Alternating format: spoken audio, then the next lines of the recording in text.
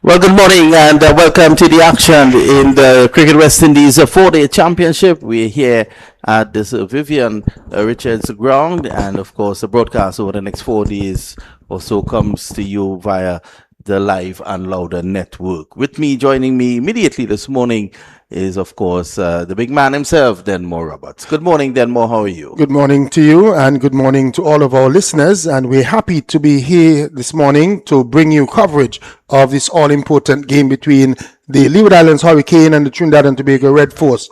Yep, well, let's immediately go across to the toss that was done early on. Well, good morning. We're here at the toss. Trinidad and Tobago's Red Force coming up against the Leeward Islands Hurricanes, round 2.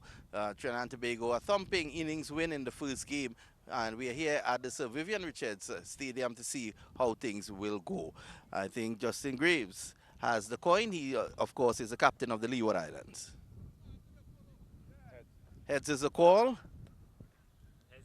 Heads it is. Well, Trinidad and Tobago's Joshua De Silva has won the toss. Josh, what are you going to do? We're going to have a bowl first. Obvious reasons, looking at the track, a lot of grass. Not only that, I'm playing a few games here, played a few test matches here at Sir Viv. It's pretty difficult to start on the morning, has a lot of moisture, so hopefully we can capitalize on that and hopefully get a good start to the ball.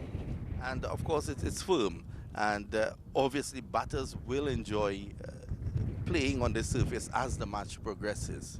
Yeah, of course. It always gets better later on in the day, and day 2 is normally the best time for batting. So for us, it's just about getting them out for as cheaply as possible. Hopefully we put the balls in good areas to start, and yeah, get them out and get a good total on the board.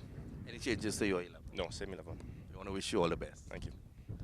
And of course, if Justin could just join us. Justin, no luck at the toss today. Yeah, 50-50, but whatever you do, bat first, ball first, you just got to do it well. Yeah, looking at the surface, your initial thoughts?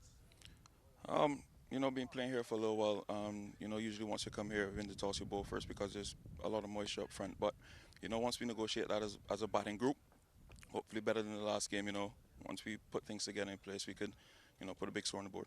But you showed the appetite for batting in the last game. I'm sure that, leading up to this game, there would have been a lot of conversations in the dressing room, in the team meeting. Yeah, plenty discussions, plenty solutions in terms of going forward. Obviously as a batting group, we need to really knuckle down and put some big scores on the board. We want to wish you all the best. Thank you very much. You've heard it there from both captains. News at pitch side is that the Trinidad and Tobago Red Force, they have won the toss and they're going to bowl first. We're here at the pitch report, and just a look at this surface, and you're getting excited because so much grass coming through, and it's a live grass, not rolled in grass. And on further inspection, there is some moisture as well. In a conversation with head groundsman here, Simon, he's telling me that there is something for everyone. Initially up front, the fast bowlers should enjoy this, but as the match progresses, the ball is going to come nicely onto the bat, and it will make great for stroke play. So there's something in it for everyone.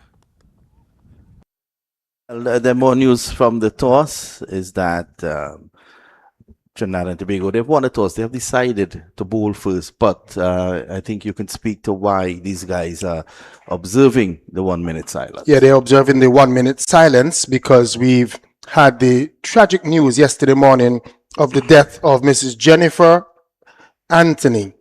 She, up to last week, was the caterer for the teams for the luncheon interval, and she fell ill during one of the days of the matches last week.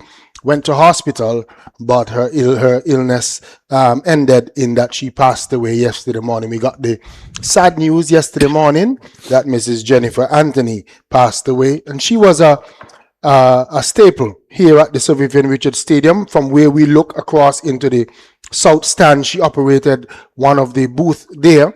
Right as soon as you enter on the western side of the south stand, her booth was to your right hand side, right at the corner there.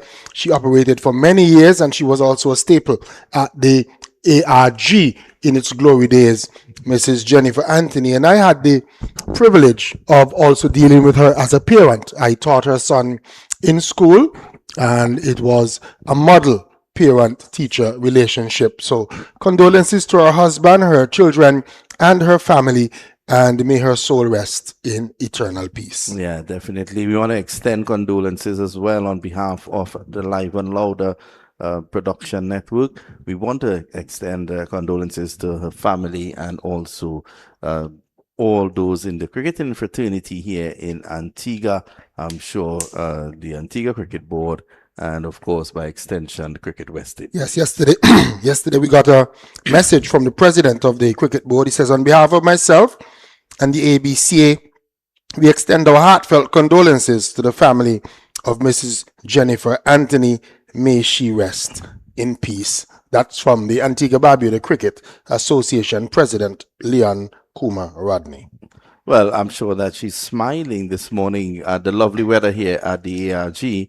And of course, we will all think about her as the match progresses. With Trinidad and Tobago winning the toss, they've decided to bowl first. Your thoughts on that decision? Yeah, I think that after how they performed in the first match, where they were able to bowl the Leeward Islands out for a small score, and then went on to make a very big score, 507 in their first innings, and with an unchanged team, the Trinidad and Tobago Red Force, they're thinking that they're hoping that they can have a similar situation where they're able to restrict the Leeward Islands to a small total and then build from there to try and go 2-0 up in this series.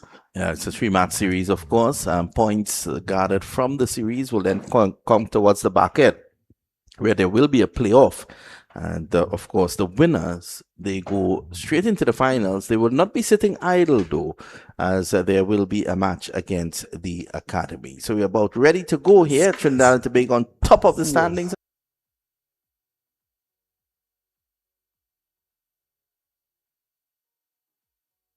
From the northern end, I saw him out there this morning, all sprightly, Louis and Henry. and he was really looking to get amongst.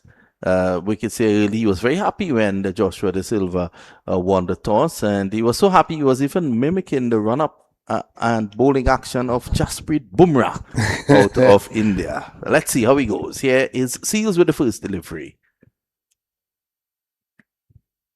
Down the leg side, that's 4. Louis not getting too excited there, then more just allowing the ball to come on and just playing it away down to the boundary for 4. It's good to see that Louis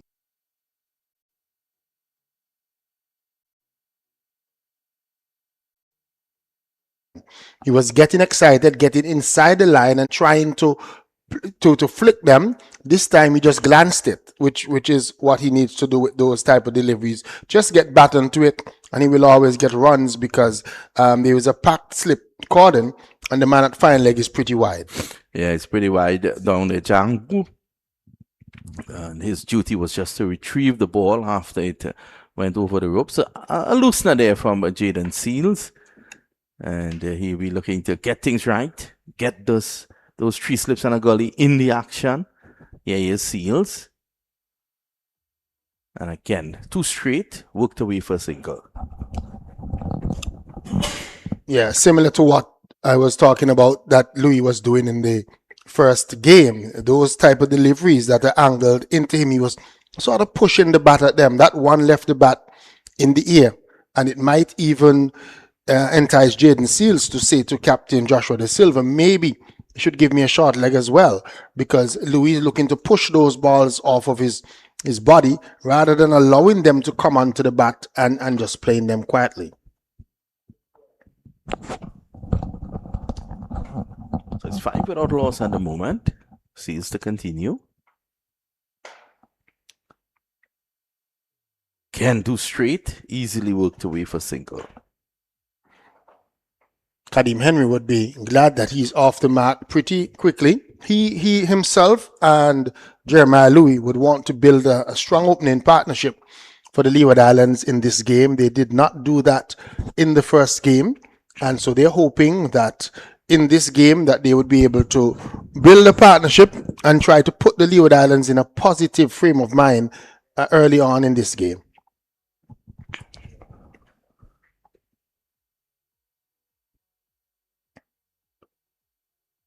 Oh, much better.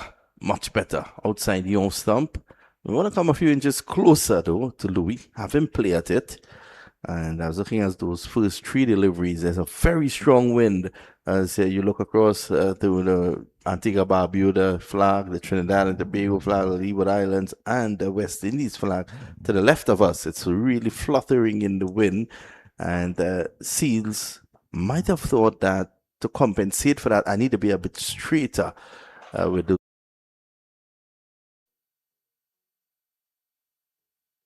Oh, that's a brilliant delivery. And that is what he has done in the first game. You can see there that he was literally dragging Louis out of his crease instead of Louis staying still,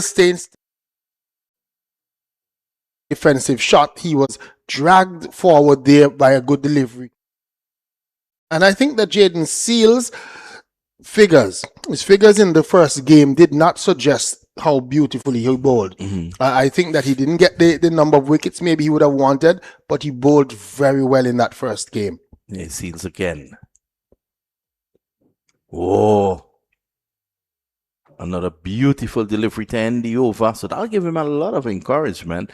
And, the previous delivery, when Louis was beaten, he looked back quickly because I think Louis thought he might have been bowled. Might have been bowled, yes. He felt that because that one was much closer to him and he genuinely played at it. He literally walked forward after he missed that one. And so he looked back very quickly because that ball went almost between the bat and the pad. It was a absolute peach of a delivery from Jaden Seals. Yeah. And Louis would want to get in his mind that I have to stay still. I need to anchor myself at the crease and be certain, especially in the opening position, because the way that he would have been beaten in those last two deliveries, Jaden Seals would think that I have him where I want him to be, and he's a candidate to get him probably caught at slip. Yeah, that was a really, really good delivery, as we keep saying. And probably Louis is not in such good form to nick those. You have to be in real form to nick those. So we continue here.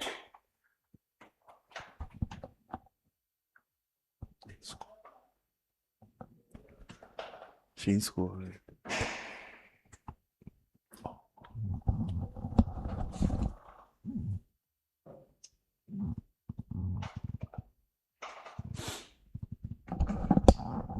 So it's going to be his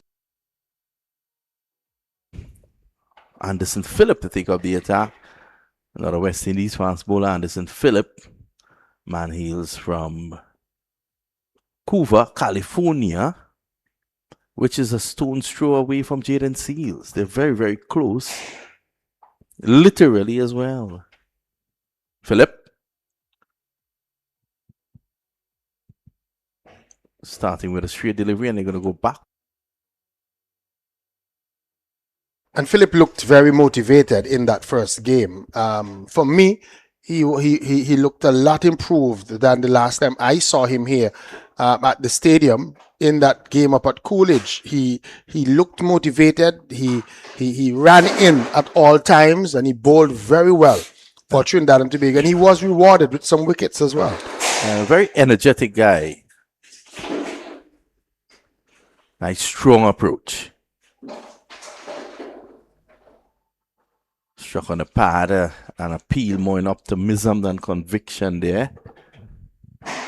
Ball keeping just a little bit low. Louis would, Kadeem Henry would want to be looking to come forward to those type of deliveries. That one was pitched up pretty much to him and he was on the back foot, but maybe just moved a little bit too much, angling towards the leg side. Actually, it was Michael Louis on strike there. Correction, yes, Michael Louis. So lovely weather here for cricket. It's hot, but there's a very strong wind that's probably just compensating a bit for that heat.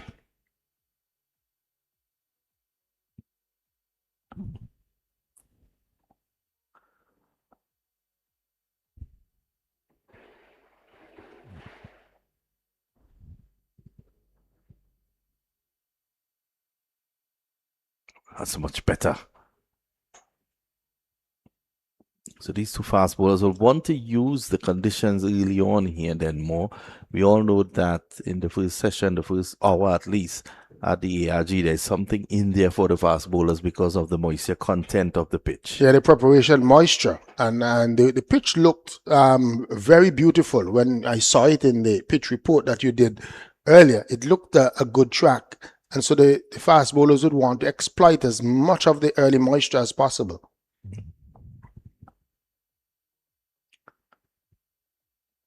And for the Leeward Islands, they would know that if they can see through this difficult period, batting will become a lot easier. Something that they did not do in the first game. They gave the hand away early on. They would want to, ultra concentrate, get the concentration up, and make sure that they see through, because you tend to think that after this opening fire pace between Seals and Phillip, things might get just a tinge easier. Yeah, it's a potent opening attack.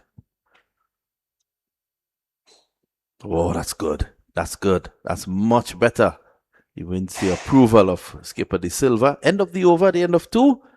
They just scored the Sir Vivian Richards cricket ground. It's 9 without loss. More thoughts from Denmore Roberts. Yeah, 9 without loss. 2 good overs bowled though by the Trinidad and Tobago opening bowlers. They early on, but they've been looking to try and target just on or about the off stump, trying to lure the Leeward Islands batters into a false stroke. So far, the two Leeward Islands batters have been equal to the task in terms of not nicking any. But I think that the Trinidad and Tobago opening bowlers have had 2 good overs so far to keep the Leeward Islands batters honest. Seals, we want to pick up where he could continue where he picked up in the last over. Oh, brilliant! Beaten 3 times in a row. And this time it was Henry, though. Yeah, Seals is in a good space. He's bowling very very good deliveries. Oh, look at that.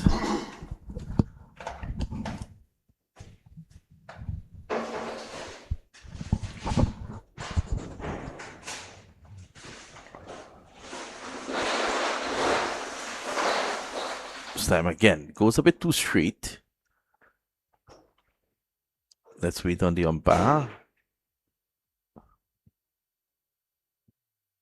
Select by, signal there by umpire Bassarat, a man from St. Mary's Village in Moruga, South Trinidad. He's also the son of the vice president of the Cricket West Indies, Azim Bassarat. I want to say a very good morning to Azim Bassarat back home in Trinidad.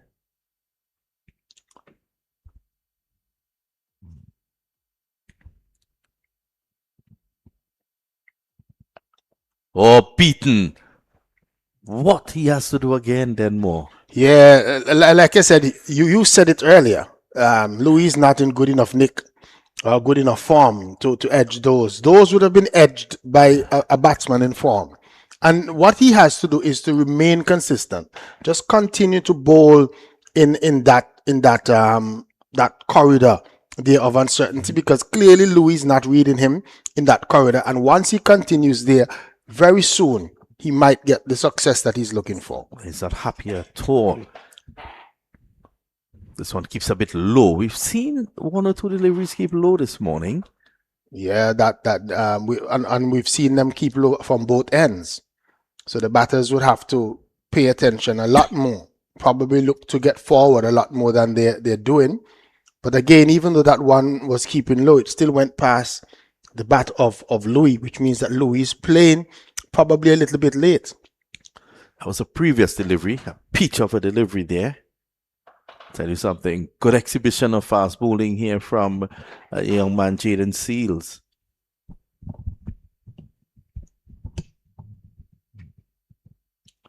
And I think Seals is one of those players in the West Indies that has settled a part of our bowling attack for the senior team for the West Indies. Somebody who would have got an opportunity to play in England, and we've seen the improvement that has come with his bowling. There's been a little bit of a discussion about the West Indies denying him the opportunity to go to England this year. But I like the fact that he's here, he's bowling well, and continues to show that he's worth his salt. This time it's again it's crashing into the pads. Is that the end of the over? The end of the over is 10 without loss. So Louis and Kadeem Henry continues to try and build an opening partnership for the Leeward Islands. Jaden Seals just getting into his rhythm early, trying to make sure that he keeps the Leeward Islands batters honest, and he's bowled some very good deliveries in his spell so far. Maybe what he needs to do a little bit differently is just to be a little bit more consistent in terms of staying outside that line of the off stump and trying to entice the batsman. We've seen a number of deliveries. He's trying to attack the stumps as well, which for me, I think that he just needs to probably just stay with one consistent line and length. New over, right on spot there. Anderson Phillip. Both Anderson Phillip and Jaden Seals, as I said before, they're from the California area. And I think Jaden Seals is from Milton, which is just neighboring the California area where this young man, Anderson Phillip, hails from. And both of them, at a very young age, would have done a lot of work at the nearby cricket academy led by Kumar Rampat. You might know the name Kumar Rampat. He was once the territorial development officer. Yep. Yeah, for Cricket West Indies. And he has a very successful academy in Trinidad, the Kumar Rampat Cricket Academy, that is run by him and his son Vasu. Nicholas Buran does a lot of work there as well. And, these two were picked up from the neighborhood right there, and a lot of work was done there. A lot of work needs to continue to be done if we're going to continue to produce world-class players. And these two beaten again. Are definitely playing like world-class players. Both deserving, the accolades that they're getting, and especially, like I said, since the first game, I've been very impressed with Anderson Phillip. I think that he's bowled well in that first game, and he continues to show that here in this second game.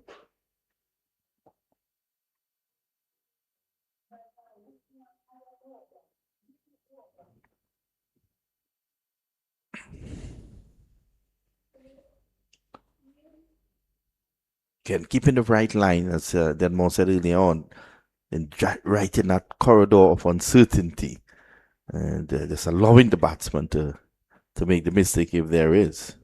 We saw in the first game that he sort of set up some of the batters, that he kept outside that line of the off stump, getting the ball to shape away, and then the surprise ball was the one that was coming back. And that is the reason why I'm saying that Jaden Seals also needs to do the same thing. Stay outside the line of the off stump and use the one that comes back at the stumps as a surprise delivery. Because what that does is that it allows the batters to have to continuously be concentrating. They have to think all the time. If they know that it's going to be one outside and then one coming in, it sort of makes it easier for them. But if they don't know when that one is going to come back, they have to watch every delivery closely from the bowlers. Yeah, it creates doubt in the mind of the batsman, and this is what you want to do. It's all a mind game out there.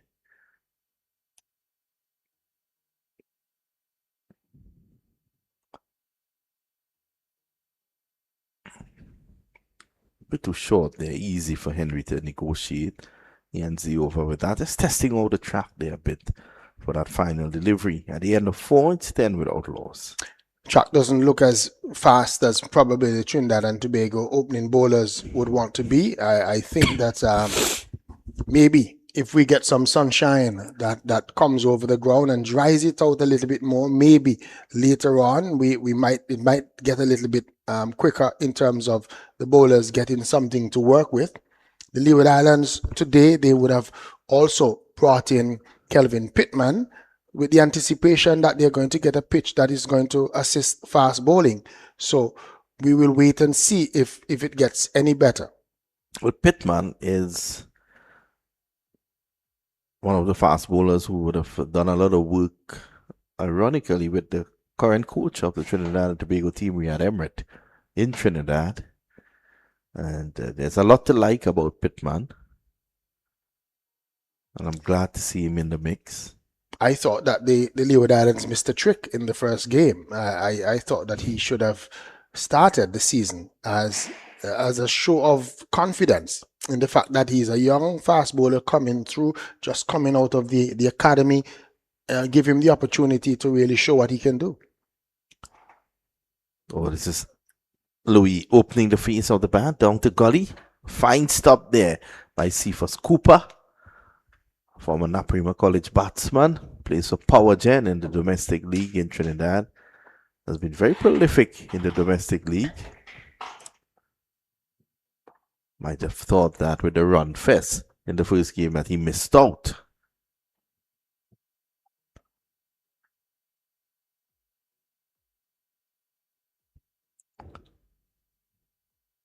Here he sees again. Booming bonks on that occasion.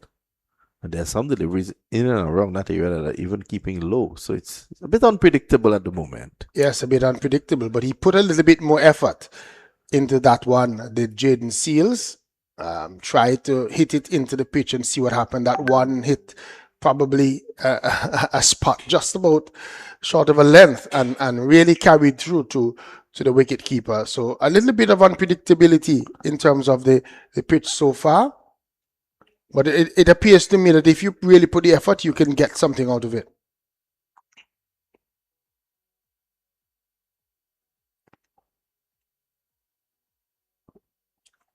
Terrence Hines, the skiddy Terrence Hines, is the other fast bowler in the ranks. Joshua James in the lineup, but not in the final 11.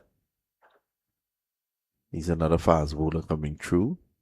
You know, you look at Jaden Seals and Anderson Phillip, and in my memory, the only other pair that were potent enough for Trinidad and Tobago at the top were Ian Bishop and Anthony Gray in tandem.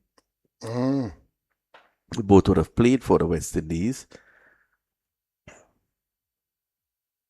Of course, Ian Bishop had a longer career. Before that back injury curtailed it. Tony Gray played just a couple matches, but on debut got 4 for 39 against Pakistan at Faisalabad in 1988. It signals something. I think he also got 6 wickets against Australia for 50 runs at the Queen's Park Oval in a limited overs game. But since then, this is the first time you're seeing this sort of potent pair up front. That's a good delivery. Trying for the Yorker. And certainly a good pair for any coach to have to work with, Anderson Phillip and Jaden Seals, because one thing that they would know is that they have consistency coming from both ends of the wicket. So good opening pair of bowling for Trinidad and Tobago Red Force. Yeah. If you throw your mind back then more, the success of the West Indies team back in the day was built around 4 consistently good fast bowlers. Yeah, four prong fast bowling was our thing when we were in our heyday. And you couldn't rest. Yeah. And I'm thinking now with Jaden Seals, with Philip, with Alzari Joseph, with Shamar Joseph, we have something similar. But are the pitches of today allowing that? You know, I was having a discussion with Red Force coach Riyad Emirates this morning, and he told me, I hope you're taking a photo of this track and letting them know back home in Trinidad this is what we need. And I think too that is what needs to happen, because when we see in other territories, when we look at Australia and other places, they can consistently produce the type of tracks that they need for their system to work. They produce pitches where their fast bowlers can bowl and strive. We see it in New Zealand. We also see it in England sometimes. We need to get the formula correct here in the Caribbean. Good delivery again from Seal. One holding its own a bit. You know, I take what you're saying, but I think that, you know, then more we need to start at the club level. It something that happens in Trinidad and Tobago that sickens me is teams setting up pitches to win trophies. I've had many discussions with the president of Trinidad and Tobago Cricket Board, and I've told him, I said, Chief, it's better you just buy a trophy and gift it to the clubs. And please ask them to forget about the trophy. Let's play cricket. Because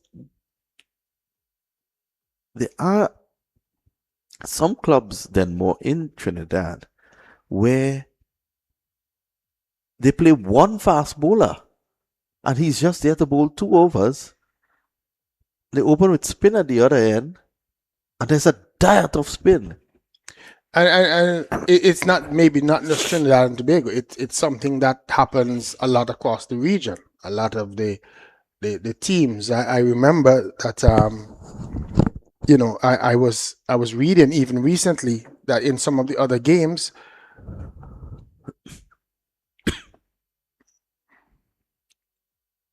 that persons were making comment about the fact that fast bowlers were the ones that were getting wickets and so on and so forth. Because a lot of it, what has happened recently, it appears as if a lot of our players have forgotten or have not developed the art of playing spin well.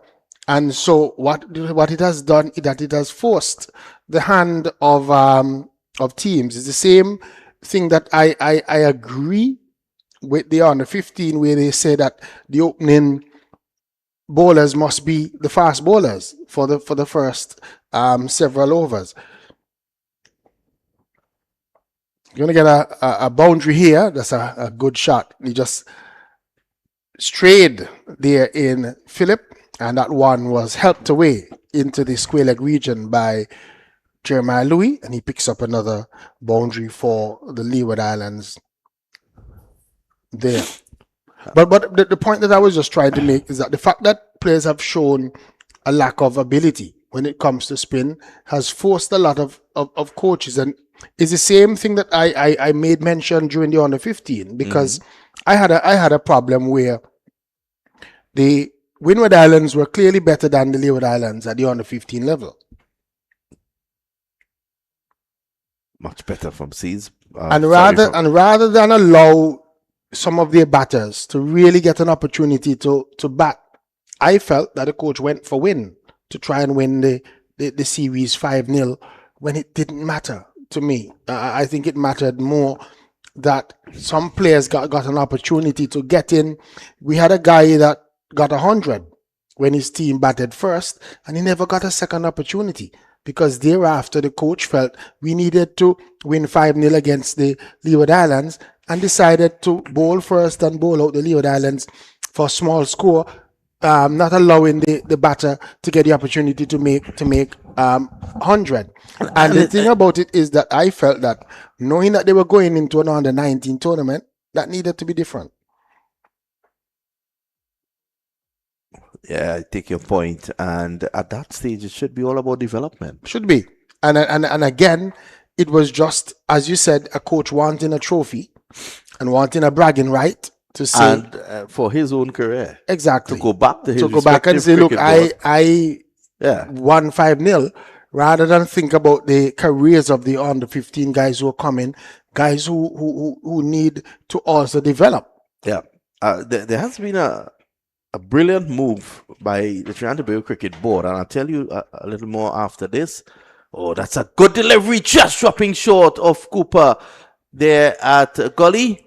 And that one did make some unnerving height off the track. Yeah, some unnerving height. And Henry, not handling that very well, looked a little bit out of sorts with that delivery. The ball left the bat in the air and just fell agonizingly short for Cooper to get around.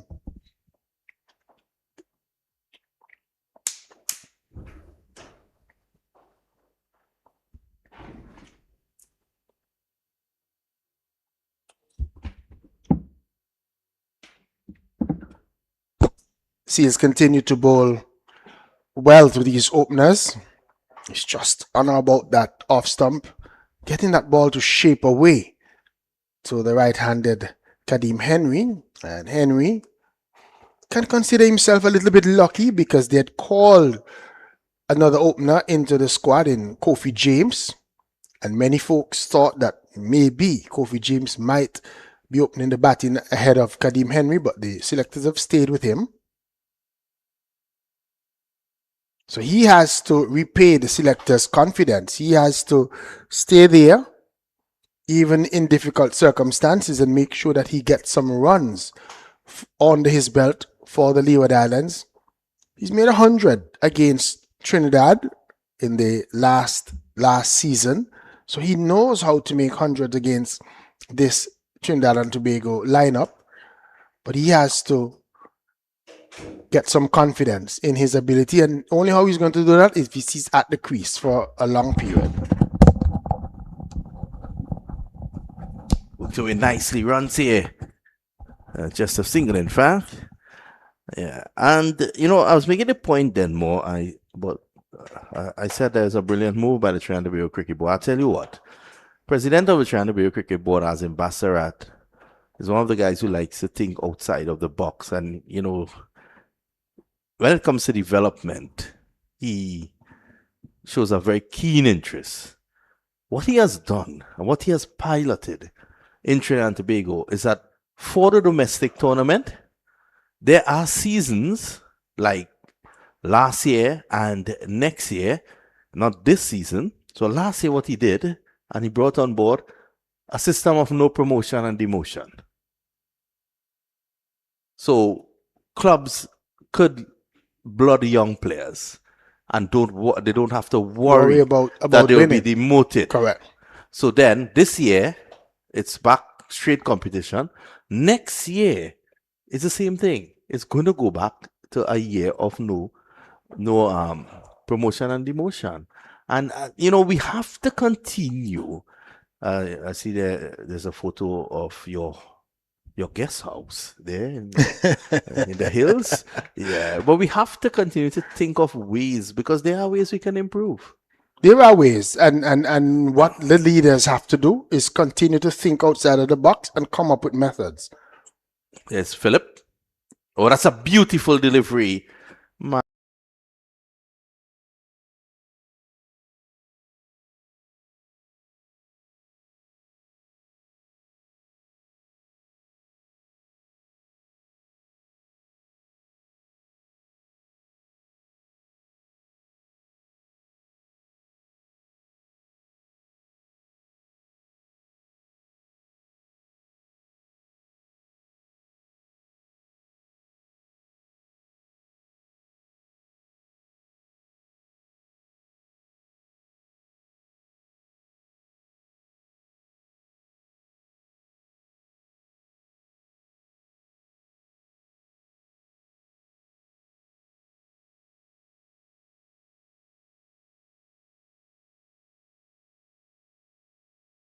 About how we turn the strike over, because what has happened too often is that bowlers get an opportunity to bowl at one batter for an extended period of time because they don't find a way to get off strike. And I remember speaking to Sir Viv on a radio program about that, and he gave us some ideas.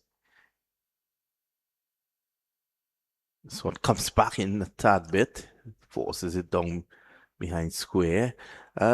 Share some of that. He was saying that what he finds that is happening is that a lot of the batters are actually pushing at the balls too much. So even when they play it, the balls leave the bat too quickly, so that they don't get an opportunity. What he was saying, that they have to learn to play with softer hands. They have to learn to play with their wrist. They need to do wrist exercises. They need to learn to play it a little bit later. Nudge it side to side, and those kind of things that can help them to move. Oh, brilliant delivery again. But where would you learn that best? He's saying that you have to learn that. Yeah, but he's also playing late. Agree. Yeah, agree. But he's also saying that a lot of the coaches also need to teach it as a skill, because it's something that you have to learn and learn how to do it well. And so it's not something that comes naturally. It says coming naturally, somebody trying to hit the ball away. those kind of things. But the little nuances are what they need to teach them a lot more of. Straight down the ground. In the air. It's a single. So if you look at just what Kadeem Henry did there, he was looking to hit that one back over the top. And he missed time, he got just a single. Had he just played it with a soft hand in front, he might still get the same single with less risk. Yep. And, you know, it's all about, I take your point 100%. It's all about those little nuances and those little changes. It can make such a big difference. Philip, a bit too straight on this occasion. Trinidad and Tobago. Unable to get the breakthrough just yet. End of the over, 20 without loss. We've had 8 overs of good fast bowling here this morning in the main. And Jaden Caesar is going to continue from the far end. As we were speaking, Yanmo and I, about, you know, development and what needs to be done, in our opinion. And, you know, another thing that has happened in Trinidad recently, one of the best pitches is at the National Cricket Centre, which is the home of Trinidad and Tobago's cricket. And that was a graveyard for fast bowlers. And the president took it upon himself to employ a guy by the name of Sheikh Armano, who had done a beautiful pitch at the university, the Sir Frank Royal Grounds at the university in St. Augustine, and brought him. And he told him, he said, when I look out my window here at the National Cricket Centre, I must not tell where the pitch is. In other words, he was telling him, Get grass. Yep. Oh, it's time he's going across. Loud appeal. We'll have a look at that. Stepping across. A bit too much on that occasion.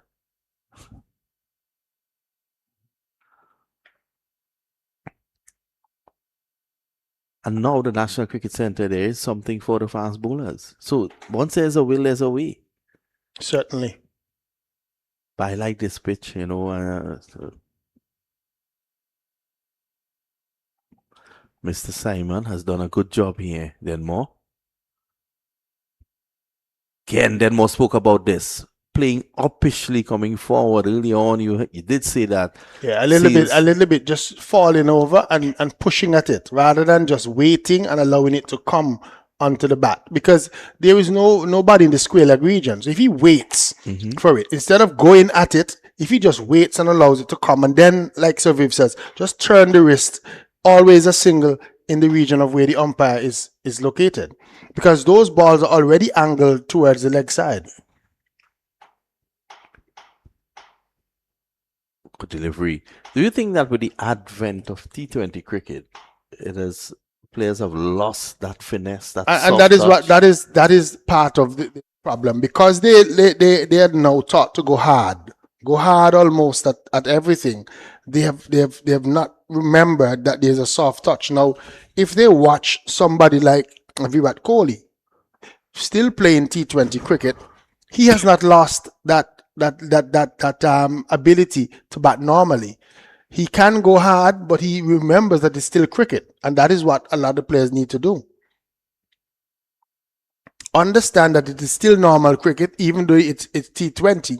But a lot of the batters think that I have to go over the boundary, or I have to hit sixes, I have to hit fours, rather than continue to play normal cricket. I remember Kenny Benjamin, who played for the West Indies and is now a coach here in Antigua and Barbuda. He said on radio that singles are a part of aggressive batting.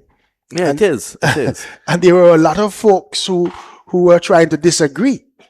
I remember covering a World Cup in 2016, T20 World Cup. West Indies had gone on to win that. And I remembered in the semi-finals against India, Virat Kohli was batting at the Wankhede, and he hardly struck a boundary. But when you looked up, you know, there was excellent running between himself and Dhoni. When you looked up at the scoreboard, he had 88. Correct. And 88 probably with 2 or 3 fours. And it is a part of, when you get the ones and the twos and the other 3, it's still a part of aggressive batting. And what you also do is that you cause the field to get tired, because they have to always be running. remember Larry Gomes, Mr. Dependable, saying that when he went out to bat, he never went out with the intention of scoring a single run. He went out with the intention of facing 200 balls. And when he looked up at the scoreboard, there was 100 by his name. And if you face 200 balls and you're still there, more than likely, especially if you're scoring, that you're going to have 100 to your name. And so players have to think that way. And I think what has happened too is a lot of the players have think, yeah, that's Tell us about her. That's She's Miss always Turner. here. Miss Turner, she never misses a game, no matter where the game is being played. If it's one person we know that is going to turn up, is her. And she have some friends that are going to come and join her very shortly too. Lovely indeed. The reason, it's a loose shot there from the young man Henry. And the funny thing is that then more we were doing the Leeward Islands tournament here, and someone brought my attention to Mrs. Turner. Mm-hmm. It seems as if she sits in the exact position, same position every time. Every time. She takes in the sunshine, and she likes it on the western side, because if when we were up at Coolidge last week, she was still in the same general direction where she's located now.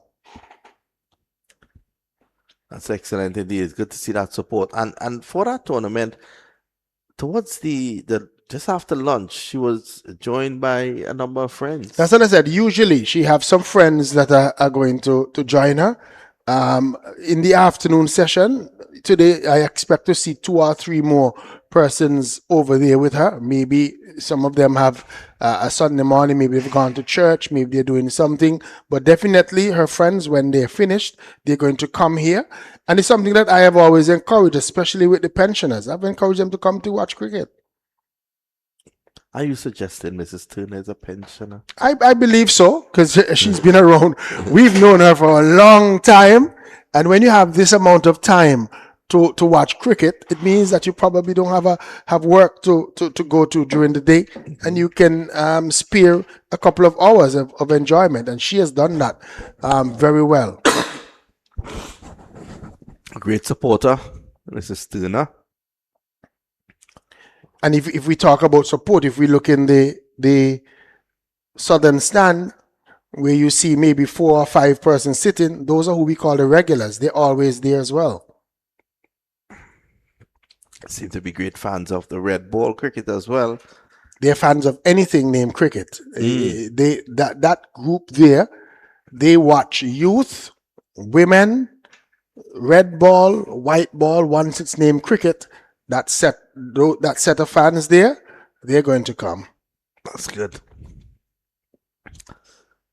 These days, you're hardly seeing great turnout at cricket, and probably the only thing that has a great turnout is the CPL in the Caribbean. CPL is a wonderful party, though. Yeah, of course.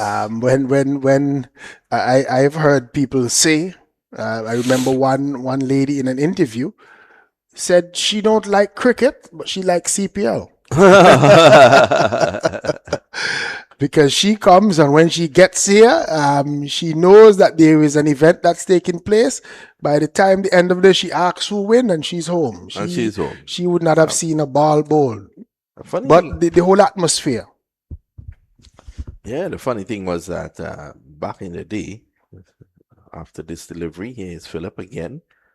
That one again keeping low, just on and about the off stump. And it could be a bit disconcerting for the batsman. Look at that, keeping low. And I remember covering a CPL game at the Queen's Park Oval. It was the Red Steel at the time against the Barbados Tridents.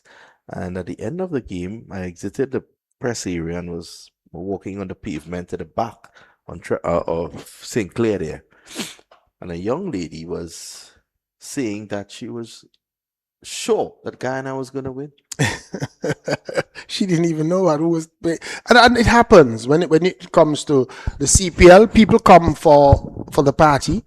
More often than not, us, the media, maybe the people who actually watch the game, we come to see the cricket. But a lot of maybe if we find a happy medium, some way that we could attract a few more persons to this type of cricket, it might even help the way that our players approach the game as well. Yeah, definitely so. And you know, a lot of fans at CPL time, they come for the party and stay for the drinks.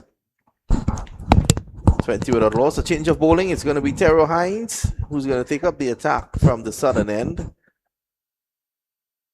TT Red Force all-rounder had a century in the first game. Terrence Hines initially made a name for himself playing wind ball cricket, which is tennis ball cricket, and has really transitioned nicely into the hard ball game. He's a very, very close friends with Sunil Narain. Oh, he starts with a lovely delivery. You know, back to fast bowlers and clubs in Trinidad, at least I can speak of, who don't really encourage it. You find most of the fast bowlers coming through the ranks for Trinidad and Tobago play at Queen's Park. They play for Queen's Park Cricket Club because, again, the pitch there is conducive to their craft. And the thinking at that club is that there is a place for fast bowlers. And you know what's the funny thing, then more? They often win the title.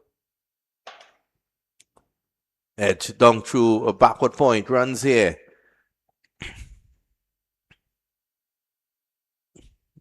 Pulls up just short, and Jid Gully is able to send back that return. Still think a lot more effort needs to be made with the fast bowling, because there is still a place in the world, and we've seen even right now there is a big resurgence in terms of fast bowling. The other nations are now right now fast bowling is almost more popular in India than the spinners. Yeah.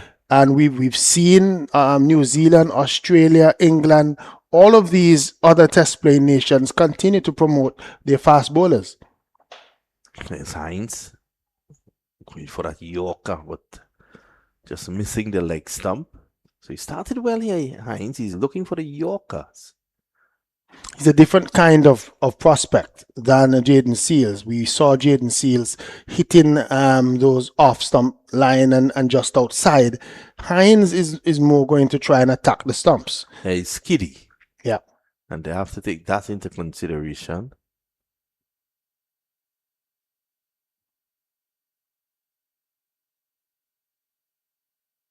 Let's see how he goes with this delivery now. Oh, some shape on that. One of the things, though, that the Leeward Islands is probably lacking in this game is that most of their top order, if not all, up to maybe 7 or 8, are all right-handers. So there is not an opportunity for a left-hander to come in early on and create that left and right-hand situation as we would see in some of the other teams. That's a good point.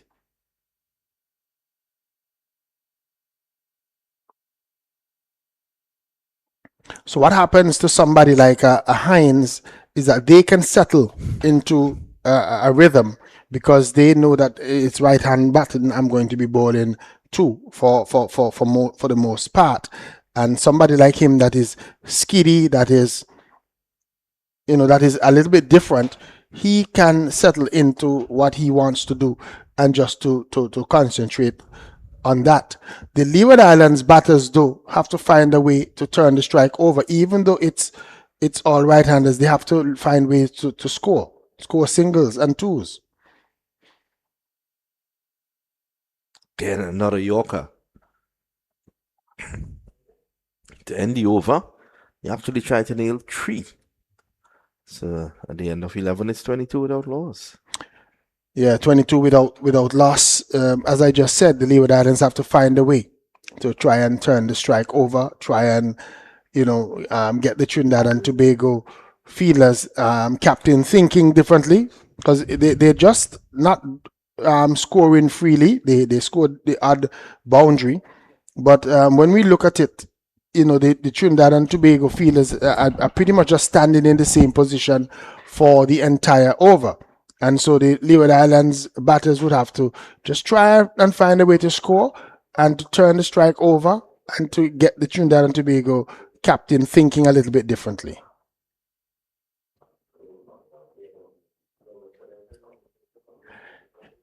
This one is whipped away for a boundary.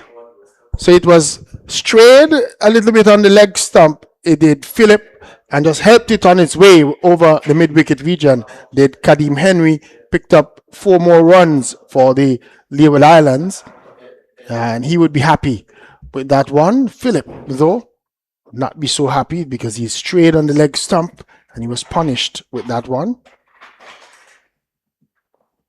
So 4 runs to Kadeem Henry, 4 more to the Leeward Islands total.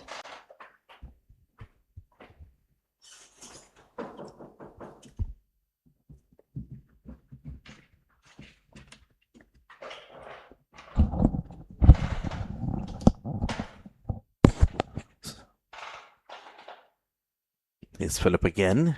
Let's see how he responds. Slow delivery. Henry was alert. You need to do a lot more of that. Play with softer hands, turn the strike over. Let Philip bowl to a different batter. Even though both are right-handers, it is a different prospect. Louis is a taller, rangier batter than is Kadeem Henry, and when you are able to turn the strike over, it gives Philip a different mentality. He has to think differently, even though he's bowling to a similar right-hander. Well, he has to change the length. Certainly. Because Henry is a lot shorter than Louis. Oh, beaten and gone! A beautiful delivery. How many times this morning he has done that? And this time, Louis, it was just too good for him. Yeah, just too good for him. And we've been saying that from the start, that the way that Louis is playing half-heartedly at those deliveries, just outside the line of his off stump, I might have said earlier that he's probably not too sure where his off stump is. And there he got it was a good delivery, touchdown, and we just spoke about length.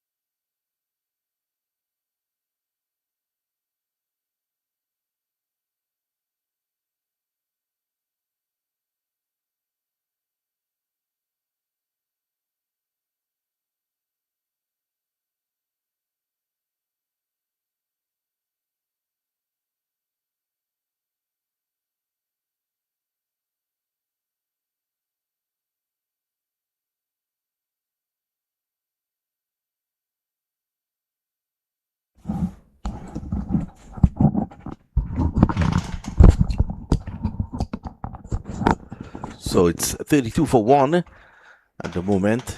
And Kerry McGaw in at 3. Very pivotal number 3 position then. Yeah, very pivotal number 3 position. I know that there've been discussions with the Leeward Islands. Joel Andrew batted at number 3 in the first game, and there were some folks who thought that it might be a different location for him. Driving uppishly and over the slip cordon for 4. Well, Gore taking matters into his own hands there. Yeah, we've seen two times in this over he's gone through the slips. Early on, the Trinidad and Tobago had moved that man at third slip, and the ball peeled off the edge of Go, went in that same direction down to the boundary for 4. Now Go trying to go over the top hard. I think early on in his innings he needs to just settle in, get in, get some balls on his bat rather than playing those big shots. Yes, they say when you flash hard, and he flashed hard on that occasion and got away with it. But I think it's too early in his innings for him to be playing those sort of strokes. Yeah, definitely. So it's almost as if he wants to counter attack here. Let's see how Hines responds. There's no need to counter attack because Trinidad and Tobago, they have gotten 1 wicket, that of Jeremiah Louis, when the score was on 27. But it's a 4-day encounter, so you have time. Time is on your hand. You need to get in, see what is taking place. We've seen a little bit of the two-pace nature of the pitch. Some balls keeping low, some balls rising from a good length. So what he needs to do is just to get in and get it right. Well, look at this. 5 slips now being employed by De Silva. And Hines goes for the Yorker. And the 5 slips has come because of the way that Kerry McGaw has played early on. We've seen him flashing outside at off stump twice in this over. One, like I said, it went through a vacant third slip, and the other one flew over the top of the slips. And so early on, the captain in the silver thinking that he is a candidate to be caught at slip. End of the first hour's play, the Leeward Islands Hurricanes are 37 for 1. You can say a session that has been mixed. We take a short break, we come back.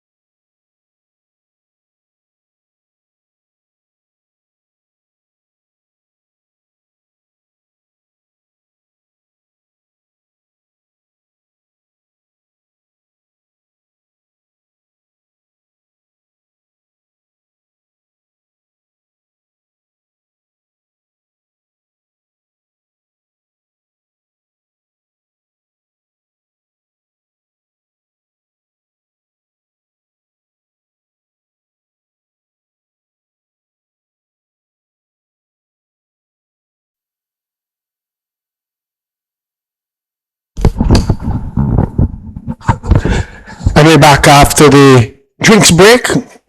The total here at the CCG, the Leeward Island 37 for 1.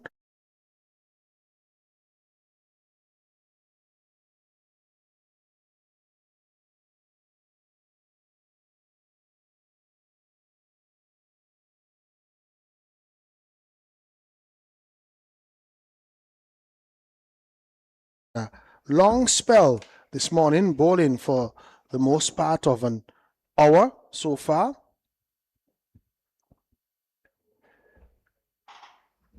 Anderson Phillip continuing to bowl for Trinidad and Tobago. So Trinidad and Tobago just falling 2 overs short of what they might have liked to achieve in the first hour, that over rate of at least 15 overs for the hour. But the fast bowlers in operation with very long run-ups. So that's expected. And of course, when the spinners come into their own later, they'll be able to make up for that.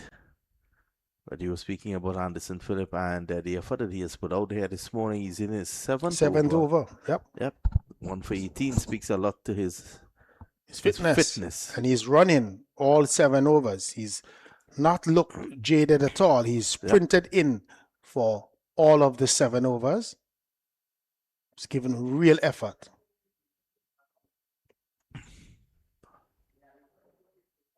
Oh, another good delivery. He stayed disciplined though throughout this spell.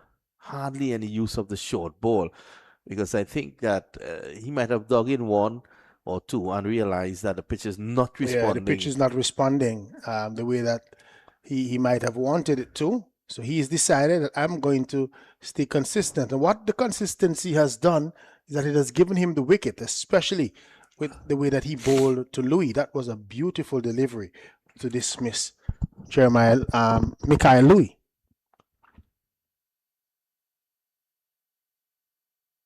Again, similar type delivery. And Gore will tell you that he did play inside the line there.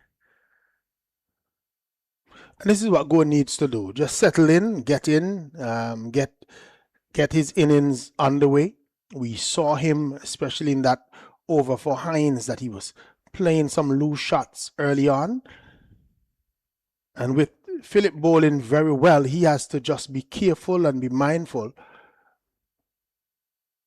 and just look to try and get in, because I tend to think that maybe an over or 2 more and then Phillip might be out of the attack.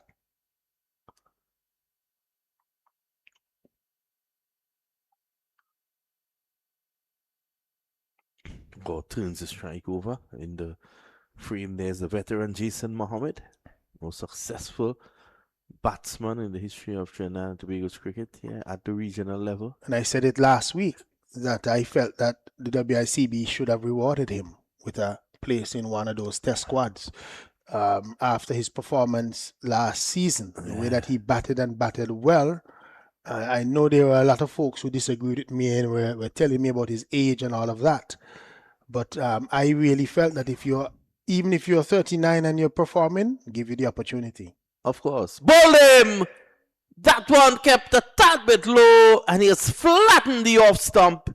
And this man, Anderson Phillip, continues to impress. A big fan of Anderson Phillip is Denmore Roberts. Yeah, I think that he is an improved bowler, and he's bowled very well in the 2 games so far.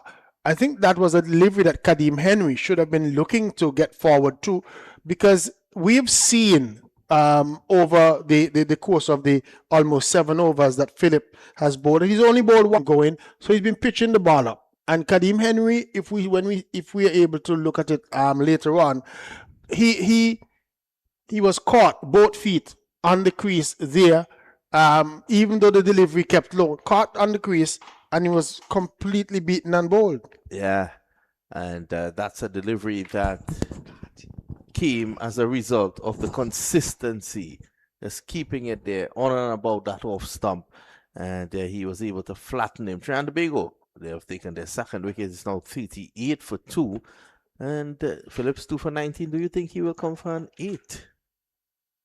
for the 8th over. Like I said, I figured that he was getting close to the end of his spell, but I think with this with that wicket and with the new batter in Casey Carty coming to the crease, so you literally have two new batters at the crease.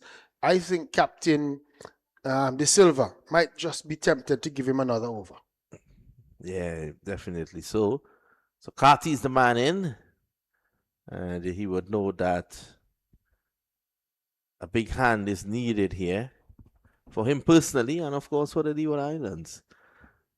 Trinidad Yeah, and Tobago. he's one that the West Indies have been looking at in terms of Test cricket. So he has to repay the selectors' favor of him by coming in and showing that he has what it takes to dominate at this level and even the higher level.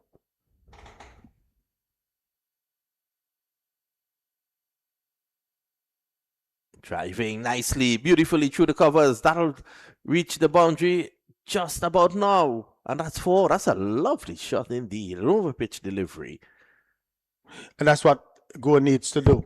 Wait for those over-pitch deliveries and look to put them away, not to force things like we saw him trying to do in the last Hines over, where he really flashed at some deliveries that were really not up for the drive. They were a bit short of a length and a little bit wide, and he threw the bat at it.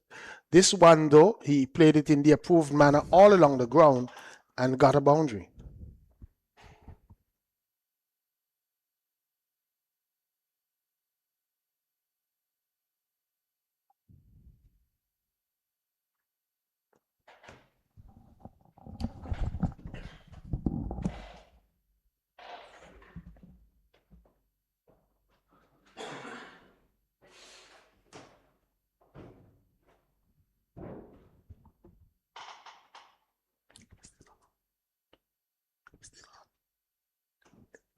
I'm still on.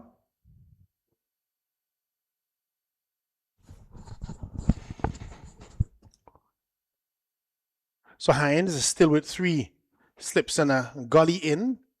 And after that drive by Go, we saw them put the man out on the point boundary, but he's now back in close. Hines is trying to unseat Casey Carty, who is early on in his innings. Casey Carty, the right-handed batter for the Leeward Islands and the West Indies. And he's in today, hoping to get a good score.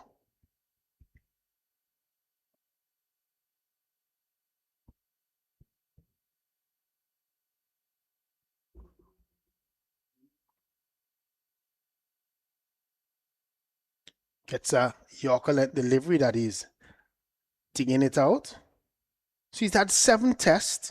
Casey Carty, 235 runs. His high score being 42. 46 ODIs, where he's had 400s and 550. So he's been more successful at the white ball level.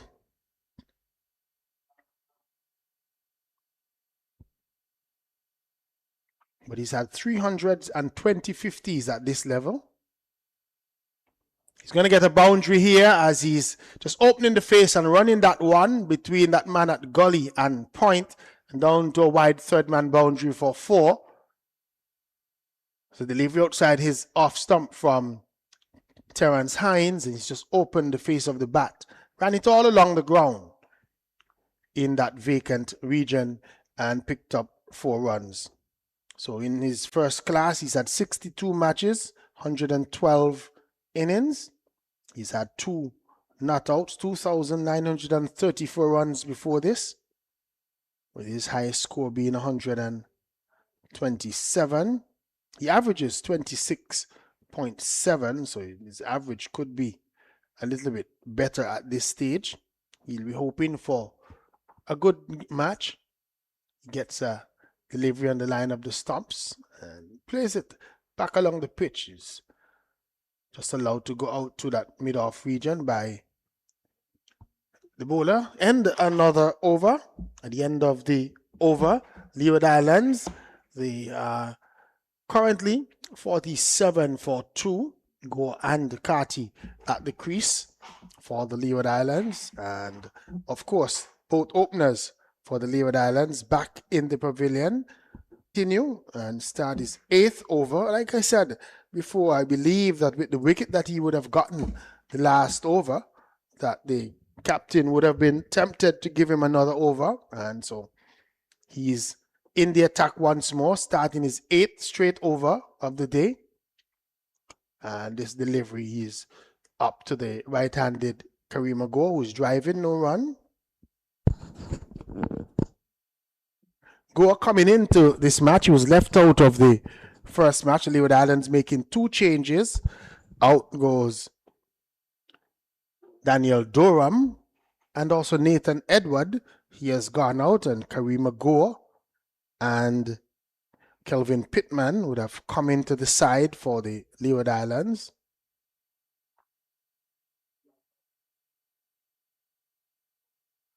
This is a delivery down the leg side. Goa just fans the bat at it. Didn't make any contact. And those type, you probably just want to just get a nudge onto it, because the man at long leg is very wide. So anything at all you get onto those and they get past the wicket keeper, you're going to get a boundary. Kareem Agor was trying to go for the spectacular on that occasion, trying to really hammer it over the square leg region.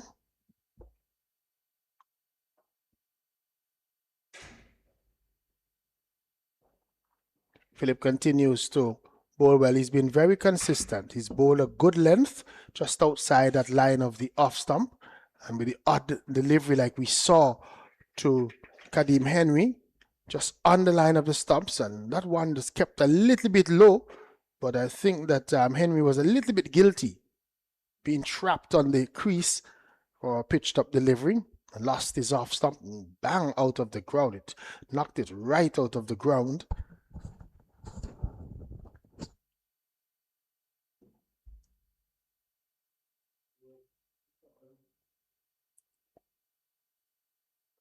They're going to get a quick single as this one.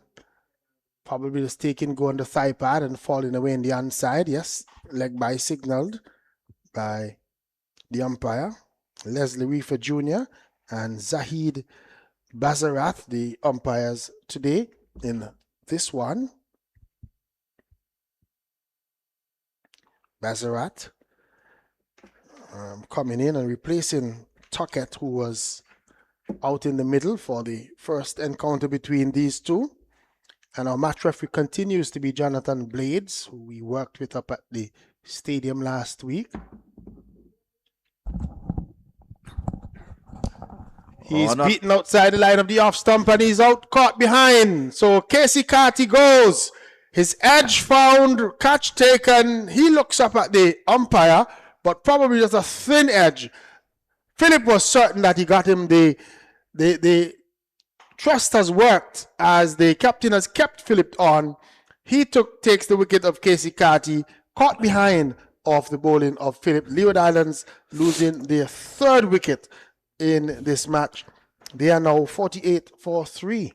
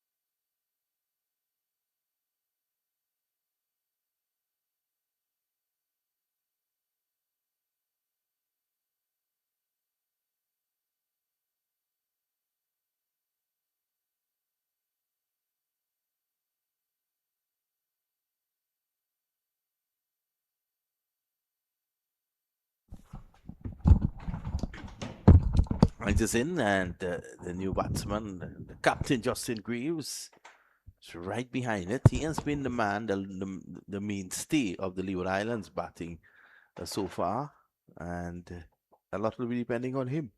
Yeah, he's going to be important. The Leeward Islands losing Casey Carty and Joel Andrew in quick succession within two deliveries. Joel Andrew not scoring today, and so like we saw in that first match, Graves is going to be very important.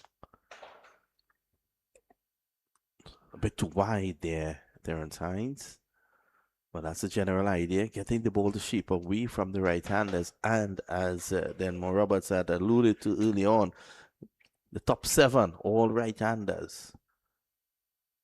Yeah, maybe even the top 8, because there's still the wicket keeper to come, who is also a right-hander. Jamal Hamilton.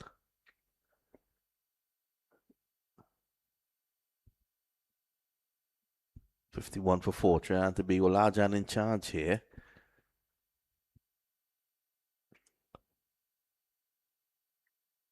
Hamilton and Cornwall, two right-handers still to come as well for the Leeward Islands. But the captain would want to think about how he batted in the second innings, where he got a half century, and he batted really well. He took his time about things. He looked unsung. He was very easy with the Trinidad and Tobago bowlers. And if he bats that way in this innings, I can see him looking to probably try and get 100. And I think that somebody has to stand up. Somebody has to, stay the course for the Leeward Islands and look to see how many runs they can get for this Leeward Islands team.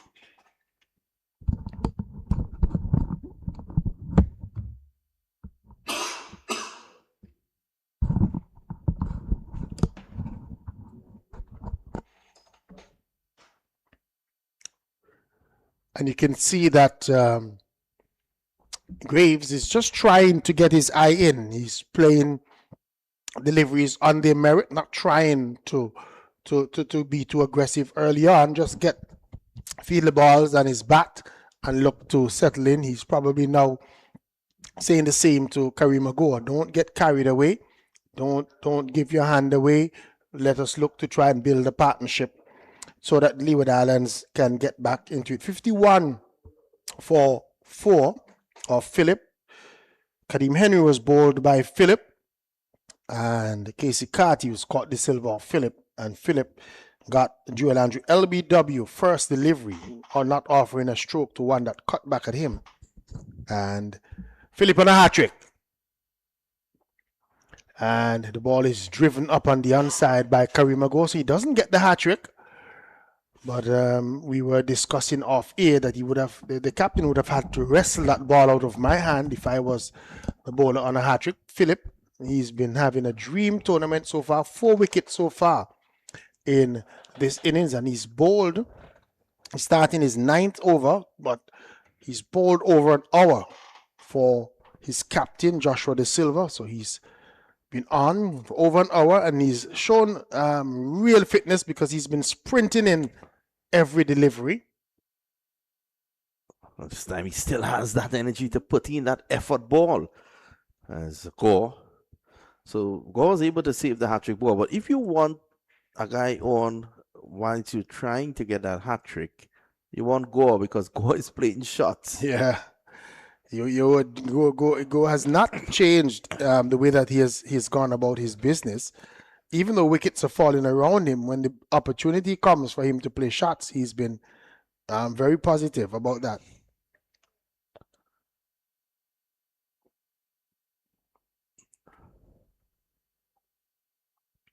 Driving in the air and safely, not really getting hold of it as he would have liked.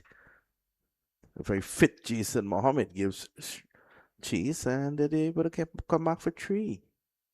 Yeah, again, Go just not timing it. He's been looking to play that shot, that drive. He got good bat onto it. It left the bat in the air, but it was always safe. But he didn't time it enough for it to carry all the way into the boundary. And Jason Mohammed probably looked around and was hoping that somebody else was in close proximity, having to give chase. 3 runs, though, for Gore and 3 runs to the Leeward Islands.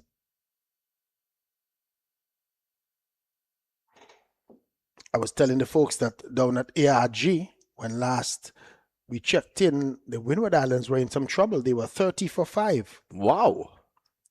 At the ARG. At the ARG. Well, you and I can make runs there then, Mo. Certainly. Because it's known as a batsman's paradise. It's a flat track, normally at the ARG. Head gongsman Tony Merrick, is it? Yes, he's there. But here is Philip. And that another delivery that keeps low, just on and about the off stump. He needs to bring that calm to the proceedings, which he normally does. Justin Greaves goes on 22 of 24 at the other end. Yeah, Graves has very good temperament. One of the things that is good about the way that he approaches the game, he doesn't seem flustered by things that are happening around him. He comes in and he plays his game all the time.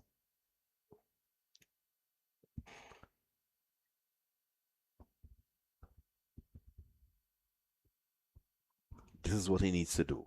Rotate the strike as much as he could. So I think Philip has now bowled 9 overs, 4 for 23. May get a break after this.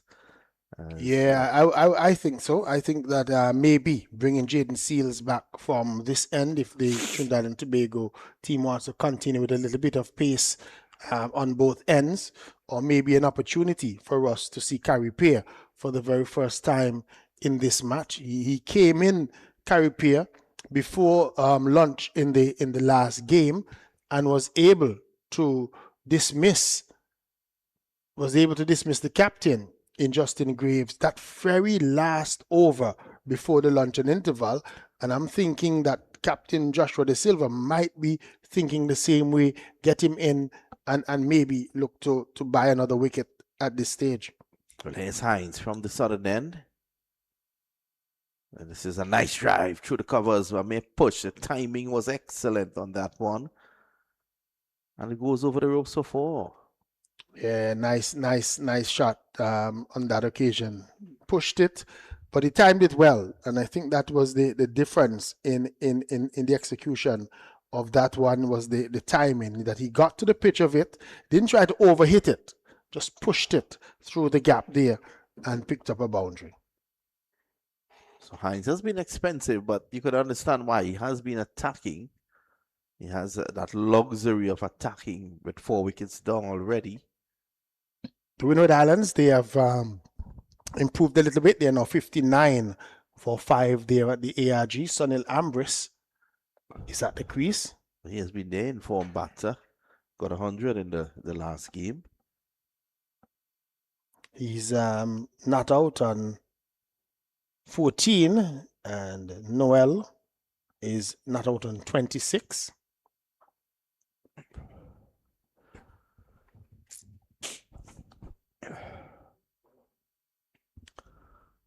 Hines from the far end.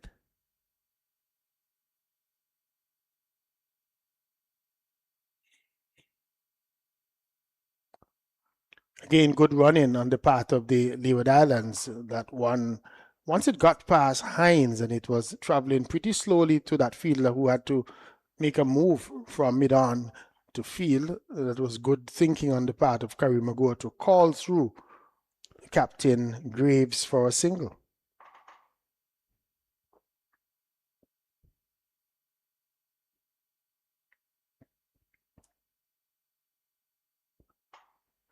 And this field placement is coming. They're now bringing that man from square leg into a short extra cover region. It has come because of the way that Go has been playing. I think they just want to have Go see him just in front of his eyes, but that is not going to stop him. He crashed that away for 4. Yeah, right through the space there. They've just they had what, 2 men in there, and that didn't stop Gore from playing that really aggressive drive, and that one split the man at cover and extra cover and raced into that boundary for 4. That was a tremendous shot. Terrell Hines bowling to the plan though.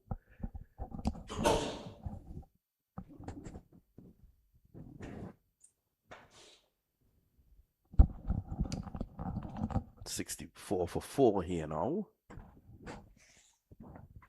Let's see. Is he going to add another man to the offside? Yeah, Jaden Seals now. Go is just going to play his shots. He's over 100 in terms of his strike rate, 26 off 25. But he has to be smart about it though, and don't fall to the trap, because you can see what the Trinidad team is doing. They're trying to lure him into the trap, and he has to be smart about it. Just one man on the leg side, so Hines has to be careful how he bowls here. This time he's not going to be tempted. Good thinking here by De Silva. Yeah, because Go has been playing, has been very attacking outside that off stump. He's been looking to play that drive, and so saying to Hines to bowl him those deliveries for him to drive, and setting the trap for him to see if he has the temperament to not play that shot, to resist.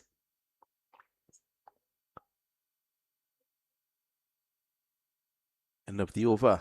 And Hines, half of the runs that have come this morning has come off the bowling of Hines. 32 in his 5 overs. 64 for 4 here. Kareem Gore leading the fight back with 26. As Anderson Phillip, I don't think he will continue after 9 overs on the trot. And I think that's what the Leeward Islands have to do. They have to target 1 or 2 of these bowlers that they're going to score off of, like they've done off Hines. Philip has been unsung this morning. He's bowled very well. He's been consistent. He's been hitting his lines. He's gotten wickets, gotten the result, the result that he wants. And so the Leeward Islands would have to make sure that they choose who they're going to score off. Looks as if we're going to just have a break in play, because there were some clouds that are overhead, and the rain has started, and the umpires have called on the covers here at the Sir Vivian Richards Stadium. Don't think that it's going to be a very long delay based on my knowledge of the conditions here, but just to be certain, the umpires have called on the covers, and so we're going to have a short break in play. 64 for 4.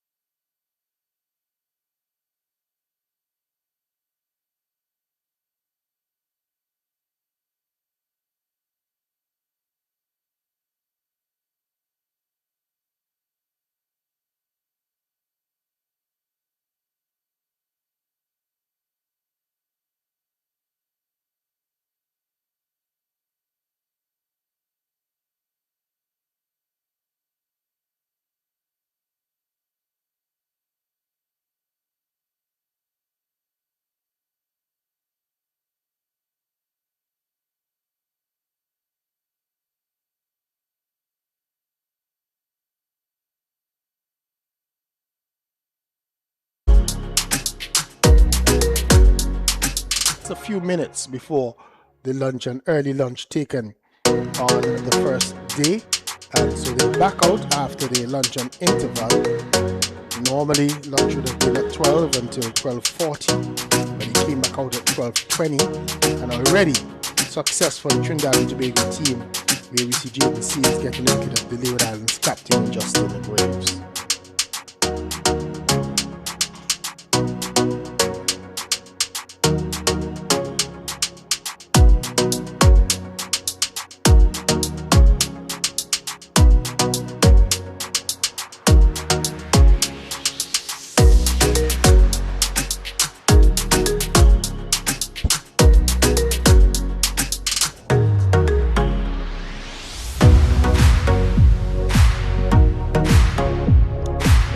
Is bowling to the new batter in Jamar Hamilton. He's come out to join Kareem Abdul. Still has 3 slips in a gully.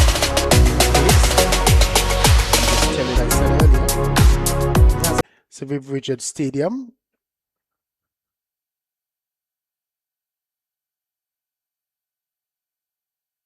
Hamilton would want to get in the first game. He came in at a similar time for the Leeward Islands when they were in trouble, and he put on a partnership at that time with Raheem Cornwall, and he got 44 in that, and he would be hoping that he could probably do that again, put on another big partnership. This time he's hoping that Kareem Agor would stay with him.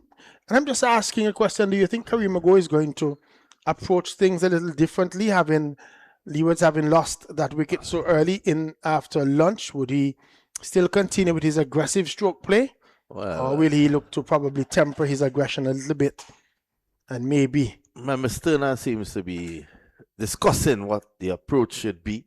She's just having lunch with her friends there in the stands. She has vacated her area on the mound. I think he will continue because he has shown that whatever he's doing is working for him.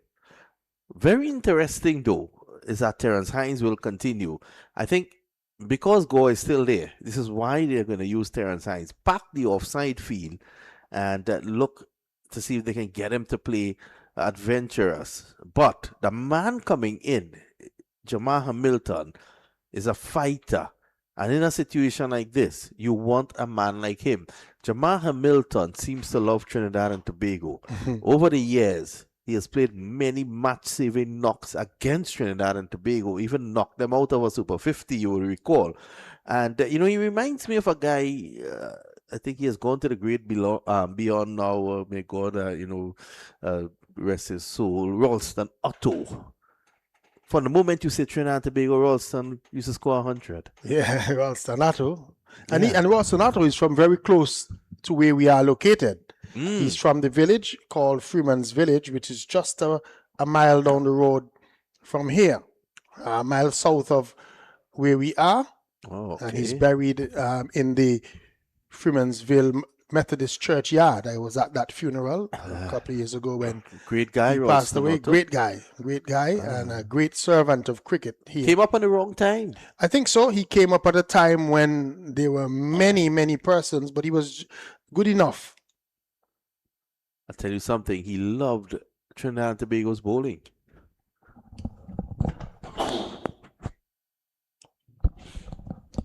Many folks in the Leeward Islands felt that he was probably one of the better players never to have played Test cricket. Yeah, definitely, he would have been a fixture. Yeah, today in today's circumstance, somebody like him would have been a fixture in the team. Here's Hines. Bit too straight. The positive stroke play there from Kareem Agor. He has had a slice of luck, but I think that he has, in the main, looked pretty good. He's a good player now, Kareem Agor. Many thought that he would have been the captain of the Leeward Islands, and then later on the selectors made that change to Graves. But he can be a good player. has represented the USA in their cricket. Got one opportunity with the West Indies team when we went over there on that tour to Nepal.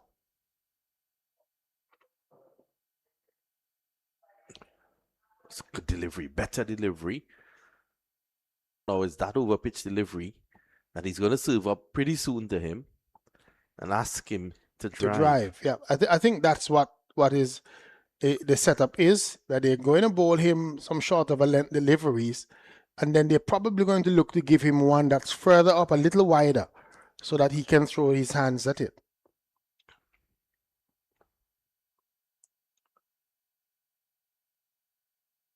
Any updates as we come to the end of the over? Any updates at the lunchtime score at the ARG? I will just check, and I'll let you know in a short while. I know that the Windward Islands, they were doing a little bit of a rear guard action.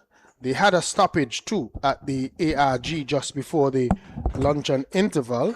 So I will check if I don't think that they would have come back from lunch. So I will just have to get that update.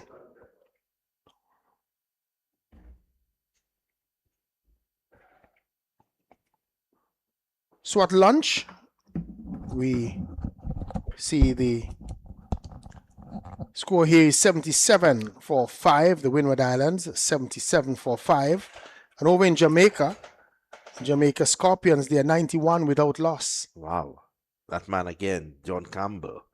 This is a delivery pitched up, shaping away, pushed away. 3 slips of gully waiting. There's a point, short cover, mid-off, mid-on. And the man posted at a wide, long leg. Was looking on a little bit while we had the rain in a break here with that match in Trinidad. And Campbell was very positive, especially against the spin of the West Indies captain in Ruston Chase. Beautiful 100 in the first game, Campbell. He's already have a half century. He's not out on 51. And Kirk McKenzie, who's having a little bit of a renaissance. Oh, this time he's in trouble, and he goes. Jaden Seals giving us a glimpse of yesteryear with that delivery.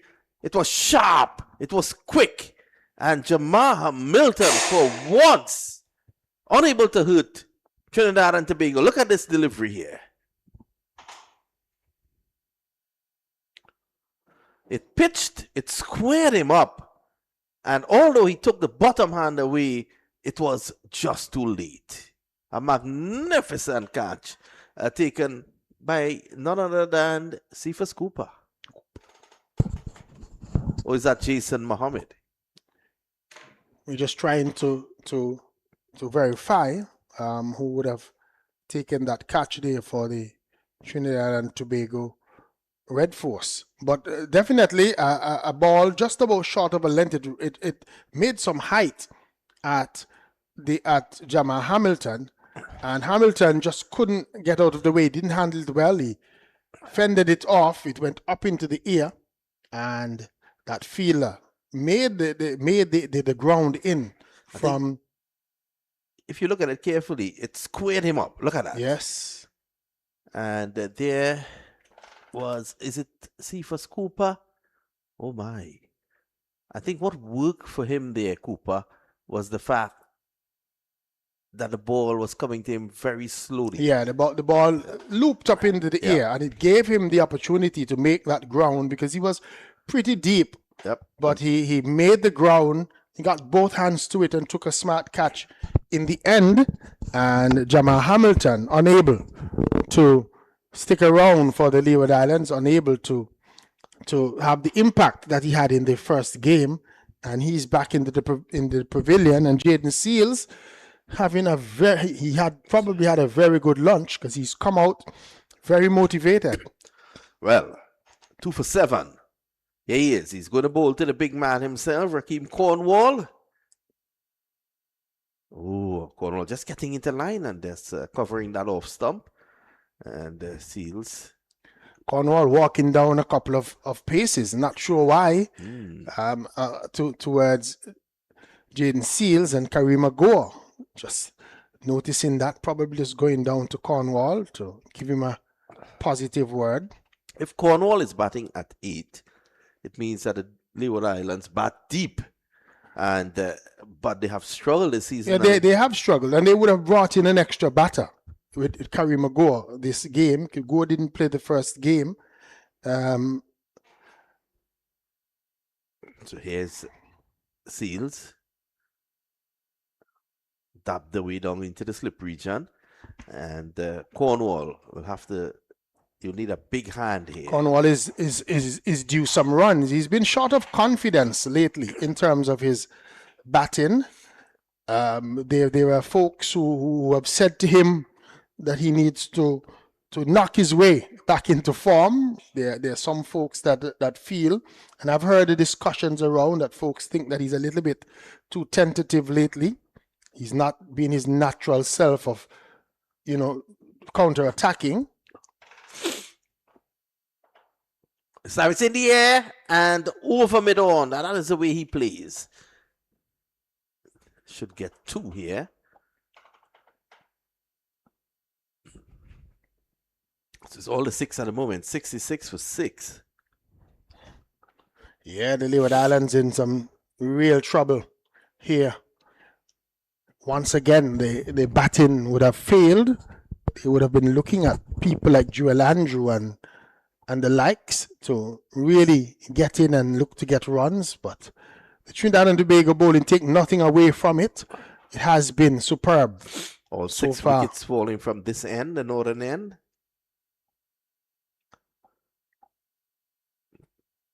This time it's in the air and gone. Jaden Seals with 3. Jason Mohammed clutches it. Again, and the tentative nature that I've been talking about with Cornwall, that was just a very tentative type stroke, almost just playing it away from his body and giving a simple catch in the end. The ball taking the leading edge. Again, didn't go with any force, with any drive, if we just look at it.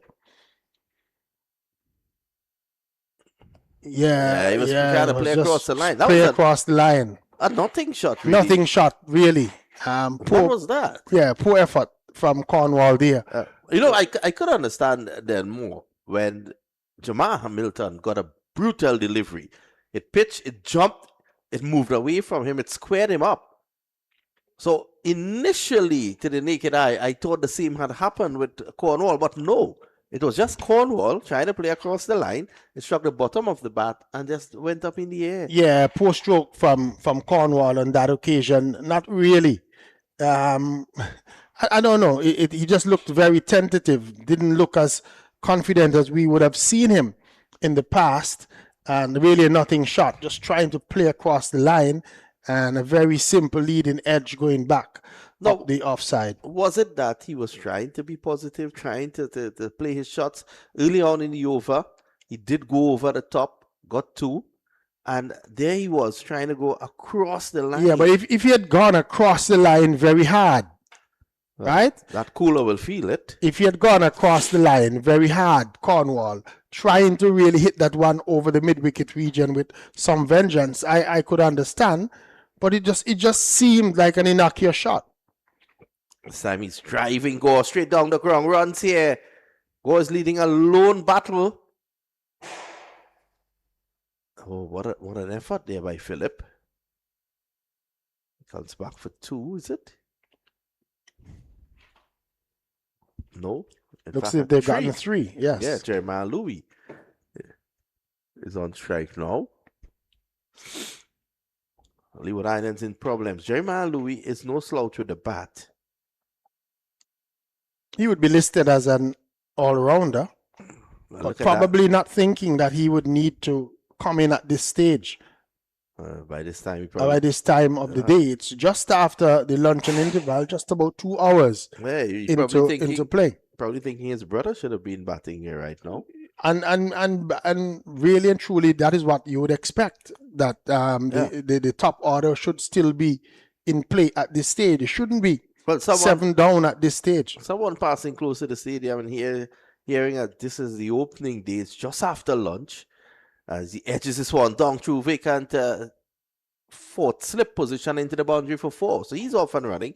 And someone hears around this time that Louis is batting, you think definitely they would not Jeremiah. exactly. They would be natural to think that it should still be Mikhail who is batting, but he's not been in any good form. Neither has the Leeward Islands top order, and so they are in serious trouble here.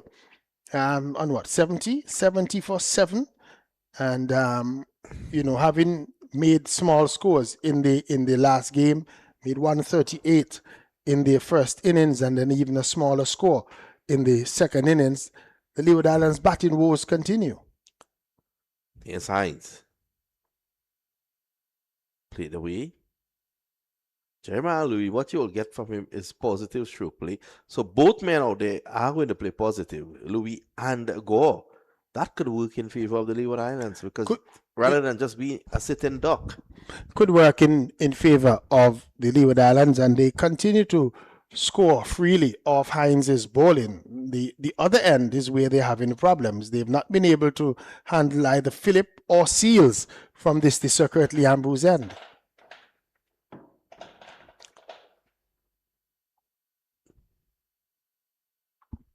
Too straight. He has to get away from there, Hines. He has an offside bias field, 3 slips, a gully, point, short cover, extra cover, short cover, and mid off. Just 2 men on the onside, so he doesn't want to stray. So I've seen Hines just looking to attack, and this is good thinking here from De Silva by keeping him on.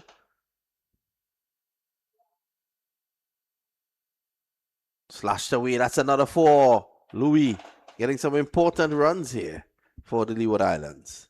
Again, still not afraid to have a go at that loose delivery. It was short of a length and gave him a little bit of width outside that off stump from Terence Hines, who continues to be the more expensive of the Trinidad and Tobago bowlers. Yep. And he was able to get good bat onto that one, and it went through the vacant area for 4.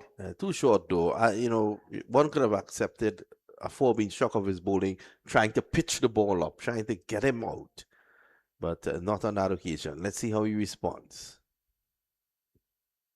Again, too straight. Well played there by Louis. End of the over. I'm not too sure if Hines will continue. And there could be a possibility of Phillip coming back. Could be a possibility of Phillip coming back. I think that the captain would be thinking that we want to finish off the Leeward Islands for a small score, probably try and keep them down to a score less than 100 in the circumstances, and give Trinidad an opportunity to get in early, and even give more batters an opportunity to try and score big scores. So the Leeward Islands continue to struggle in terms of their batting. They have not been able to sort out what the issues are, and the Trinidad and Tobago team, they're on top of them, all over them. And the thing is, the 7 wickets have all come from fast bowling. Yeah, and from one end. 4 for Phillip, 3 for Seals as Mrs. Turner. And apart from the one delivery that kept low, that got Kadeem Henry, we haven't seen anything in the pitch to suggest the reason why. Good pace, good carry. To suggest the reason why the wickets are falling from this end. So it can't be that somebody's going to say that it has anything to do with the pitch. It just has to do with the fact that the Leeward Islands batters, I think, have not been tight enough. They've not applied themselves enough, and they've just given too many opportunities for the Trinidad and Tobago bowlers to get wickets. Well, Jaden C is this brilliant young fast bowler, is continuing to impress. Mrs. Turner had her lunch, and she is back in her regular spot. Let's see if it works for the Leewards. Gore, 29 of 36. He has fought. Louis has some advice for him. He goes down there. Jeremiah Louis. I think it was last season, or the season before, we were in St. Kitts. Leeward Islands playing against Trinidad, and just before the game, unfortunately, Jeremiah Louis lost his home in a fire. His Seals.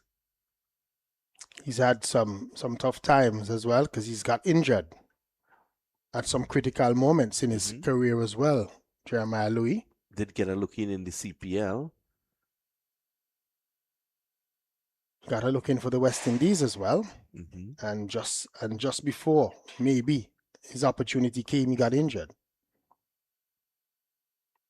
which means that he has some ability, and he's going to need to really show that ability today, especially if Kareem Agor can stay there as well. Oh, good bonks, good carry again. Caesar's been very good from both ends, and I like the fact that he's bowling fast. He's not just ambling in and probably just trying to pick a line and length. He's really bowled some deliveries that have gone through to the wicketkeeper very rapidly. That was one such delivery there.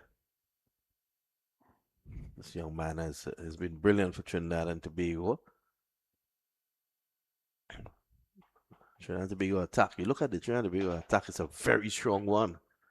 And they're showing that it's not only on paper. Seals. Oh, this time too straight. That's four.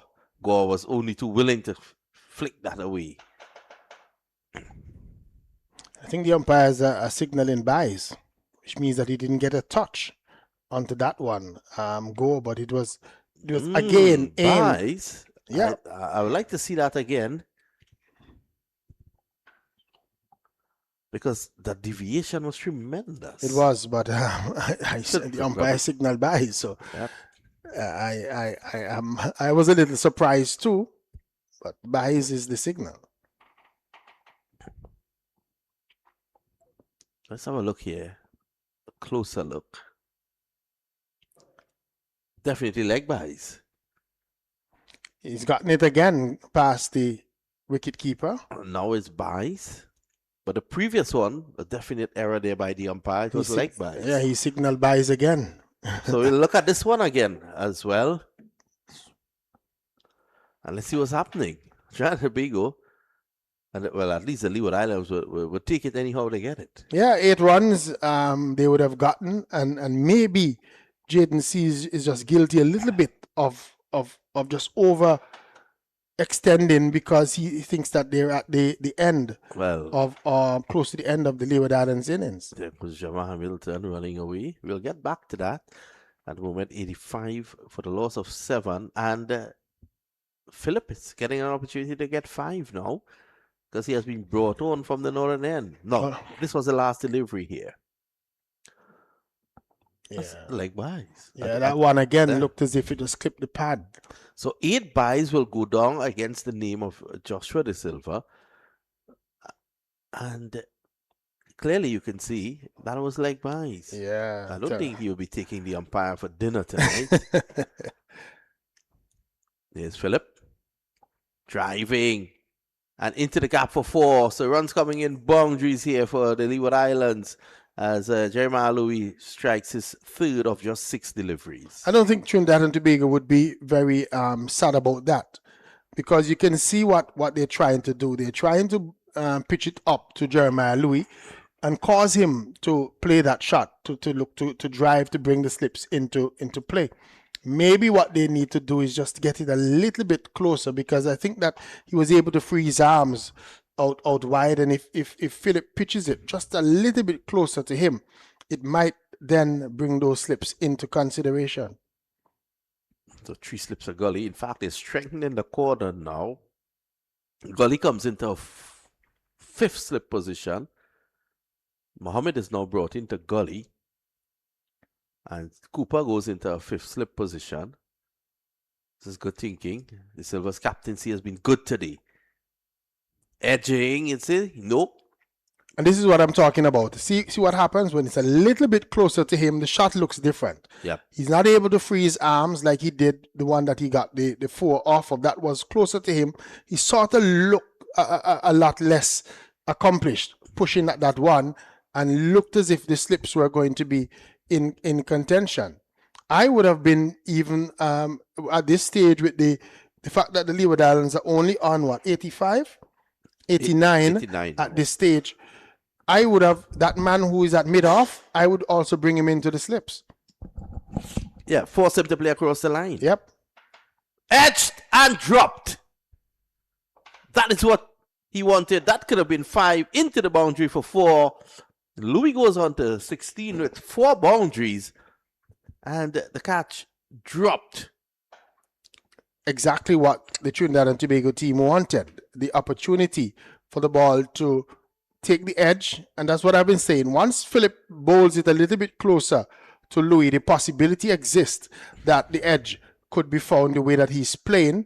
And the ball, I think it might have just, we might have to see it again, but I think it carried to Charles at that second slip and should have really gobbled that up. I should have taken it. 93 for 7.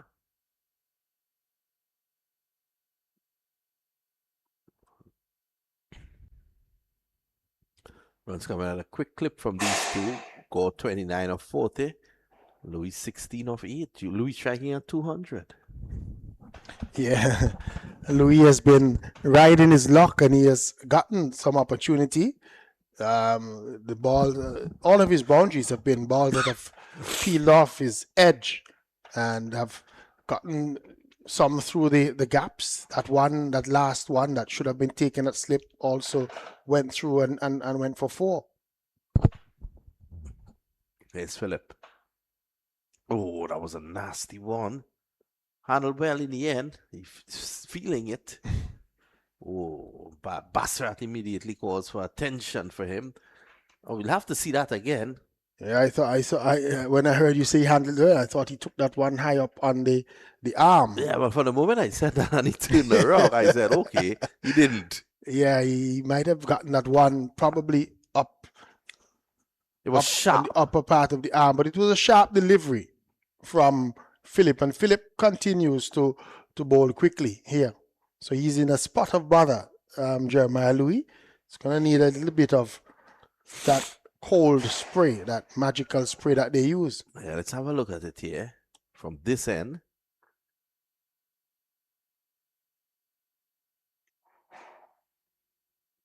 Ooh. We should get it back again. Let's have a proper look at it.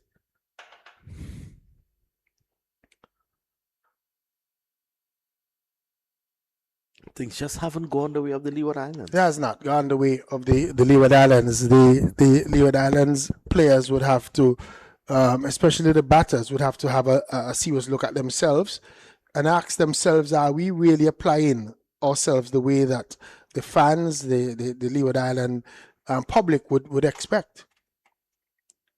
Yeah, you're quite right. Sitting it on the upper arm, just by the biceps.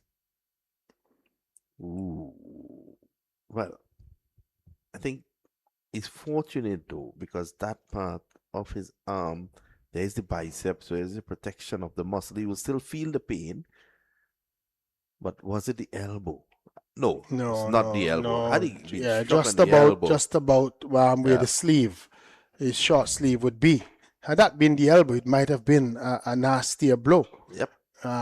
It's in that meaty area, just above the elbow, where he's going to really feel it. But you would think that probably after some massage work, maybe a little bit of a cold spray, and a drink of water, he should be okay, probably in the next minute or so. Well, you made the point of Leeward Islands needing to really do some introspection where, as far as their batting is concerned. I was speaking to their captain, Justin Graves, at a toss, and I did ask him, leading into this game, what it was like, what was the atmosphere in terms of the batting. And he said that they have been having a tremendous amount of conversation about batting and the approach to batting. I know that. But, I was told that there were meetings held after the first game where they had a look back at what they were doing in terms of a batting unit. They brought in Kofi James. There is also Carl and Bowen Tuckett, who is in amongst the team as well. And so there were folks who thought that there might be changes in terms of the batting lineup. Some folks in the discussion have also spoken about where Graves is batting in the Leeward Islands innings. And there are many persons that feel that when he was most successful for the Leeward Islands was when he was closer up at the top. He was either opening the batting or coming at number 3. And maybe there are folks that feel that his calm head is probably needed early on in the Leeward Islands batting. So he maybe should be considering coming a lot earlier for the Leeward Islands, because when you look at it, you have Kareem Agor is young into his Leeward Islands career. Joel Andrew is still a teenager trying to find his way. Casey Carty has not lived up to what is expected up the order. And so there were folks that feel that Captain Justin Graves might need to come closer to the top of the order. And there were also folks that believe that the Leeward Islands opening pair, because if we look at it, even in the domestic competition here in Antigua and Barbuda, Kadeem Henry has not had a good season for his club team batting at the top, and there were some folks who were thinking that he's not shown that he's in form and maybe still fortunate to be at the top. There are some people who are calling even for Raheem Cornwall to be replaced at this stage. So there's a lot of talk going on in terms of the Leeward Islands, not just the setup, the batting, but in general, the way that they approach the cricket. Well, it's going to be Philip looking for 5. Here he is outside the off, some too wide. The ball allows it to go by, and that brings the over to an end. In fact, Louis, if you are to return this sort of figures and this sort of innings that we've seen from the Leeward Islands, I think there is value in giving Tuckett his opportunity. I think so. I think so. He played well the last time we saw him for the academy. I thought that there was an opportunity for somebody like him to get into the squad. Maybe even come at the top of the innings for the Leeward Islands. There is also a guy called Kofi James that a lot of folks felt would have been given an opportunity. I like Kofi, right? Very positive player. But when we look at it, a lot of the time is people are still calling the names. Who does Carl and Bowen Tuckett replace? Kadeem Henry would be an easy option. But then if you bring in Kofi James, who else? Who else would you leave out of the squad? There are folks that are saying allow Tuckett to keep and leave Hamilton out. Those kind of radical decisions. But those I don't know about leaving Hamilton out. Hamilton is a but player I'm saying you will say that Hamilton who can make a difference. People say Hamilton is a warrior. Is one of those soldiers who you never know when he can fight. turn up there. Yes, seals to continue, and this is an open face a shot that will go 2 down to a wideish third man, and again, he's getting the ball to shape away. So the discussion continues as to the composition of the Leeward Islands team. I was looking at that the stream during the break, and some of the comments, and there was one commenter that was saying, just watching the Leeward Islands batting, none of the Leeward Islands players he considers would be in any contention for West Indies selection at this stage, other than maybe the captain. So when we look at it, when we look at the names, the Carties, the Michael Lewis, the Joel Andrews of this world, are any of them above being left out of the squad? We have to ask, and then you have to ask the question too: are those who are to come in better than those who we're speaking about at this time? So again, But I personally would love to see somebody like a Bowen Tuckett given an opportunity to Yep. see what he's made of, and others, Kofi James and others. He sees again, and again, just too short. Played away nicely by Gore. And imagine that, Gore holding this innings together for whatever it may worth. And he was not included in the first game, so he's one coming out here. And I think that was a mistake in the first game, because Gore, for me, offers the same Karima Gore. He can give you some good overs, some good tight overs, especially if it's needed, and he can give you something with the bat which Durham does not. Durham, for me, is more of a white ball cricket bowler, and is less effective in the with the red ball. So well bowled there by Seals, looking to work his man out. 33 Gore, 16 Louis, 97 for 7. This is a mini partnership that's developing here with some luck, but it's developing. And we're speaking about the Leeward Islands batting lineup. Sometimes you need a little bit of luck in the game. Definitely. And just to go back a bit to the Leeward Islands, their batting lineup. And I thought in the midst of that spell this morning from Philip that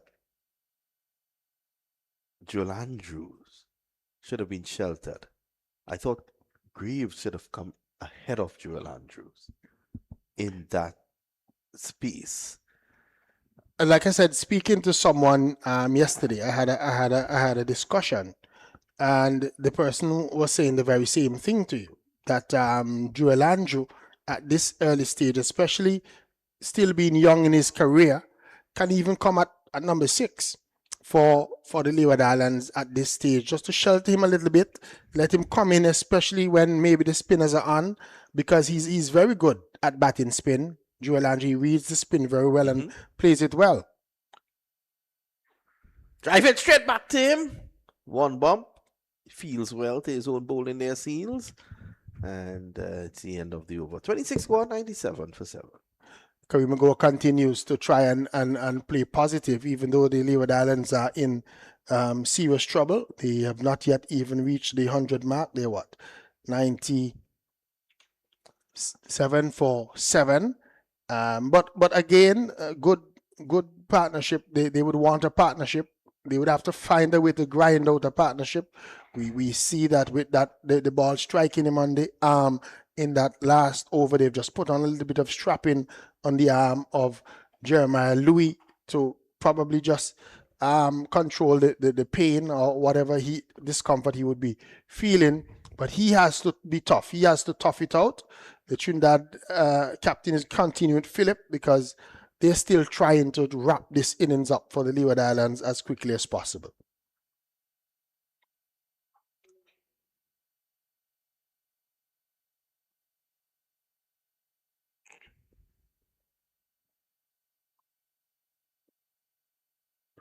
And this is okay. Just getting one off of the edge of the bat for Louis, getting a single, and Gore and Louis can keep doing that. Just keep rotating the strike, trying to keep the scoreboard moving for the Leeward Islands, and see how many runs they can get together. Gore is into his 30s, and he would be hoping maybe if I can get a half century for myself, if I get somebody to hang around with me, see how many he can get. Just try to continue to be positive, but not giving his wicket away. Good shot delivery that, though, from Philip to Karima Gore.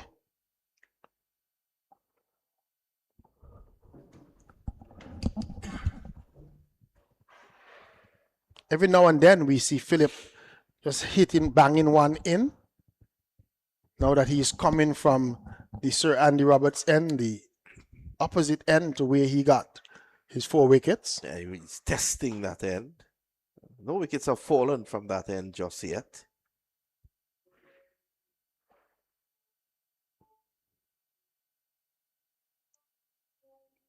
This one taking the inner half of the bat.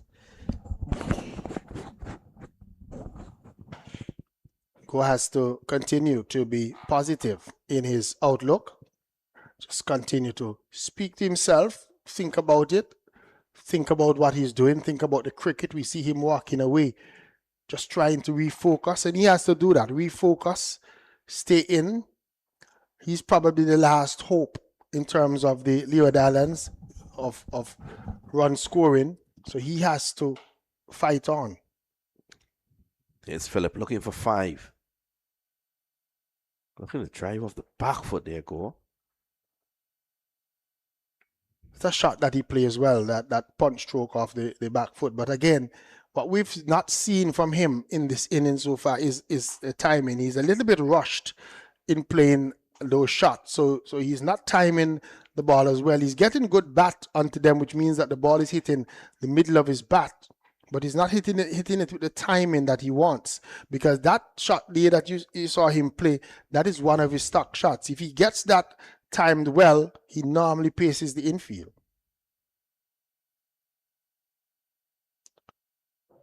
This time he's looking to play through the onside, and he's struck probably in the midsection. Yeah, a little bit more work for the physio to do. But again, I think that goal is going to be okay. One of those little situations where he's just feeling it, because Philip and Seals, they've been bowling with good pace so far for the day. So just probably an opportunity that he just needs something, just a little bit of a massage, maybe a little bit of a cold spray on it. Cool, but yeah, that hurts. That hurts. Yeah, that hit. So we're going to take a short break while he receives some attention. We'll be right back.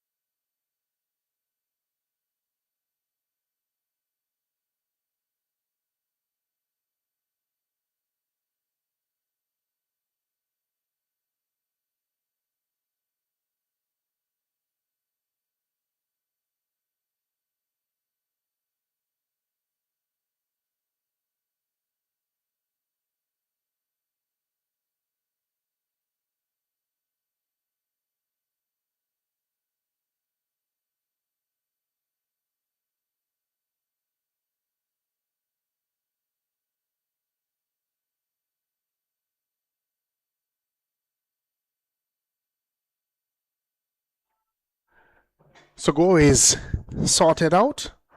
The physio is back off the field and he's ready to continue his innings. Kareem Go, he's not out on 33.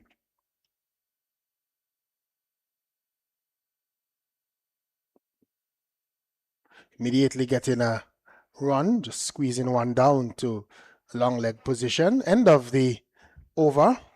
So just one more to the Leeward Islands total at the end of that over. Leeward Islands, they've moved on to 99 for 7. 99 for 7, the Leeward Islands total.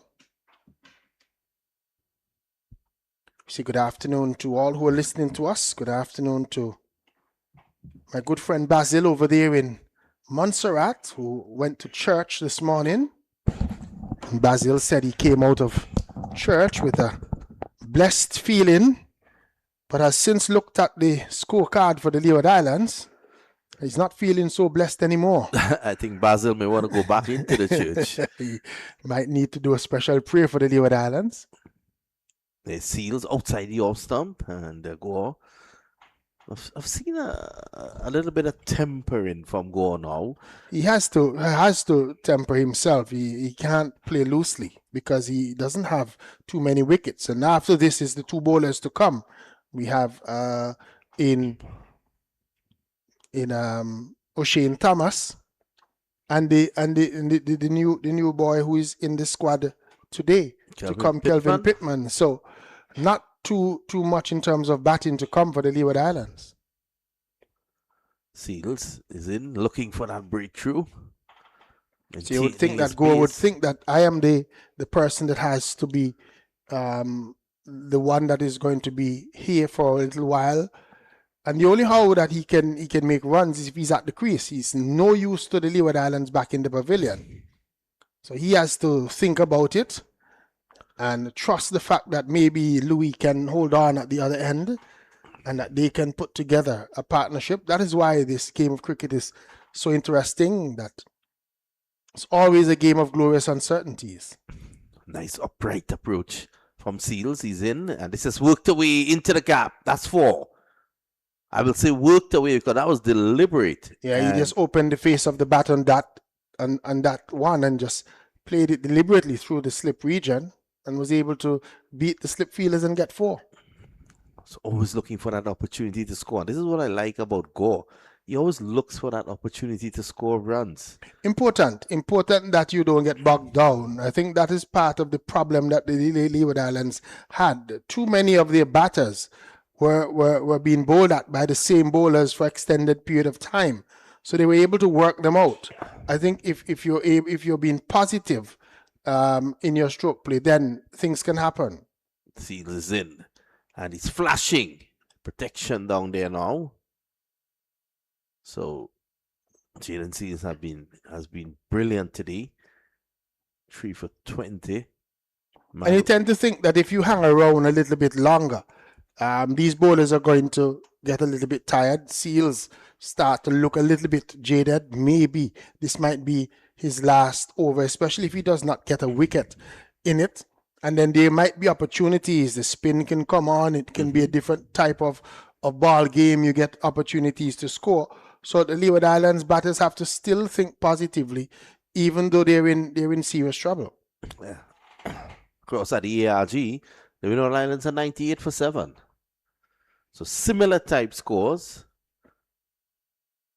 So Leeward Islands struggling there against Guyana.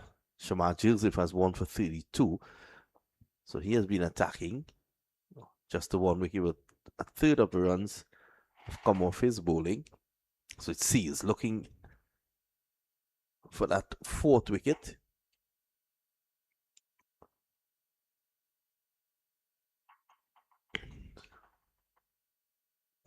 Conscious effort to pitch it up to Louis with 4 slips and a gully waiting.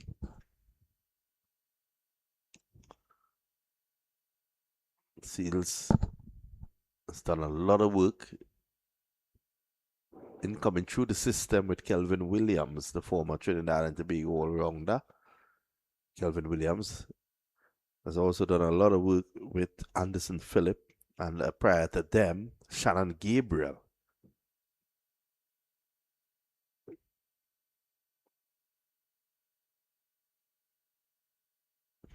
Down the leg side.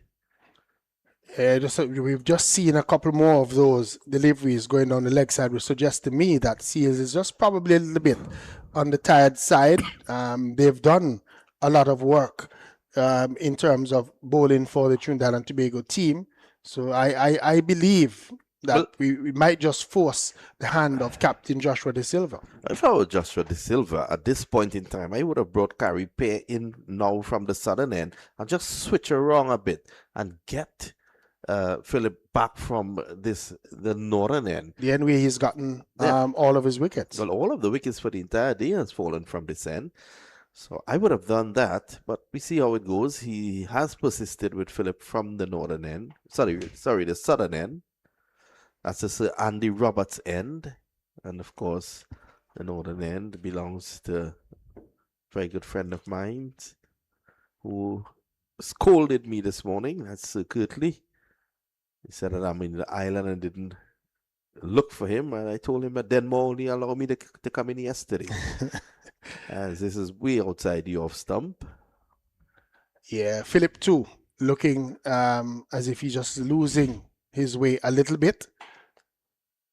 Maybe trying a little bit too hard for that fifth wicket. Yeah, I've noticed that with Philip from that end. This Andy Roberts saying since he has been switched there, he has been looking to bowl shorter and faster, and it's as if that fifth wicket is just playing on Yeah, his mind. it's in his head. It's playing on his mind a whole lot. He just needs to go back to keeping it simple. Here he is. Oh my goodness, Go is trying his best to give him 5. Yeah, Go has to again just limit himself, especially with those deliveries outside the line of the off stump. Don't be carried away. Just have it in his mind that he can leave some of those deliveries alone. Well, earlier on when we were speaking about Ralston Otto and the success he's had against Trinidad and Tobago, you mentioned that he's from a village called Freeman. Yeah, Freeman's Village. Yeah. So we'll get back to that. Driving straight down the ground. This is more runs here. This should go into the boundary. In hot pursuit is Terrell Hines, and he's able to just flick it back. The Django. They get 3. One of the commenters on the stream was actually asking another if you were speaking about Morgan Freeman. Oh, no. Freeman's Village is the community where Ralston Otto lived and where he is buried in that community. It's a community, a very small community, just a mile away outside of the south gate of the stadium here. Back in the day, you look at the state of what's happening with the Leeward Islands batting, and you throw your mind back to Leeward Islands batting lineup that consisted of Sir Viv Richards, Richie Richardson, and Ralston Otto. Exaggerated movement there. That was a strong batting lineup, Keith. It was a strong batting lineup, and it came from the fact that the Leewards had a tournament that had lasted in excess of 100 years that does not necessarily exist in the same format that it does now, because these guys used to play competitively amongst themselves against each other for their country, and it sort of raised their level because they were playing high level cricket for a very long time. It's guiding this one down to a 5th slip. There is no run. Last year, whilst in the Leewards here, we were doing that Leeward Islands tournament, and someone brought to my attention, again, we were discussing development. Someone brought to my attention the fact that I think only 2 countries in the Leewards right now play red ball cricket at a domestic level. Obviously, Antigua, and I was told Nevis, not even St. Kitts. Yeah, quite unfortunate that the folks in these territories don't see the need to continue to make sure that the red ball cricket is played. Yeah, I was told there was none in Montserrat as well. We've argued long and hard that they need to find a way to ensure that the purest form of the game, which is the longer version, stays alive in these communities. Because if I were to ask you then more, your favorite format, what would you say? I like Test cricket, but I am a different kind of cricket watcher, because I can come and watch for the whole day and not be bored. There are some folks that like the shorter, sharp version, but I like the purer version of the game, because I get to see the real skill of people. And Test cricket can be exciting. It's a test. It is a test. And I feel that when you really have to test yourself against the best bowling, against the best batting. This one turns him around. Seals appealing, probably an outside edge. No support from behind the stumps. And, you're not alone in that. Many people have asked that, and even young players have posed that question to them. They love to look at Test cricket. It's the ultimate test, so to speak. But the Leeward Islands, they need to get back to playing more hardball cricket. Look at this. Yeah, probably probably the height as height. well. Yeah, struck Yeah, on the thigh on the pad thigh pad. and probably struck outside the line of the off stump as well. Yeah, there was really no support for him from behind the stumps. Oh, that's a good delivery again. One jumped a bit. So Seals has found his mojo again in this over. 107 for Probably was 7. listening to us thinking that he was going to go off. And then I saw Carrie Peer warming up in the first slip position during the over bowled by Philip. So I felt that Captain De Silva was thinking about making the change. But he's probably just asked Seals just to do one more over to see, and then maybe we'll get the change.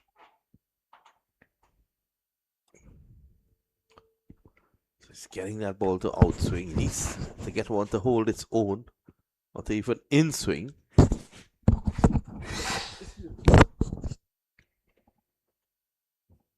107 for 7. Seals absolutely brilliant. Well, 3 for 18. His figures. Again, we've seen that he's not given away any runs, so he's not bowled too many loose deliveries. That has been the hallmark of his spell so far. It's on the hips, played away nicely. He's going to go back for 2. He's a good runner between the sticks here. Go. Very quick between the wickets, Karima going very quick over the outfield in general.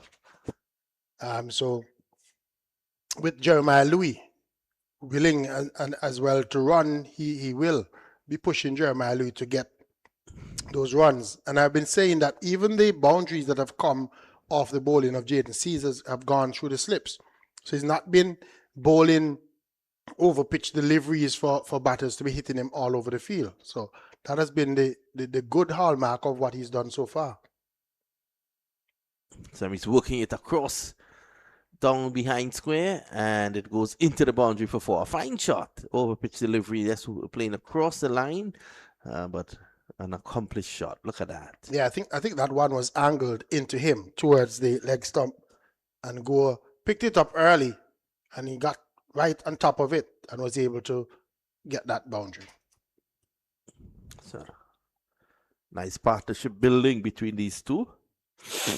Partnership of 47. The best the Leeward Islands have had probably for a little while in terms of in this series.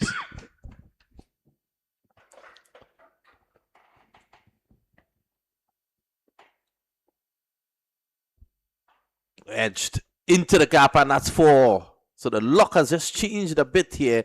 It has gone the way of the Leeward Islands, and Karima Gore has raised a half century, a fighting, battling half century of 64 deliveries. Yeah, and I think he's well deserving of that, because he would have made sure that he played his normal game, didn't get overrode by the fact that wickets were falling all around him, and he's rode his luck a little bit as well. He's had a couple of deliveries that have gone off the edge, but the last 2 that we've seen go through the slips, they weren't necessarily genuine edges. They were steered deliveries down into that third man region to get a boundary. He's continued to at least put up a little bit of a fight for the Leeward Islands, and he would be happy with that personal milestone, getting a half century for himself. He now needs to continue just to refocus and continue to try and push on.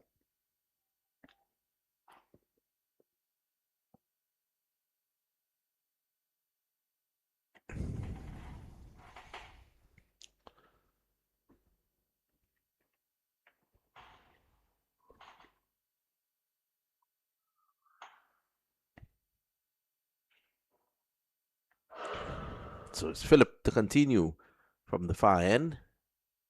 Oh, how unfortunate it was that. Overpitch delivery. And there was Louis driving to the only man in front of the bat on the offside. Yeah. Thought that Louis missed out there, because he got one right up to him. And if he had just pushed that a couple of feet left or right of that fielder, the lone fielder in front of the bat, could have gotten some runs there.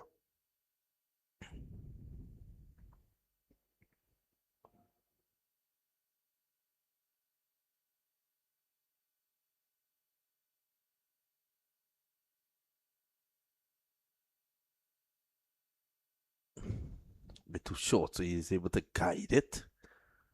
So speaking about cricket and playing cricket, I think we need to get back, and somehow we need to get back to playing more cricket.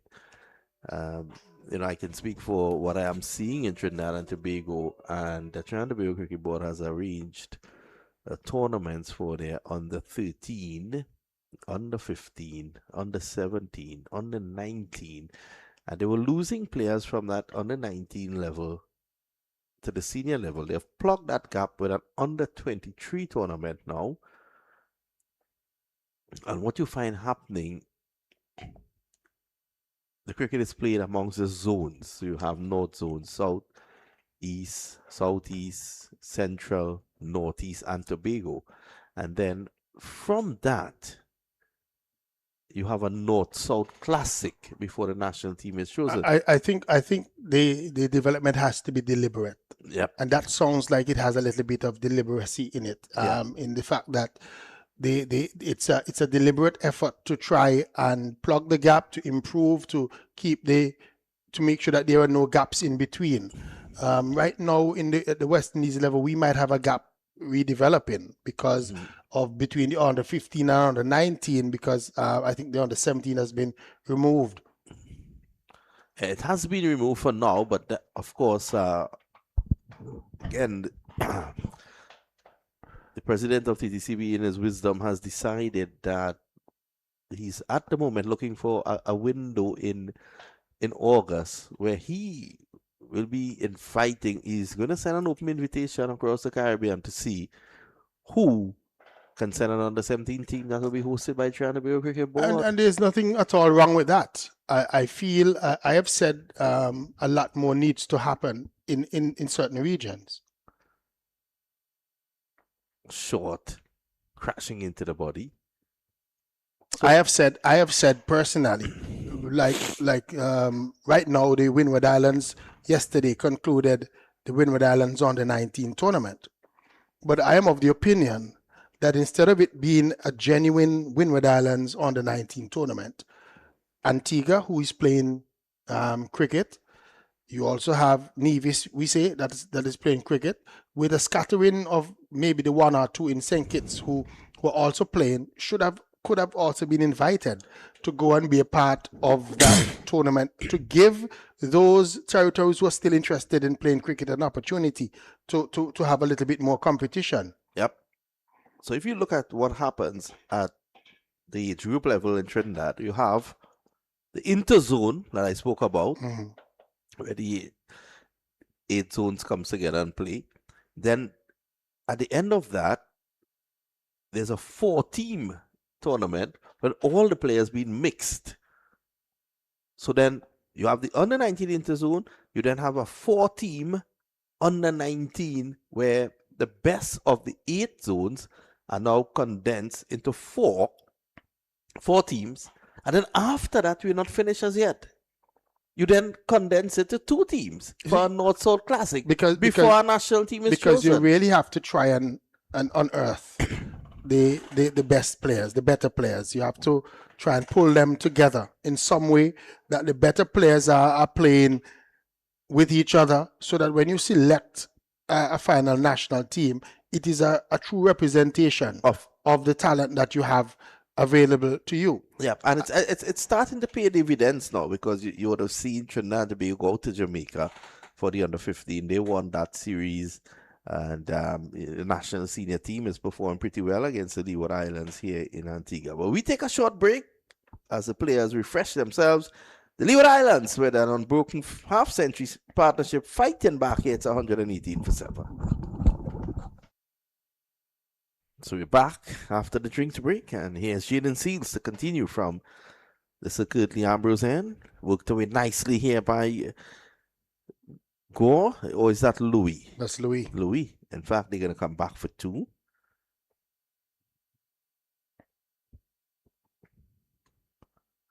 I think maybe Captain De Silva probably needs to start to think about probably bringing in one of the spinners, or maybe even giving Hines a couple of overs from this end and see what takes place. I think just for a short while, Seals is a little bit ineffective.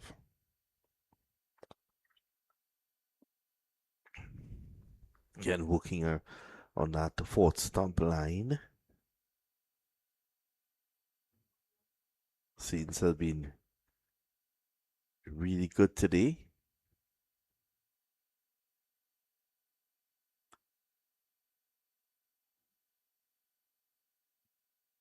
It's pretty hot out there, but there is a generous wind blowing across the ground. And we've lost one of the flags. Seems to be the Leeward Islands flag. It just fell off the pole. Such is the ferocity of the wind.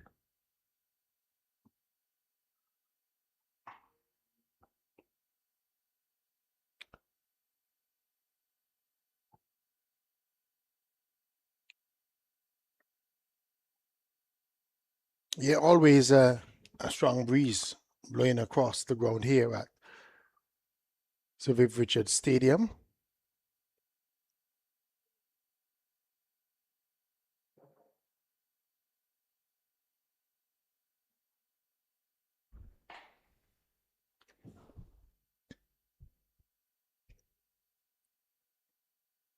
Really bending his back there, Seals.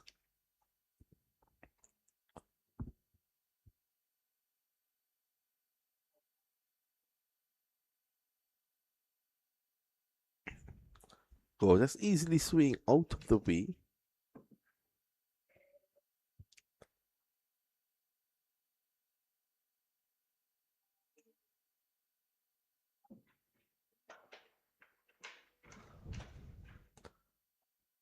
So Louis, that's on strike. Sort of have a similar build to Go.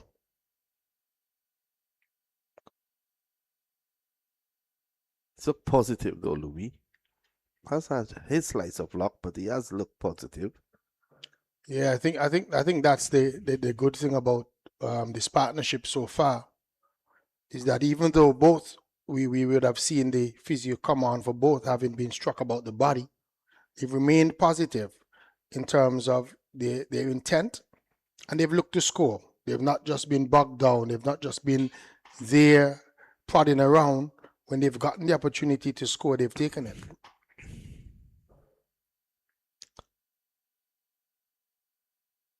Looking to drive, and you can see is striving for the Yorker. End of the over. Seals has really given it a really good fist here. This 12 overs 3 for 28. 120 for 7 at the moment. His captain would be happy with the effort that he has gotten from his two main seam bowlers here in this match, Phillip and Seals. They both tried to run in, have tried to keep their pace up, have bowled well, and they've gotten wickets. So they repaid the trust given to them by Joshua De Silva. And he seems as if he's going to have to drag that ball out of the hand of Phillips, because Phillip lines up again for another over. He's not giving up at all. Mrs. Turner continues to increase her crowd. Well, her gathering. She has 3 people with her now. Philip from the Sandy Roberts end.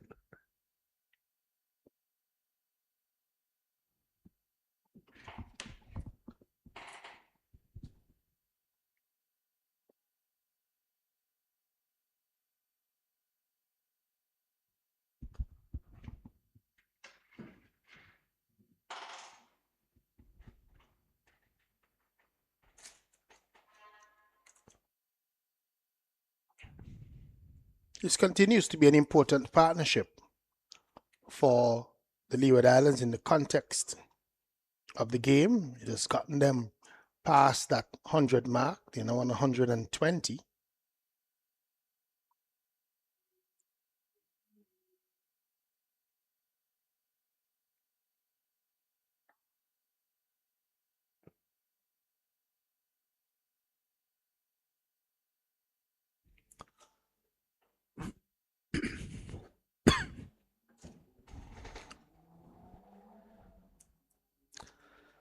Carrier continues to warm up at first slip.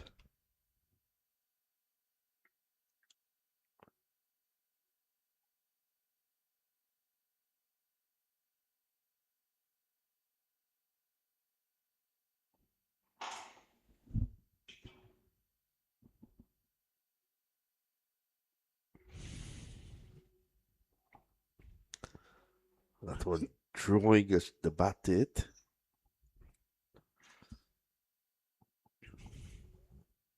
So there may be the possibility of spin after this over. Possibly. I wouldn't be surprised. I think that for the last 2 overs, for me, Jaden Seals would have bowled probably 2 overs too many in terms of his spell so far. Because before this last over, for me, he looked as if he was ready for a little break.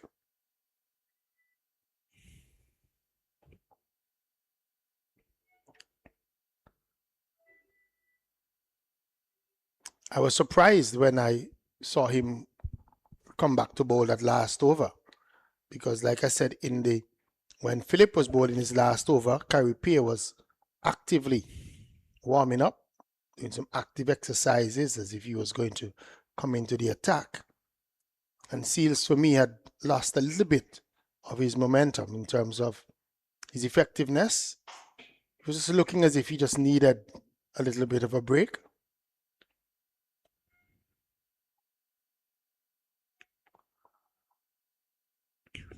Philip was easing it back along the track.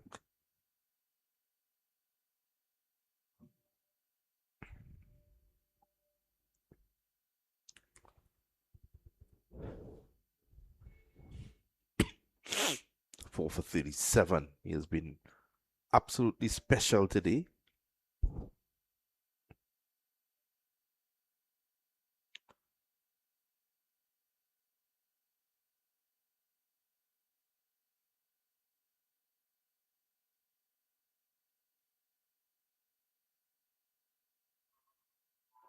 And that's it. That's 5. So he has finally gotten the breakthrough there, then more. Yeah, that was a good, smart catch taken there. Yeah, Jason Mohammed, the man. Yeah, got to get in 2 hands to that one. Louis was just trying to get that over the top of. Oh, fantastic indeed. He went flying. J. Mohammed. That's the man called Shadow. Yeah, and he took a very good catch, but the end of a good partnership for the Leeward Islands, because before this, the last wicket fell when it was 66 when Cornwall's wicket went, and they took it right up to 121. Yeah. So why should age be a number or a factor when it comes to this man? Look at him fly. Like I'm saying, I repeat it, I am of the opinion that he should have been a part of one of the WICB squad, and I maintain that if you're able to perform, matters not your age, that you really should be in contention. What you want is a performance. You're not looking for age. You're looking for a man to do the job. And if you relate that to everyday life, then a carpenter who is a good carpenter could be whole and can get the job done. And I think that is part of what we have not necessarily understood in the West Indies, that we probably need not to. There are a lot of folks who speak about age and youth and encouraging youngsters, and some of the older people should step aside and allow and so on. Even right now, we have the discussion with Cornwall, who is 31, but there are folks calling for his retirement at 31. Oh, that one went right through goal. What a delivery! Yeah, that was a good delivery from. There were folks who said he didn't do enough. Cornwall bowled 40 overs in the innings that Trinidad played, 15 overs or so more than any other bowler, and he was economical, went at 2.3 per over, And there were folks that are saying that he didn't do enough. I don't know what else. If your team bowls 100 overs and you bowl 40 of them What more? among 6 bowlers, what more do you need to do? He refuses the singles. He's feeding off his own bowling. Well, O'Shane Thomas is in at number 10. Doesn't really tell me much about Pittman's ability with a bat. I was going to say the same thing, that if O'Shane Thomas comes in before Pittman, Pittman must be what we call a genuine tail ender. Kenny Benjamin and Winston Benjamin and others the other day told me that there is no such thing, and I must stop saying it, that there's no such thing these days as a genuine tail ender. Swing and a miss. Loud appeal. Not out. But if O'Shane Thomas bats before you, and if Courtney Walsh bats before you, you would definitely consider a genuine tail ender. Yeah, definitely. We have been having this problem in West Indies cricket for quite a while, where we're trying to force guys out because of age. And I want to go way back. 33 or 34 years ago, 1992 World Cup in Australia. So Viv had shown an indication, he had shown an interest in going to that World Cup and was not chosen. And I thought he should have been there, because he, even at the end of his career, he was still a dangerous batsman, still delivering. I thought Brian Lara went off, well, on his own accord, but he went off too soon as well. And then you have Imran Tahir at the age of what, 45, 46, still playing cricket? I think in the Caribbean that a lot of our stars, we've gotten into this mentality that maybe when you reach 35, 36, it's time for you to go off the scene. We've seen in other territories that there are some players who bloom late. Yeah. If we would have followed that mentality, maybe we would never have even seen a Ridley Jacobs, because he was around for quite a while before he was given an opportunity. And the few years that he got in, he played well for himself. And I personally believe if a person is still producing, matters not the age. But what I would want is for them to get a fair opportunity. Yeah. And this is what we've been asking where Jason Mohammed is concerned. So it's going to be Seals here, looking for his 4th wicket, 5 to his good friend Anderson Phillip at the other end. Here he is. I think Kareem Agor has to settle down a little bit. I think he's getting a little bit carried away because of the fact that he's now batting with O'Shane Thomas, and he's trying a little bit too hard to try and go for those big shots and so on. He needs to still bat. What he needs to do is think about how the captain batted in the second innings when wickets were falling around him. He didn't start to go helter-skelter and throw his wicket away. He still batted normally, and if it is that the other end can't hold up, so be it. I think that a score with a not out will improve his overall situation, improve his average, and so on. So Gore needs to stop worrying so much about the fact that he doesn't trust who is at the other end, more so, and just continue to bat his normal way. Well, the first left-hander is in for the Leeward Islands now, and that's O'Shane Thomas. And here's Phillip with 5 to his name. Oh, that was nasty. That one quick. O'Shane rehearses a leave alone, and Phillip will be looking to add. But intelligent bowling there from Jaden Seas. The last delivery, they wanted O'Shane on strike for the new over, and this is why he bounced him. Of course, realizing that O'Shane would be on strike in the next over, he tried to maximize by going for the big shot. Unfortunately, he didn't make contact. Ball him! 6 for Phillip. And O'Shane Thomas with a big swipe.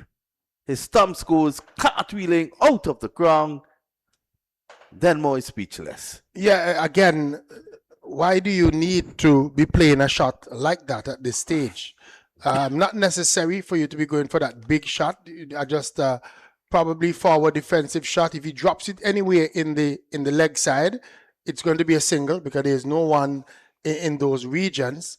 And then it just require me to think about what is the thinking of the Leeward Islands batters, even at this late stage, even the tail enders. What is the mindset? Why would he come out and place a shot that looks like that gets his off stump knocked out? For Yep. me, I'm looking at the delivery itself. Initially angled across him, it straightened and bowled him, but I don't think Thomas was really. he didn't. He wasn't looking at the ball. He just It lifted didn't his matter head to him. and was swinging. Yeah. Yeah. Just didn't matter to him.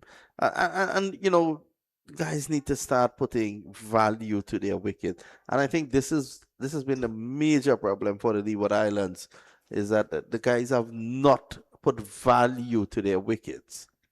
You're there, you're in at number 10, and you may not be as Viv Richards or Brian Lara. Who knows? You might not even be at Denmore Roberts. But at least show some value.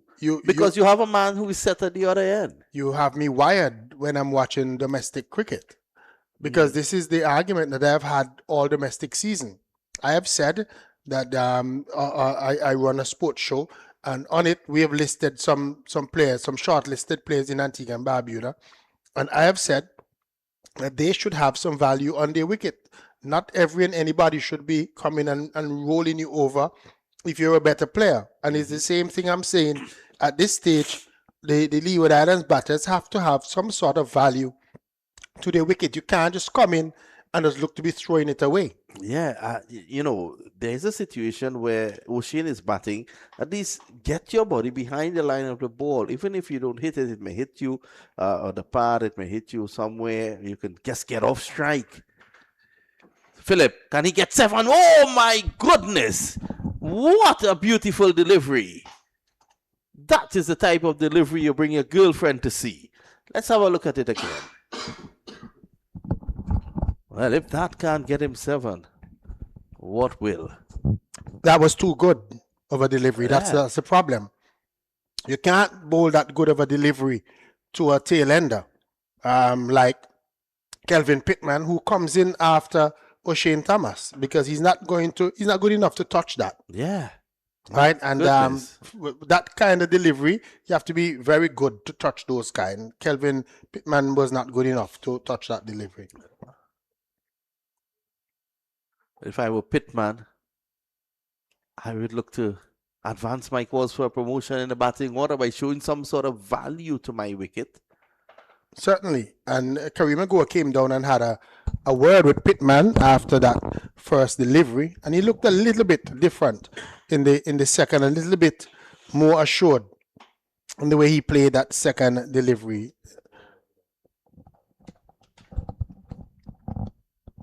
What he wants to do is just probably get bat onto one, drop it anywhere on the leg side, or and look to get Kareem Agua on strike. Looking for 7 here. Outside the off stump. He's deserved every bit of the 6 wickets that he's gotten so far. Yeah, he's shown great stamina. 4 from this end, and now getting 2 from the other end, with good help from Jason Mohammed with a diving catch to dismiss Louis, and then just having the presence of mind to pitch one up to O'Shane Thomas, who just lifted his head and lost his off stump. Well, he is looking for 7, which would be his best ever first class bowling effort. His previous best 6 for 19. So he's not at his best here at the moment in terms of that. He has 6 for 37. If he can get 7, he would get, the 29-year-old will be able to get his best first class bowling figures. And just to run through his first class bowling effort, 64 wickets in 51 matches, which is a great strike rate. Best of 6 for 19 and an average of 26.37. That's excellent. He's taken 5 wickets on 8 occasions and 10 wickets in a match on 1 occasion. Good effort there by Anderson Phillip, and he's been a player of great discussion across the Caribbean. There are lots of folks who love to hate him, in the sense that a lot of folks felt that he was fortunate to have gotten into the West Indies squad. When he selected, people are always discussing him. Yeah, but I think that he hasn't been given a long enough run to really prove himself. 6 test matches, 10 wickets. I think too, and that is part of the issue, is that when he gets an opportunity, he's not getting it consistently. He's not given a run, so that we can see, whether or not, because sometimes especially when it is your first few matches, you're new to the next level, you're nervous and so on. Maybe sometimes some people need a run. That's why I also think that even with batters, you don't write them off after the first 2 or 3 innings if they don't automatically perform. Seals. And this is played away. He takes the single go. Probably thought he might have gotten 2 there. Now he exposes Pittman to Jaden Seals. It's okay. I wouldn't be too disappointed. I see Karimago still looking disappointed, but he has to think, you know what? Even if this final wicket goes down now, I've made a half century. I've batted not out. At least have repaid the selectors' confidence by bringing me into this match. Something that many of us thought that it was a mistake leaving him out at the first game, but I wouldn't be too worried if I was Karimago at this stage, because it's at a stage 121 for 9. It's more of when rather than if the Leeward Islands will be bowled out today.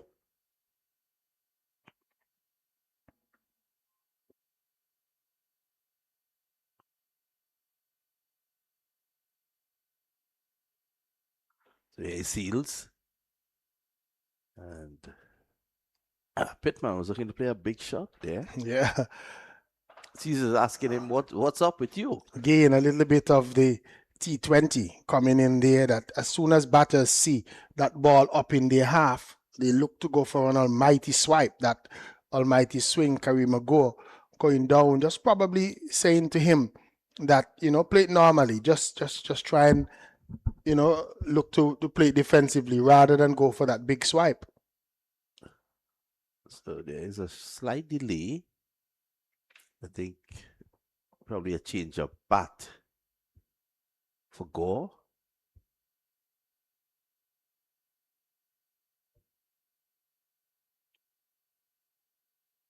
Seals 3 for 29, Phillips 6 for 37. And at the end of it, the Leeward Islands are struggling here on 122 for 9. I'm just looking over into the Leeward Islands camp using my binoculars, and the body language in the camp looks very negative. The players are sitting, some are leaning with the arms folded. Just looks like a sorry tale over there in the Leeward Islands camp. They now have to try and pick themselves up, that whenever they are bowled out, they have to come back out and think that Trinidad and Tobago was able to bowl us out for a small score yet again. And maybe if our bowlers are as disciplined as the Trinidad and Tobago camp is, then maybe we too can have similar success. One of the things that they're going to have to cut down are the number of no balls. We saw between Jeremiah Louis and O'Shane Thomas, 21 no balls bowled. Yeah. Well, O'Shane has always had that no ball problem, and it's something that he needs to work on. Yeah, but I'm saying, having it for years, by now it should have been sorted out. We can't just continue to have it and nothing is done to sort him out. One of the things that jumped out at me during that match is that at no point I saw him adjust his bowling mark to suggest that he's even thinking about the fact that he's bowling no balls. But he has the right man with him, Sir Sir Curtly Curtly Ambrose, Ambrose, of to course. work with him. Now, I've never seen it take so long for someone to change a bat. That's what I'm saying. He signaled for a while, and it took quite a while for the response to come. Well, let's see if Pittman can make use of it now. He's gotten a bat, and Seas is going to continue. Just the one wicket Trinidad and Tobago needs. Of course, the Leeward Islands will be looking to see whatever run they can make. Across at the ARG, that match has been mirrored by this one because the win was 135 for 9. That's against Guyana. 5 wickets to Niall Smith. Yes, he's looking for his 4th. Well, a big drive there by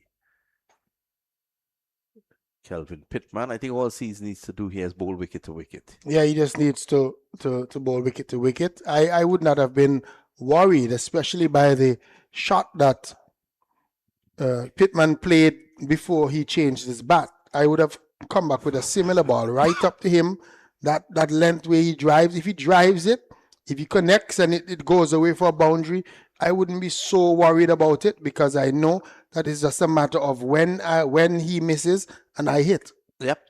Well, a 4 short leg is going to go into position now.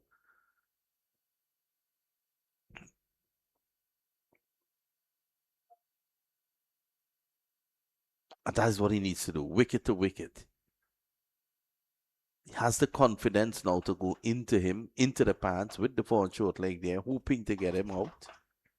Probably just started that one a little bit too straight. So just the one delivery in the over to see if he can dismiss him. Other than that, Pittman would have negotiated 5. In Jamaica, the Scorpions continue to go. They're 168 without loss. Ooh, John Campbell, I'm sure, nearing a century. He's not out on 80. Kirk McKenzie not out on 72. Smacked away for 4. So pitched up, and the Seals smacked down the ground for 4. And Pittman, the change of bat seemed to have worked. I wouldn't be worried about that being Jaden Seals because we know the plan that they're trying to get Pittman out. He's the last of the Leeward Islands batters. A 4 here or there will not necessarily change too much the small total that the Leeward Islands would make. So for me, I would still be bowling that same line, that same length, and just hoping that very sooner rather than later, Pittman is going to miss one. Well, it's going to be Gore on strike now. He's going to feed up to Anderson Phillip, who has taken 6 wickets today for Trinidad and Tobago. It's an ideal opportunity to get his first-class best. So far, he has a best of 6 for 19. I would have sent a message to Gore to say to him, bat normally, not bat normal. Don't be looking to give it away. If you notice that the Trinidadians they've spread the field. They're giving him the single. They want to get at Pittman. He's bowled him, has he? No. Not out, says the umpire. Well, we'll have a look at that again. Philip holds his head. Umpire Bassarat saying not out. I think maybe he just might have gotten an edge onto that one. We'll look at and see.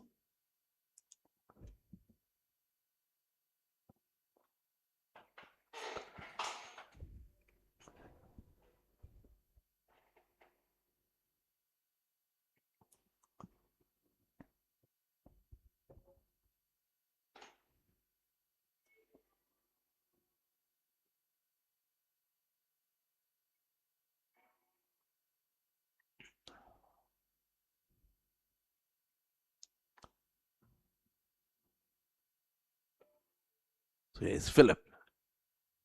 Pulling away in the end.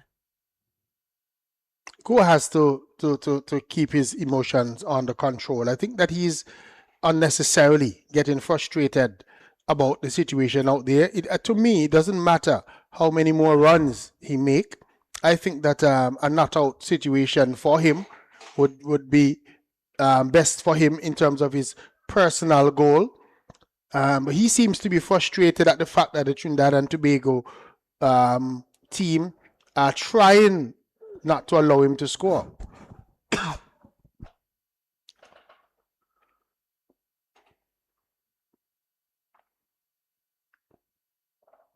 Refuses to take the single of the third delivery. We saw in the first game, especially in the second innings, Captain Graves would have taken that single down to that wide third man position. We saw him taking the single off the first delivery of the over. A different sort of mentality, a different mindset here. Listen, there is no way that you can shield Pittman for the whole afternoon. So for me, Go should take as many runs as possible that he can get. If it's all singles that he gets, and just hope that Pittman can survive a couple of deliveries, the majority of the deliveries. Just hope. If Pittman gets out, he ends his innings not out, and a good personal milestone for himself. So again, I think that he should just reduce his frustration and play normally.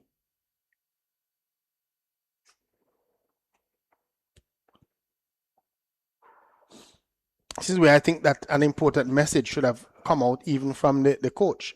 Just play normally. Don't worry about it.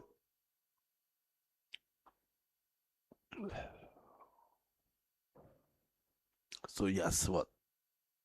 One delivery to go in the over?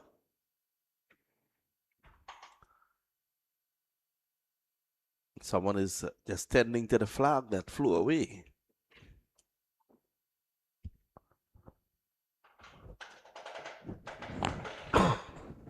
It's a man that we call here in Antigua and Barbuda Shipwreck. Shipwreck. Yes, to tell me he... Shipwreck Joseph.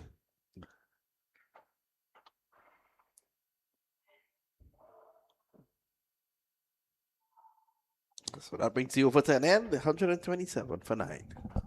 127 for 9, and Go just needs to continue to play normally, play his normal game, try and see how many runs he can get without throwing his hand away. He's on 53 of 78, and the best of the Leeward Islands batting so far. The Leeward Islands are down to the last wicket pair, and we know it's just a matter of time before we see the final wicket come, and Go just needs to concentrate on himself, play normally, play straight, and see if he can, get into the pavilion with a not out score. Don't want to give his hand away at this stage.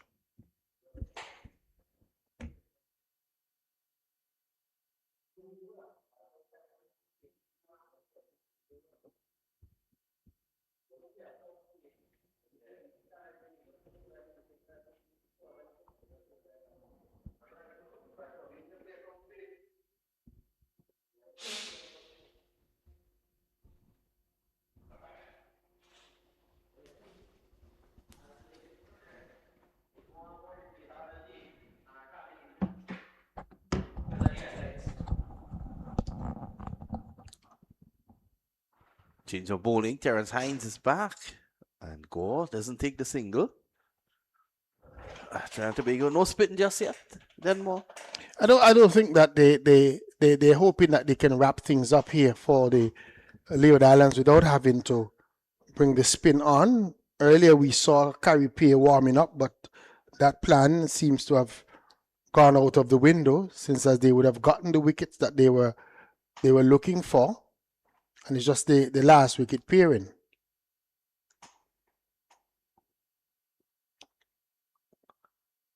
Again, protection down there, the form of Mohammed.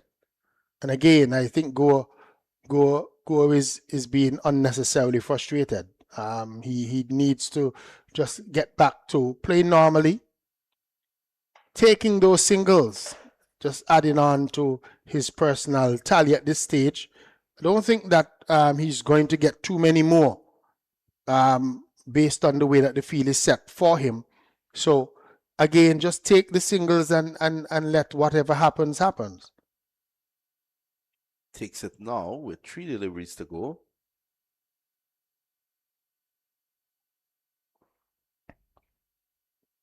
So what you will find happening here now, Denmore, is that Hines could probably be effective against Pittman because Hines is a wicket-to-wicket bowler. Yeah, he's going to be looking to attack the stumps of Pittman, especially with that one. He has one that cuts back at right-handed batters, and I think that is the type of delivery he's going to be looking to bowl at Pittman to see if he can either get him leg before wicket or even bowled.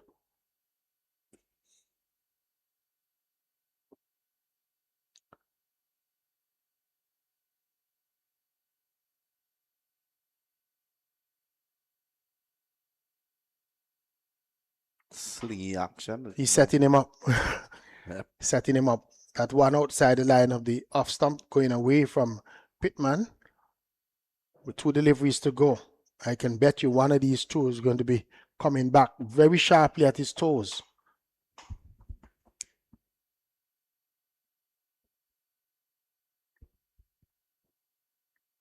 That one that was going away was to give Pittman the false sense.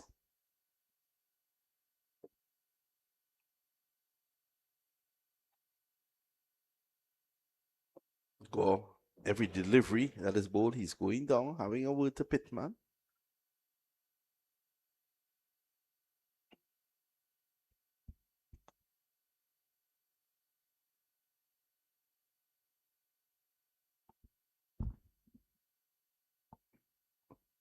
So they're 10 runs short of what their first innings total was up at CCG, the Leeward Islands.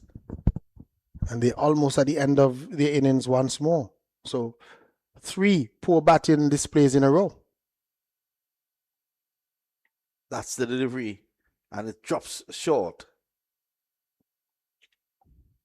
Yeah, that one was, like I was telling you, closer.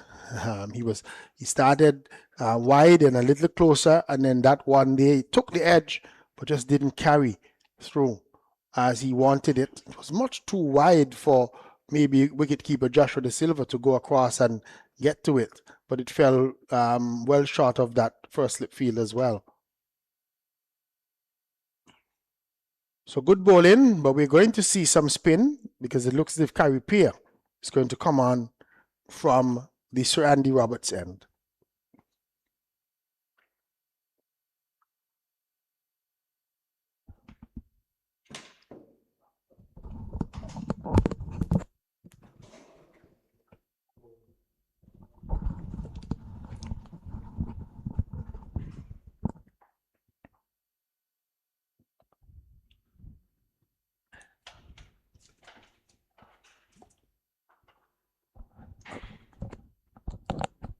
So it's 128 for 9.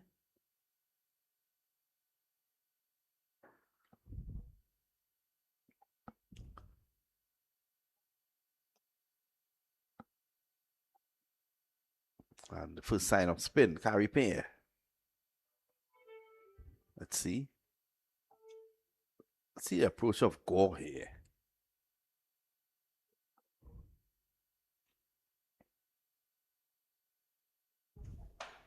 I'm hoping that he doesn't give it away, trying to clear the boundaries, Go.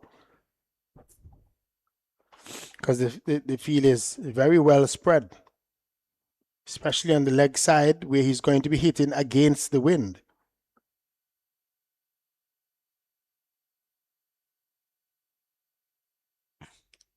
Pierre's another one of the Trinidad and Tobago bowlers who has been informed this season.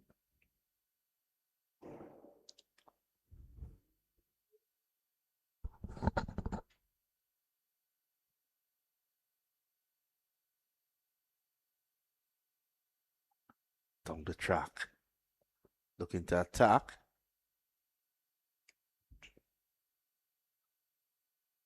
I think that's what the Trinidad and Tobago team wants Go to do. They want him.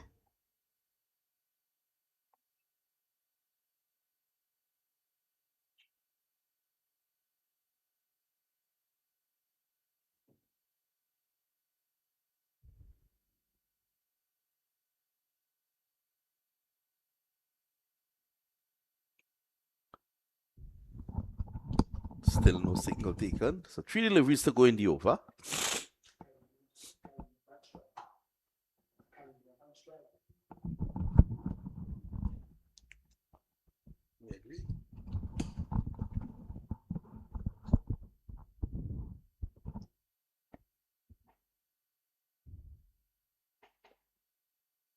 Oh, Pear saw him backing away and pushed it down the leg side. All a part of the mind games of what takes place.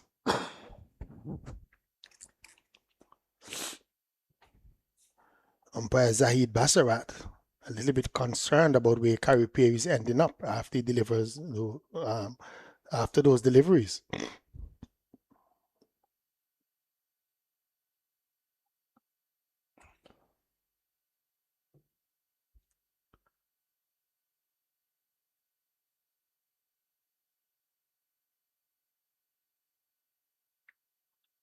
Kenny can't get it past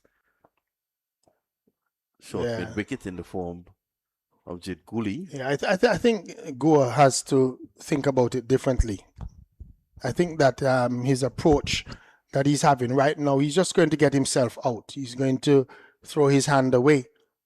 He needs to just continue to bat normally and not be so taken up with trying to be aggressive, trying to go for those big shots.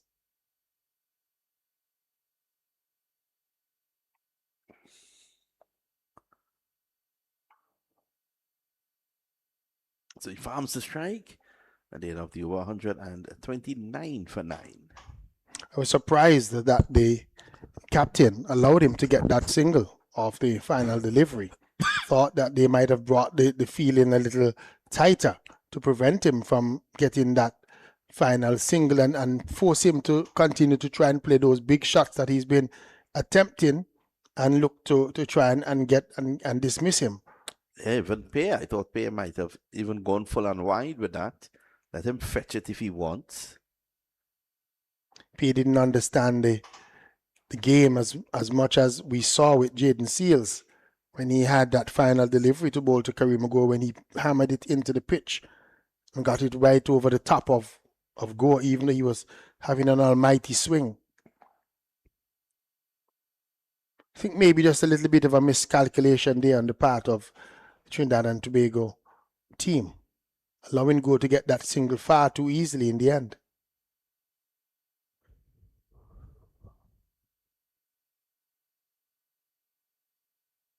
Now there's an opportunity to get Gore out because he's going to play shots for the first 2-3 deliveries in the over. And then he's going to look to get the single. And I maintain that Gore needs to not have that strategy. Doesn't need to be playing those big shots at this stage. He just needs to play his normal game and let the chips fall where they may. Because it's already a situation where the Leeward Islands are not going to get much more than the 129 that they already have on the board. So he needs to play his normal game and think about himself. He's looking to push it for 2. A bit of a fumble that leads to 2. Jason Mohammed down there. Yeah, we see Pittman a little bit of a struggle to get back for those 2 runs, having to dive into his crease.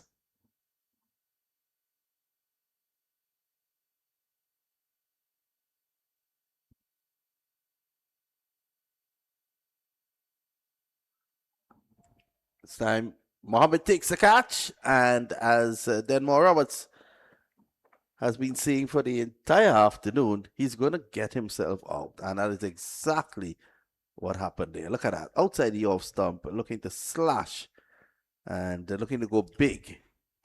Mohammed push that one into the gap, and it's an easy one. If he pushes it well enough, it can even be 2. But again, Kareem Agor, I think towards the end, they're not understanding what his role should be in this type of situation. He's not going to get too many more runs for the Leeward Islands. He wanted to go out. It would have looked a lot better. His score saying 57 not out instead of 57 caught. Yep. Mohammed off the bowling of Hines. Again, it comes back to understanding the situation of the game and understanding what you really need to do. It might sound that I'm like I'm saying that he should have been selfish, but in these type of situations, especially when you have an ultimate goal, you want to improve your own personal average and so on, and it's already a situation that will not get too much better for your side. Do like what the captain did in the last one and just play your normal game and let the chips fall where they may. Well, we're about to take a break here. Trinidad and Tobago bowling out. The Leeward Islands 131. And on the stroke of me saying that, Guyana has just bowled out the Leeward Islands 151 at the nearby ARG. We take a short break.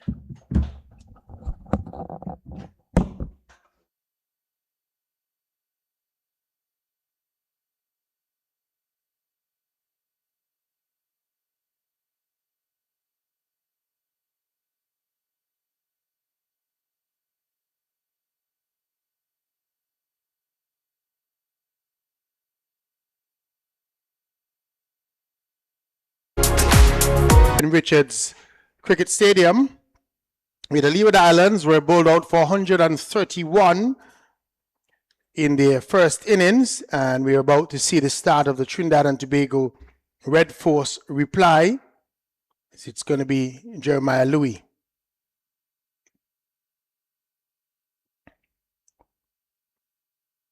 Louis opening the bowling for the Leeward Islands from the Sir Curtly Ambrose end, the northern end here at the Sir Vivian Richards Stadium.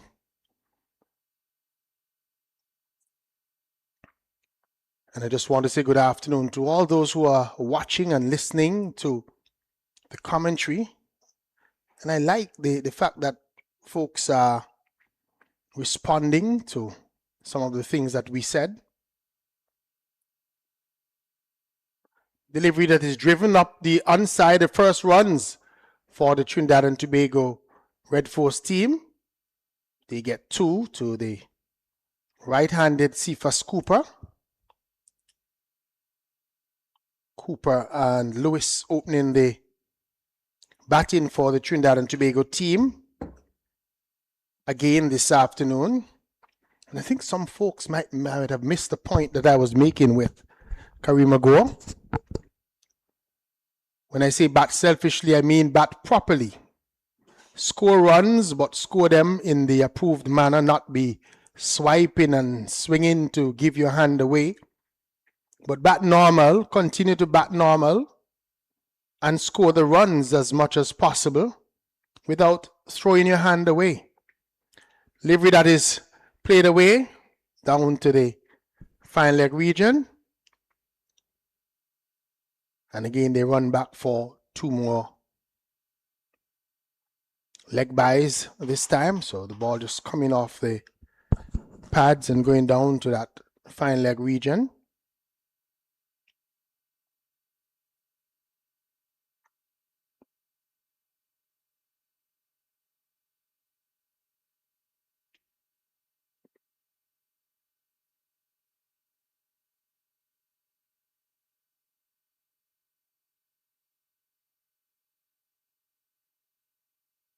Louis right up to the right-handed Cooper.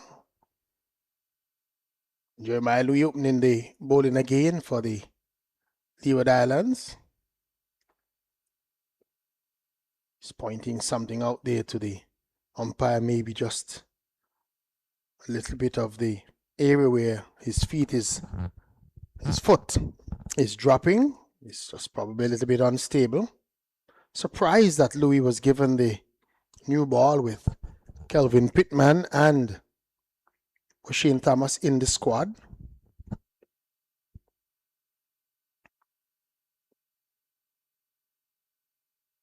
In right up to the Trinidad and Tobago opener.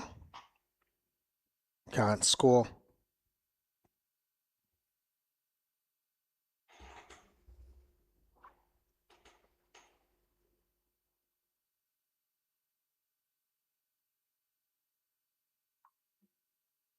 So 4 without loss, the Trinidad and Tobago Red Force squad.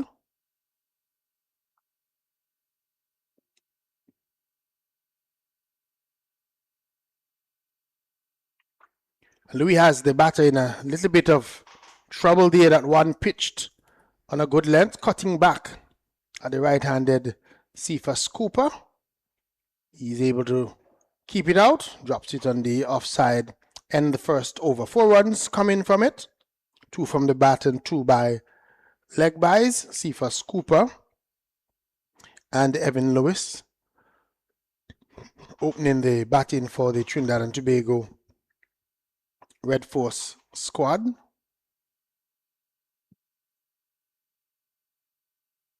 Looks as if it's going to be O'Shane Thomas who's going to come from the opposite end. Just taking a little bit of time to come in. O'Shane Thomas.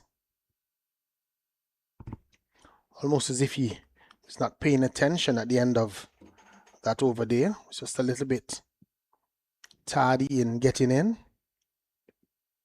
It's going to be bowling to the left-handed Evan Lewis.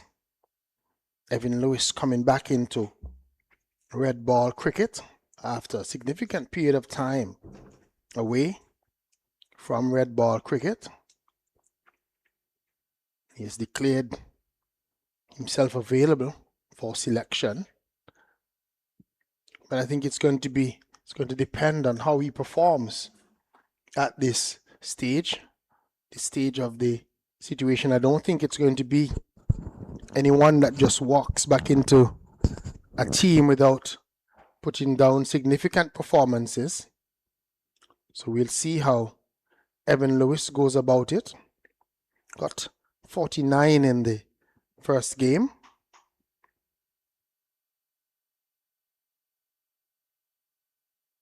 Gets his first run from O'Shane Thomas's bowling.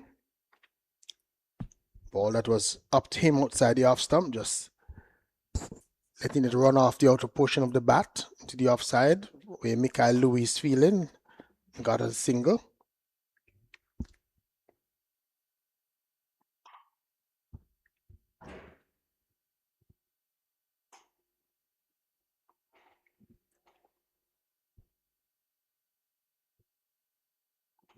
So 3 slips in for O'Shane Thomas in Cornwall Graves and Joel Andrew.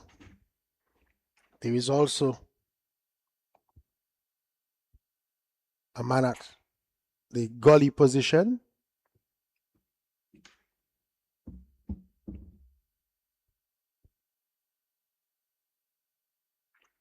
And Cooper is driving, beautiful shot past that mid-off region. They're going to come back for 2 as the ball is pulled back now. So 2 more runs for Trinidad and Tobago Red Force. That one was right up to Cooper and driven pleasantly past that mid-off fielder.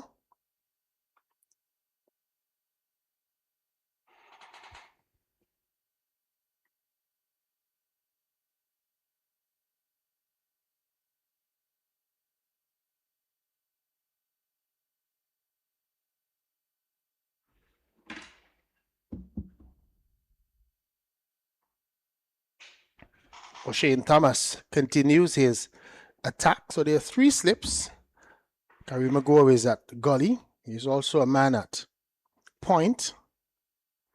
Then you have a mid-off, short mid-on. It looks to be Kadeem Henry who is under the helmet at short leg position. The man down on the fine leg boundary.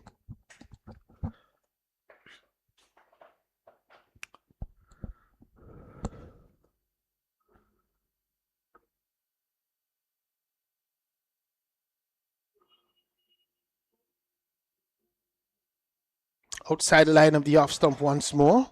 So O'Shane Thomas trying to get his line and length correct to start this Leeward, this Trinidad and Tobago Red Force reply. Not bad at all. He has been able to get the ball to push through. Good piece, hitting the gloves of Hamilton pretty hard. And we all know that he can also shape the ball away from the right-handers. And this is why the slip corner is so well populated.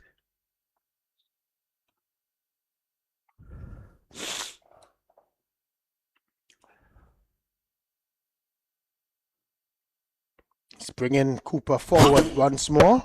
And Cooper having to be defensive to another delivery that's at this time on the line of the stumps.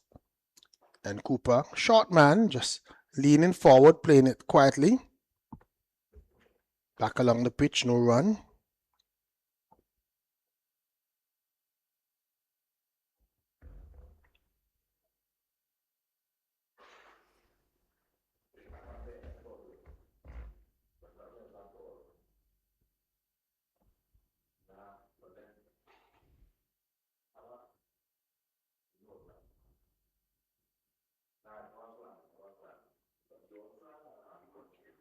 Shane Thomas has Cephas Cooper playing on the back foot. He wanted a single out into the offside field, but that was not on. So it remains the end of the second over. 4 without loss. Correction, it has moved on to 7 without loss. The Trinidad and Tobago Red Force. They need 131 to clear the Leeward Islands first innings total. Another poor batting display by the Leeward Islands batters. When we look at the Leeward Islands innings,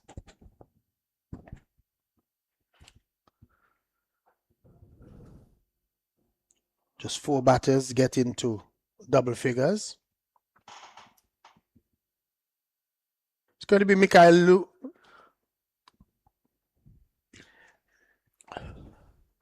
A good first over there by Louis, I thought. Looking to pitch up the ball, use the new ball. It's Jeremiah Louis outside line of the off stump, getting good carry as well through to wicketkeeper Hamilton. If it's one thing with him, he always tends to use the new ball properly. And Lewis will have a battle on his hands.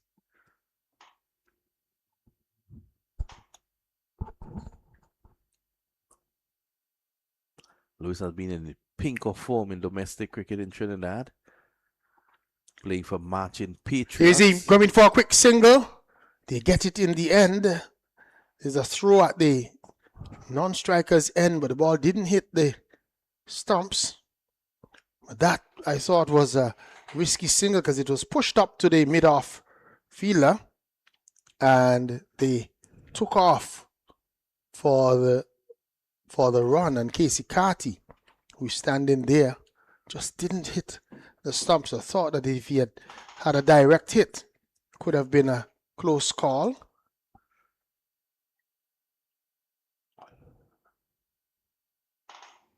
It was just pushing it on the offside. He was off and running, and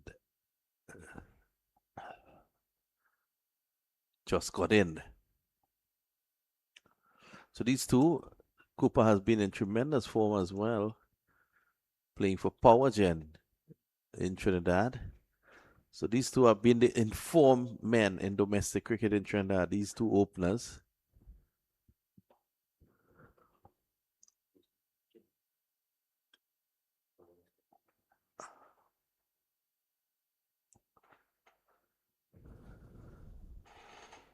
Trinidad and Tobago Red Force would be hoping that their good form continues into this regional tournament. Louis outside the line of the off stump. Lewis was very disappointed that he wasn't considered for the T20 World Cup. Whilst that was playing in India, he was home and scoring loads of runs.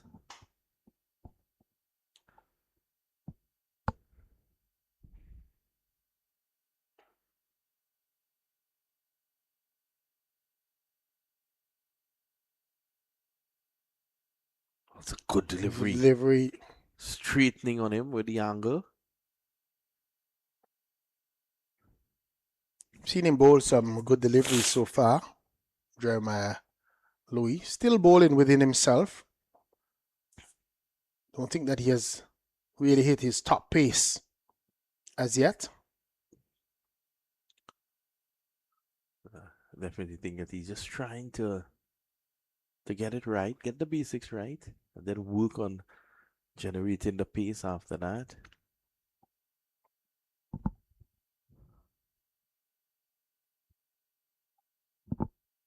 That one jumps a bit on Lewis. He's gonna go look for two. Can't get it. Trinidad and Tobago. Be looking forward to a good opening stand. Yeah, they'll be looking for a good opening stand. The Leeward's got 27 in the opening stand. The Trinidad and Tobago Red Force would be hoping they can do much better than that from these two openers. Look at that batting lineup. Joshua De Silva to come. Then Anderson Phillip. I don't know what Brian Charles is doing so high up. Amir Jangu, Jason Mohammed, and Terence Hines. A very strong batting lineup Trinidad and Tobago possesses. And they used that strong batting lineup in the first game, scoring 507 for 5 declared. Double century from Amir Jango, 100 from Hines in that, and Evan Lewis got 49 as well in that game.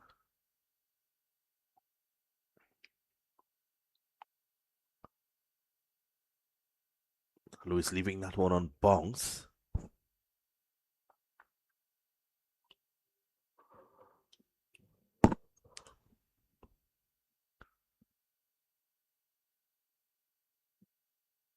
O'Shane Thomas, I thought, bowled very well to Lewis in the first game. I think one or two times when he bowled a short delivery to Lewis, he had him in a little bit of a situation where he seemed to be a little bit unsettled. Driving nicely through the covers, runs here. They should be going back for two. Louis Fields, and they get back for two. Pitch doesn't seem to be coming on as much. We've seen a lot of drives in this game. They just seem not to be timed very well. Well, there's still moisture there, and one of the reasons that the Trinidad and Tobago coaching staff had asked for the light ruler was that the moisture doesn't come to the surface, and they use the heavier one. So there was a light roller used. So just hoping that it dries up naturally, so to speak, without bringing it to the surface. Ooh, that was quick. Generating some nice pace here, O'Shane Thomas. Has bowled fast in both games. Bowled pretty quickly up at the Coolidge Cricket Ground. And again, here, just trying to generate some pace. And Leeward would be hoping that the same thing would happen even when Kelvin Pittman comes into the attack.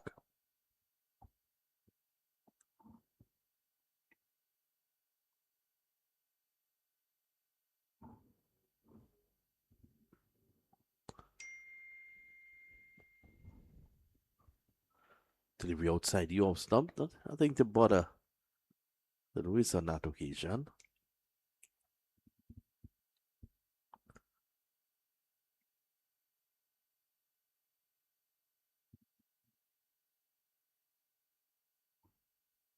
The other game in Jamaica, John Campbell falling 4 runs short of his century. Scott spring off lane for 96 off of 111 deliveries. Mackenzie's not out on 95 though.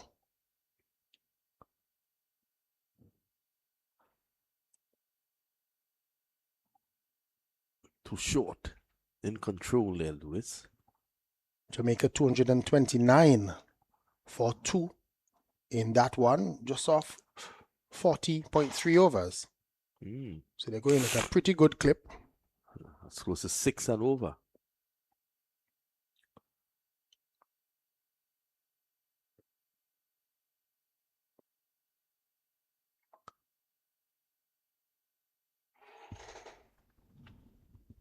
2 wickets fall into Lane. Johan Lane. Good prospect as well. This is quick, and he goes back and guides it into the gap for 4. Came back sharply to the left-hander. That's what happens when you're bowling as quickly as O'Shane Thomas is, that if you give the batters a little room like you did there with Evan Lewis, even though it didn't seem as if Evan Lewis was in total control of that one, it went straight down into the ground. So it was never an opportunity at the slip. And he got it in the space as well. So 4 runs to him. Just using the pace very well. Red Force 16 without loss now.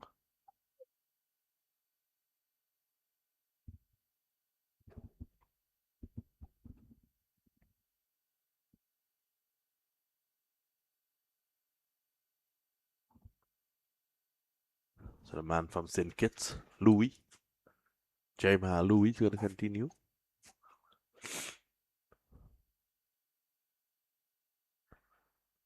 Nice punch down the ground. Compact player. Cephas Cooper.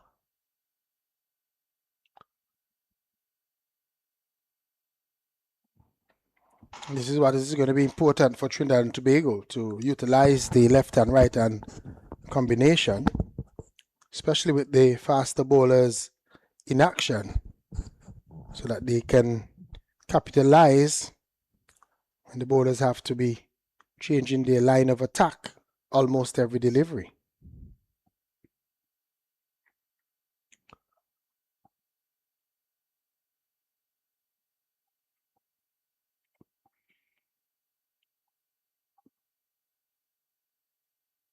Oh, Lewis seemed to have done some damage to his ankle. He's been complaining about that,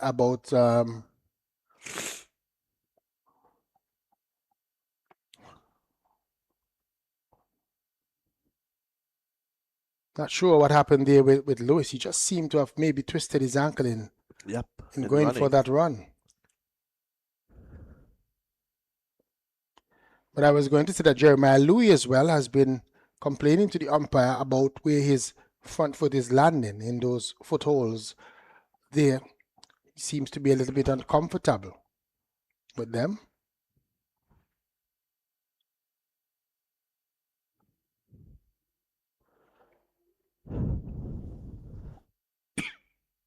Physio has come out, and whatever it is that was bothering Evan Lewis, the physio seems to probably think that it's something that he can run off. He's going to get over.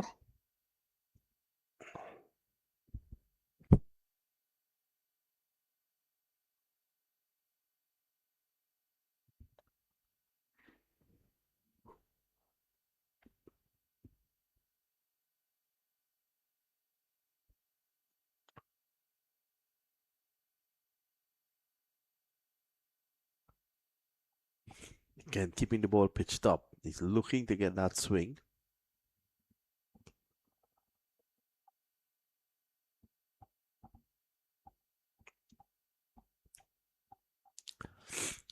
And if he's uncomfortable where his feet, his foot, sorry, is landing, that'll always play on his mind whilst running into bowl. Certainly.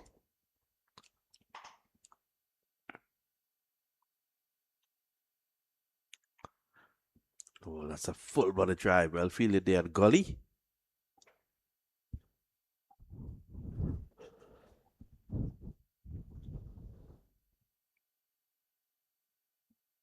Joel Andrew standing in that Gully position.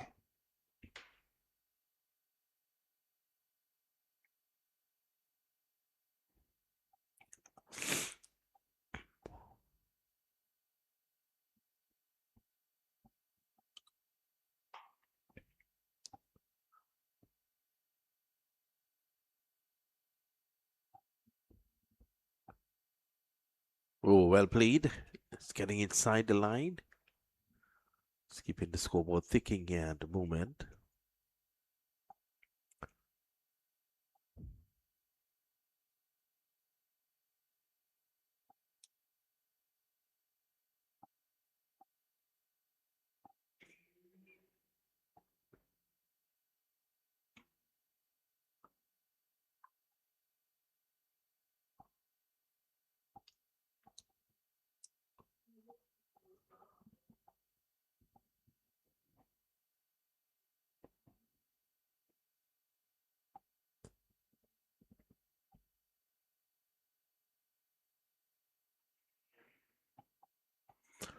That over comes to an end. At the end of 5, it's 19 without loss. Pretty positive start here for the Trinidad and Tobago team. No real threat as yet from the Leeward Islands bowling. Louis looks to be bowling a lot within himself. Whereas we see at the other end, we see O'Shane Thomas trying to build up some pace. Well, it seems as if Pittman is going to come into the attack. Yeah, O'Shane Thomas has gone off He's gone off the field. Kofi James has come on to be the substitute fielder. So Pittman is going to replace him from the Sir Andy Roberts end.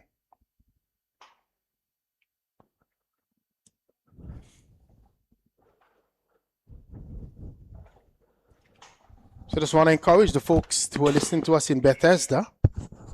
Your man, Kelvin Pittman, is in action for the Leeward Islands, and this would be a good opportunity for you to take the short drive down, maybe 3 miles or so, and come down to the stadium and watch.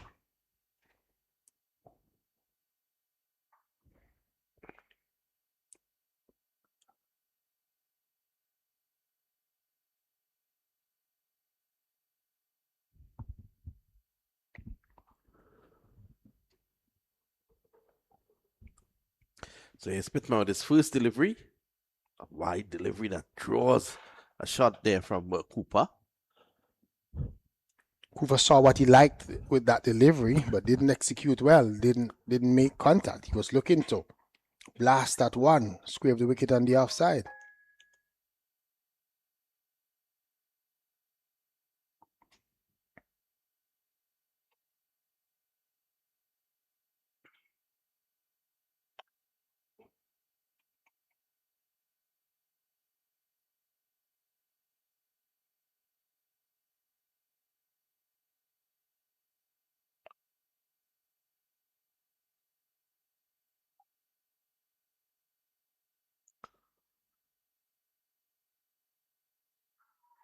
Oh, what a catch!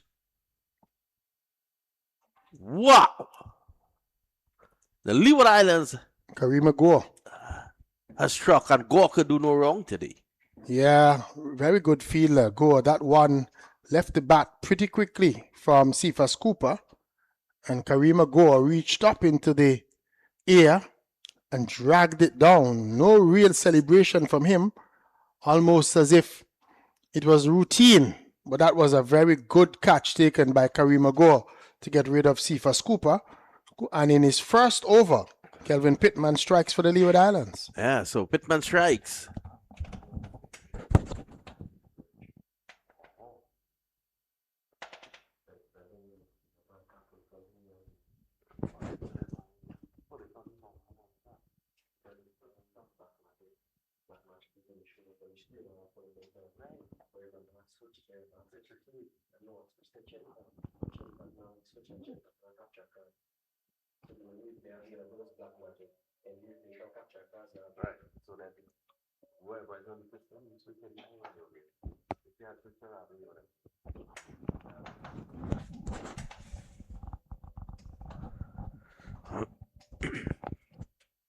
So the Leeward Islands getting their first wicket, that'll give them some confidence. That'll lift their spirits a bit.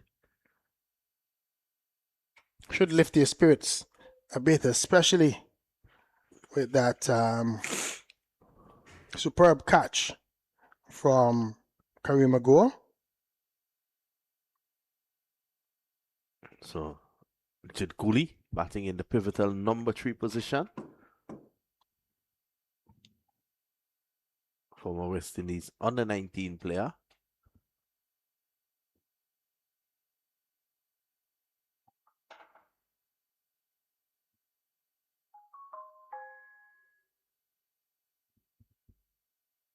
Down the leg side, well taken there by Hamilton. Good pace, Yep. though, by Kelvin Pittman. So he's looking to generate some pace early on. And I think this is a good thing, especially with the new batter in Jid Gooley. in at the crease. Just try to see if he can early on get Jit Gooley in some problems.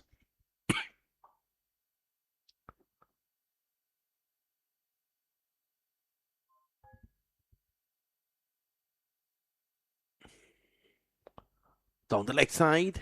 Oh, well taken there by Hamilton. Showing that he's still very agile. I think this is what the left and right hand combination had done, because he had been bowling to the right-handed Cephas Cooper. Now that there are two left-handers at the crease, he's going to have to adjust his line. But good stop that by wicketkeeper Hamilton, tumbling to his right and pulling off a good save, good stop.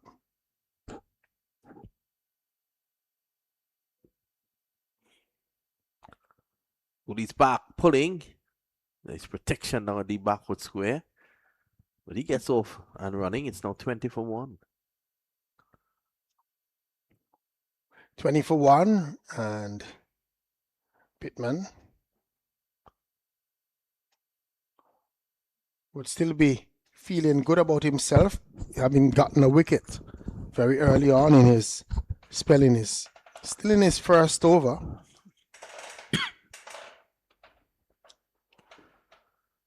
But now he's bowling to a double left-hand combination. And the very dangerous Evan Lewis as well.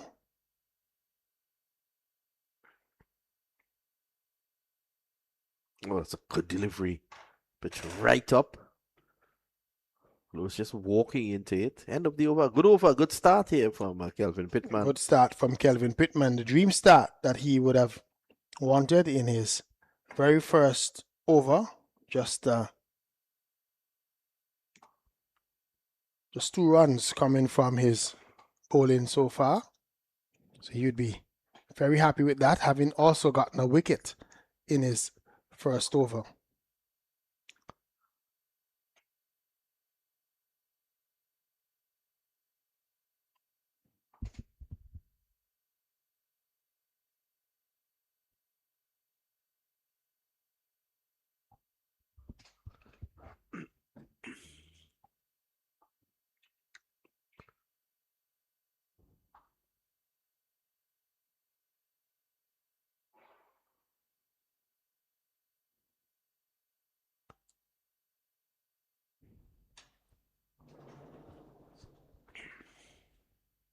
So Cooley will want to spend some time out there. No pressure at all.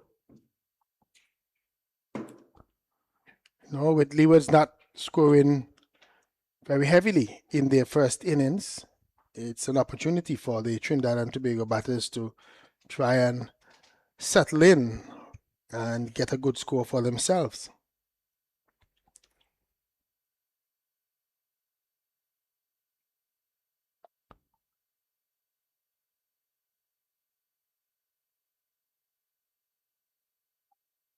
There were lots of folks that on our YouTube channel that disagreed and misunderstood the point that I was making with Kareem Ago at the end of the innings. They were suggesting that I was saying that Kareem Ago should not score. That's not what I was saying at all. No, definitely not.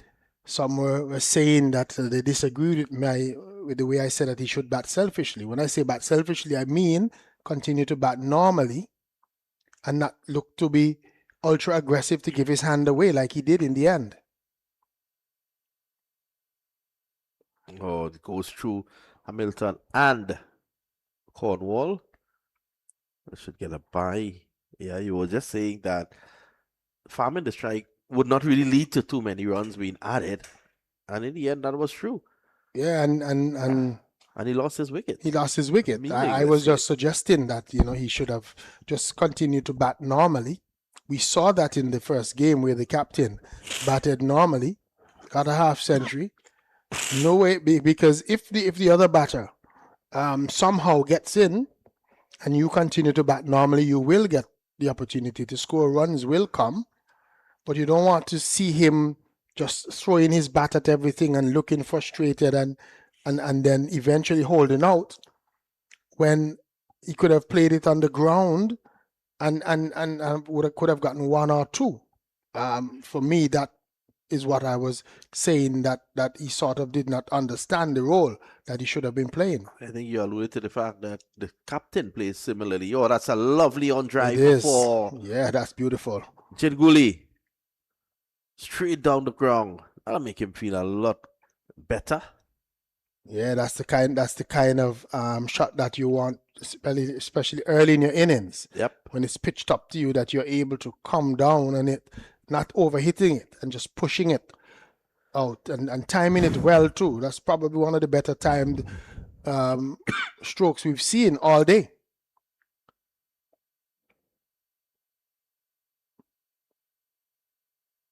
But I was happy that the comments would have gotten reaction on the. Means a lot of people are on the web. listening It to means you. that they're listening to us. Yep. And we ask them to share whatever media you're listening to us on. If it's coming over Facebook or on YouTube, share it with your friends all across the world and encourage them to support West Indies cricket and the cricket that is playing here in Antigua and Barbuda. West Indies doing it a little differently this year, the bilateral series mode. And I tend to think that this is going to be more of a pilot type situation where they're going to test it and see if it works and then make decisions later on.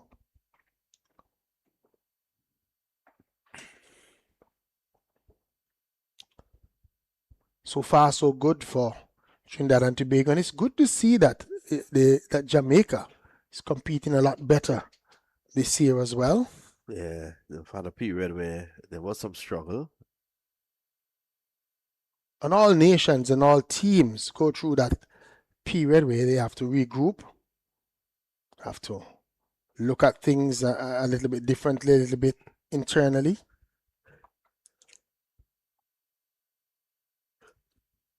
So Trinidad to be with 3 left-handers at the top of the order. Amir Django still to come.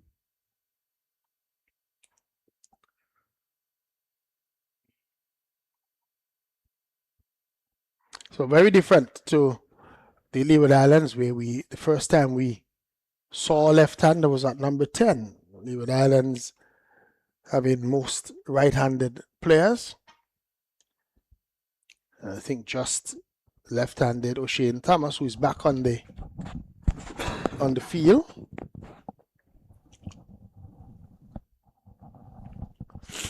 Now standing out there at that mid-on position. They're going to continue with Pittman, who got a wicket in that over when O'Shane Thomas went off the field.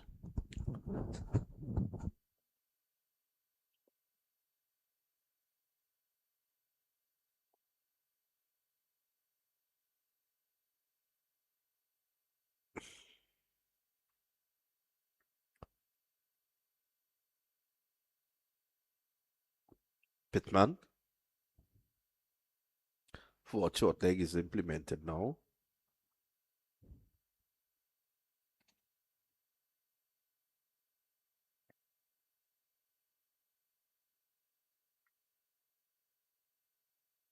Pittman is going to have to figure out his line to these left-handers. I think the next batter is also left-handed that is coming. Yep. And so Amir Django. So he's going to have to quickly figure out how he's going to bowl to these left-handers. And what I think the captain has just made a very good move.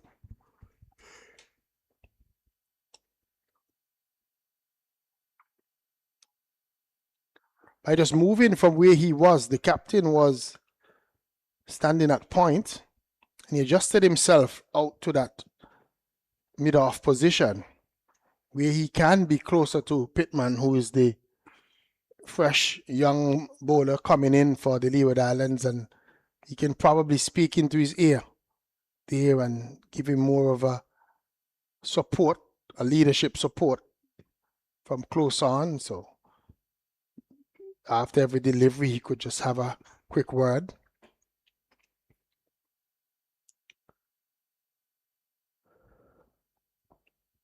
Clipped away nicely.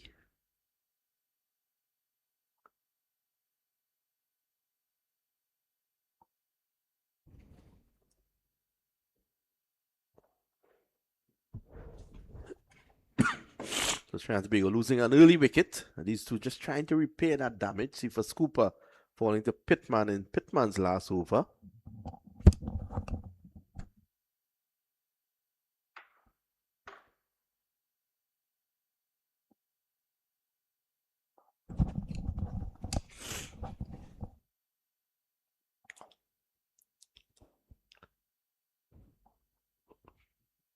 Just looking at Jit Gooley's stats, he's done pretty okay at first class level. 17 matches, 27 innings.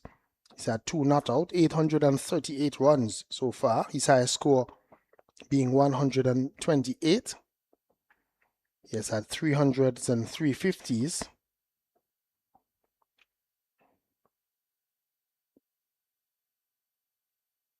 He's averaging 33.5, which is okay at this early stage of his career.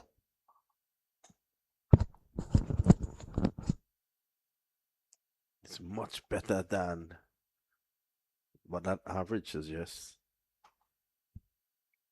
He would hope that he can get it up a little bit more.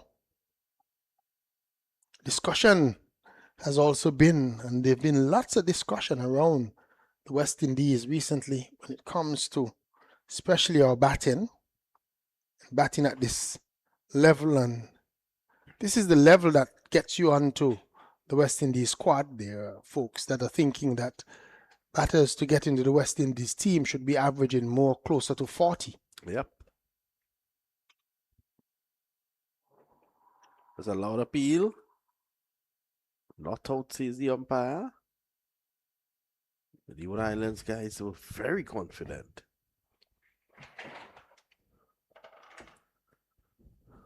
Have a look at this.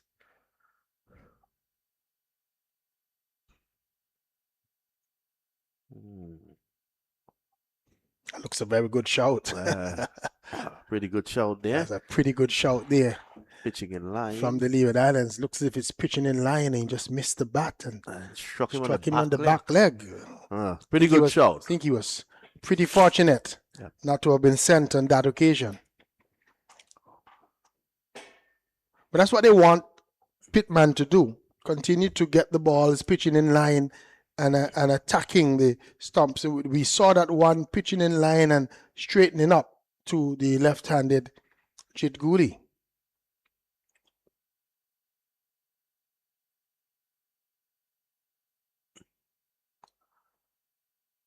Lewis on drives. Can't beat me on.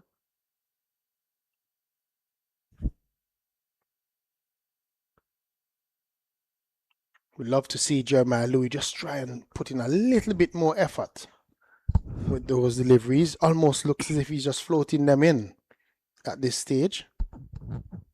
We'd love to see him really bowl into the pitch, look to hit the pitch hard and bring those slips into play.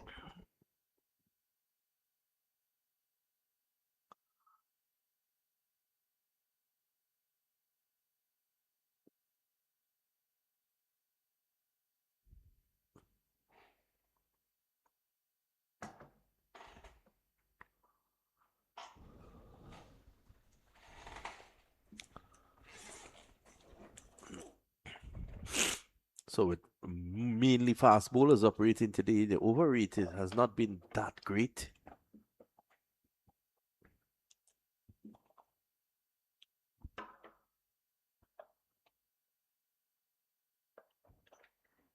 We saw that it took a while, especially when, right at the start, when O'Shane Thomas was coming in. It took a few minutes for him to get himself sorted out before he came into bowl.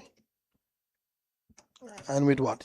It's just one over maybe we saw of spin in the Leeward Islands innings when they batted. So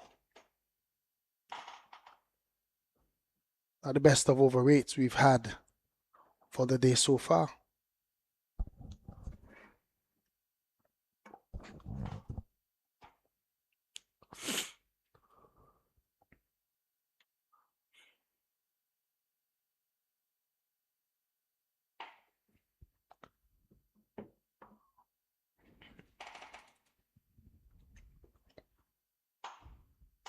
That one keeps a bit low.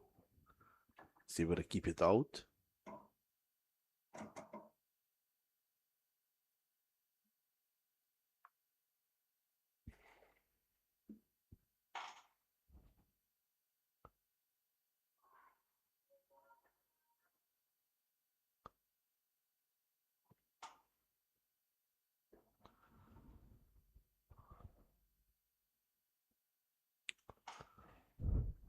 Just about 48 overs or so bowled in the day.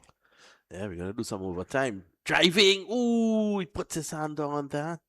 I was struck with some force. Yeah, Gooley was hoping to get that past Louis on his follow through. Brave man Louis to put his hand in the way of that one.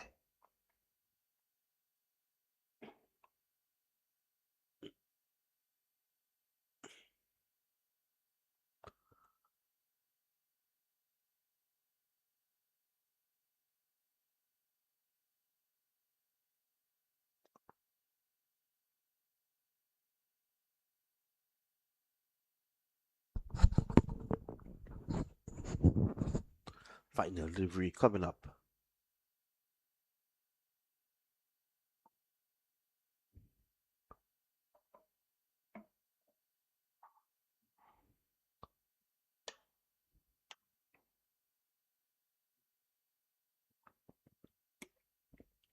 Louis continues to just bowl within himself here for the Leeward Islands.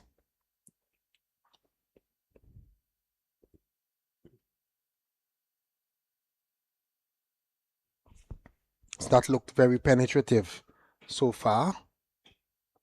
Just one or two deliveries in his spell that would have beaten the bat. For the most part, the Trinidad and Tobago batters have looked comfortable against Louis. Not so much against Pittman. And earlier when we saw O'Shane Thomas also running in. Pittman in his third over.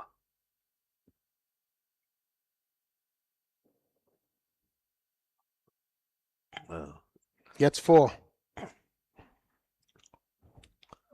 Was looking to pull it, but it came off the top of the gloves and ballooned over the top of wicketkeeper Hamilton.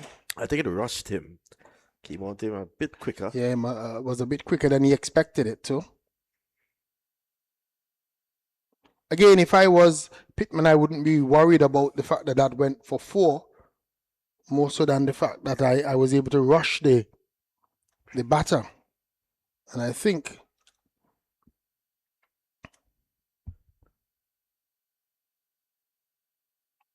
that Lewis is going to be mindful of the pace of Pittman now after that one.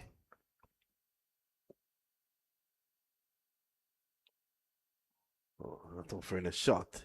Probably on height. So he has him in some problems here, Pittman. It does have him in some problems.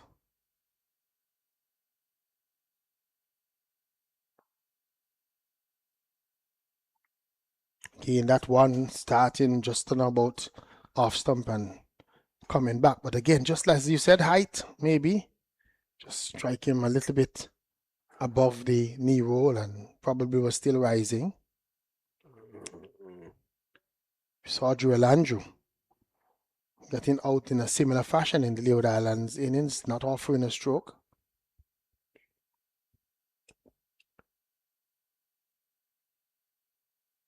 Again, another very quick delivery. Turned away for 4. Is it? Nope. Lovely bit of fielding there by Jeremiah Louis, who has had a lot of work so far. Yeah, I think with the pace that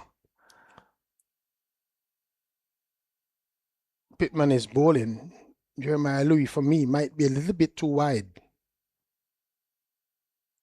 Because I think when it's straight, that the batters are sort of hustling. So more of a glance they will get than a full-blooded play down to where he is. I would love for him to come a lot more to his left, come a little bit finer. Well, unless he's there for a miscued pull shot. But they also have the man deep square leg on the boundary.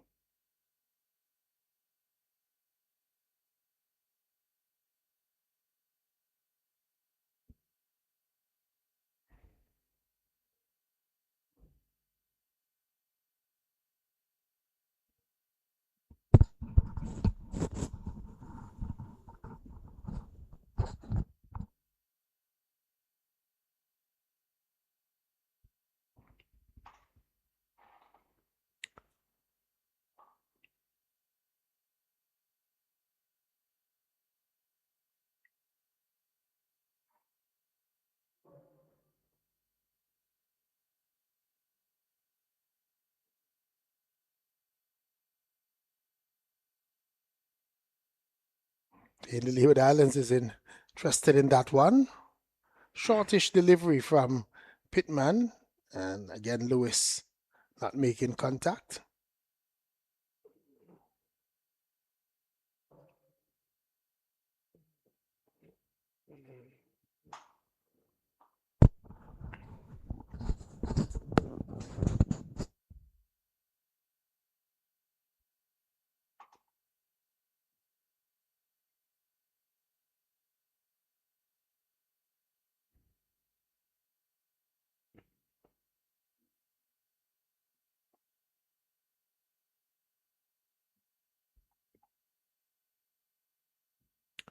Quiet period here.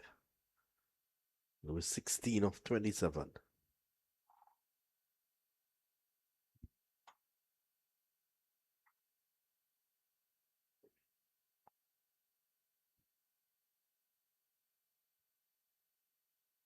Rain has stopped play in Jamaica. But Kirk McKenzie has been able to get to his 100. He's 102, not out. He's batting with Javel Glenn, but they're off for rain. Javel Glenn is on 9, not out. And with that rain delay, 242 for 2, the Jamaicans. And at ARG, Guyana, they're 39 without loss. So they're on top there. Winward's making 151 all out. Similar type numbers in terms of Leewards and Windwards. Leeward's batting 39.3 overs. Windward's batting 37.1 overs for the 151. So it's Thomas from the northern end.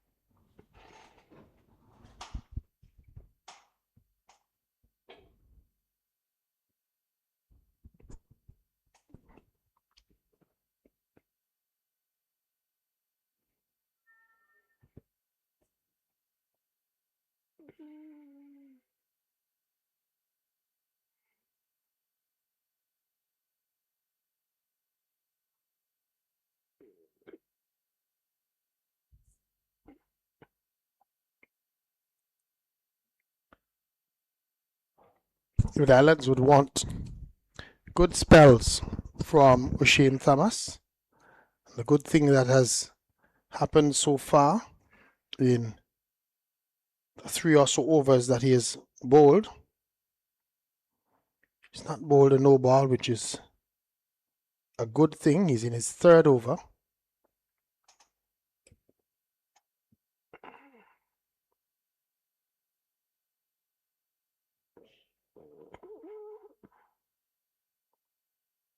So the mentor for the Leeward Islands, Sir Curtly Ambrose, would be happy, at least so far, with the way that O'Shane Thomas would have probably adjusted maybe even his bowling mark or whatever he has done, because he has been much better today in I think terms he's of. been much better this season.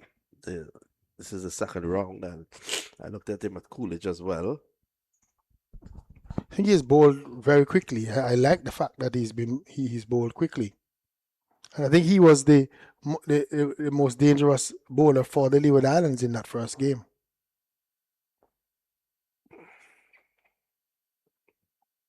He looked like the bowler that was most likely to get a wicket.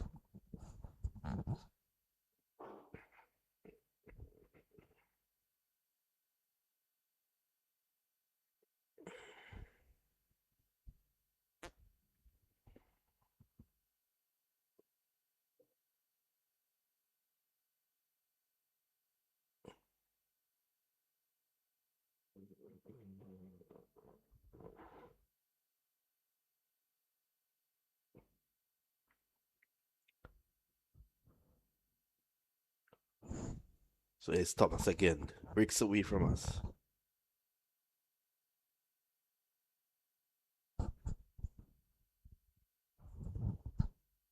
Almost as if I've jinxed him, because he delivers his first no ball.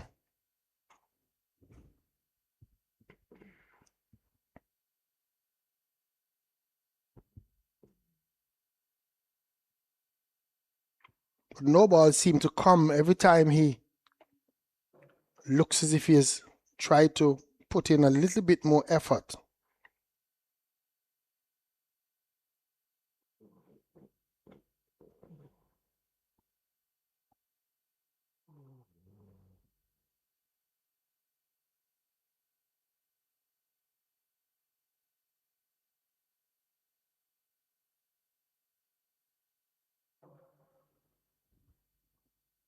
Did that carry to Gully?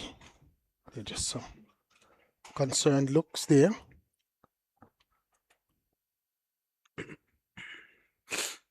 Holding their own here, the Leeward Islands. Yes, they made only 131, but the bowlers are holding their own.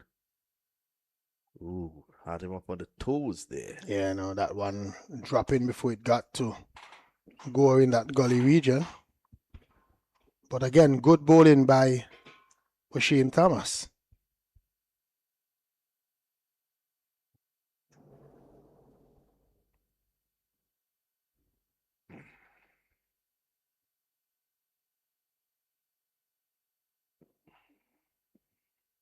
Yeah, I thought he lost all of his form in that last one.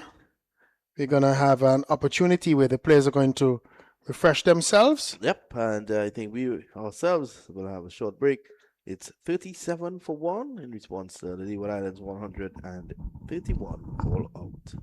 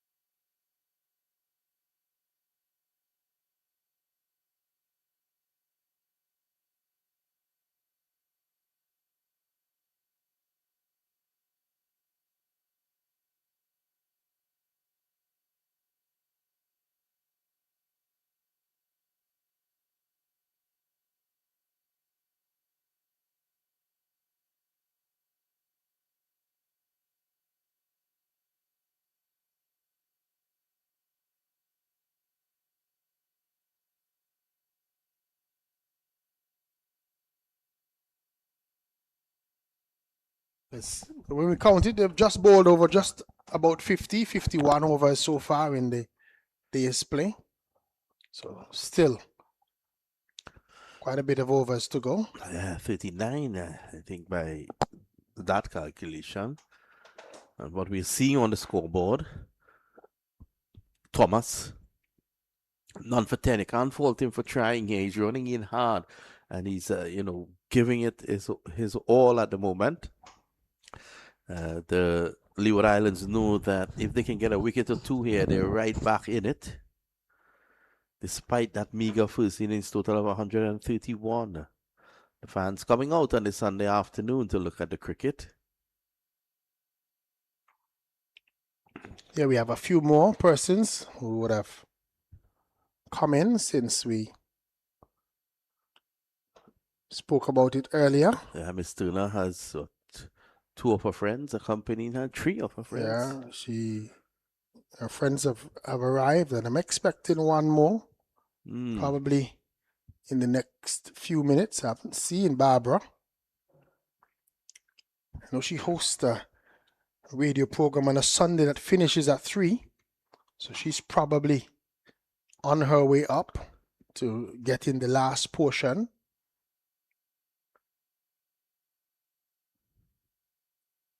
Down the leg side. Seen quite a number of deliveries down the leg side from both the bowlers. And I think they're having a little bit of a struggle bowling to the left-handers for the Trinidad and Tobago team. They've tested Hamilton just to make sure that he's still in fine fettle. And he's come up trumps. He has. But in the last over, there was one that was bowled by Pittman so wide down the leg side, not even the nimble-feeted Hamilton could get anywhere close to that one. It came down for 4 byes. So it's exciting to see Thomas in action. Ooh, that was quick. Where did that hit Lewis? Did he get bat onto it? We wait on the umpire by a reefer.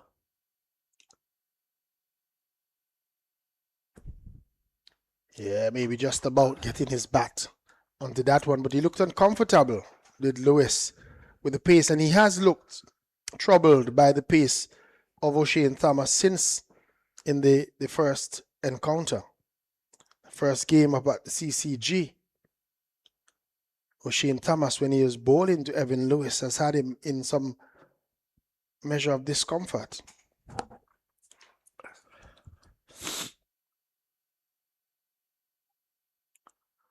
Well. That one, I think, went straight into the helmet. He's going to definitely need a concussion protocol there. That one slammed into the helmet of Jit Gooley. Yeah, I think Gooley took his eyes off. Yeah. There was no bat close to that one. That one went straight into it seemed to be in a lot of pain. His helmet. Yeah, he was struck flush on. Jit Gooley, if we just have a look at it again, you would see that one went flush into the helmet. Yeah. Let's have a look at this angle.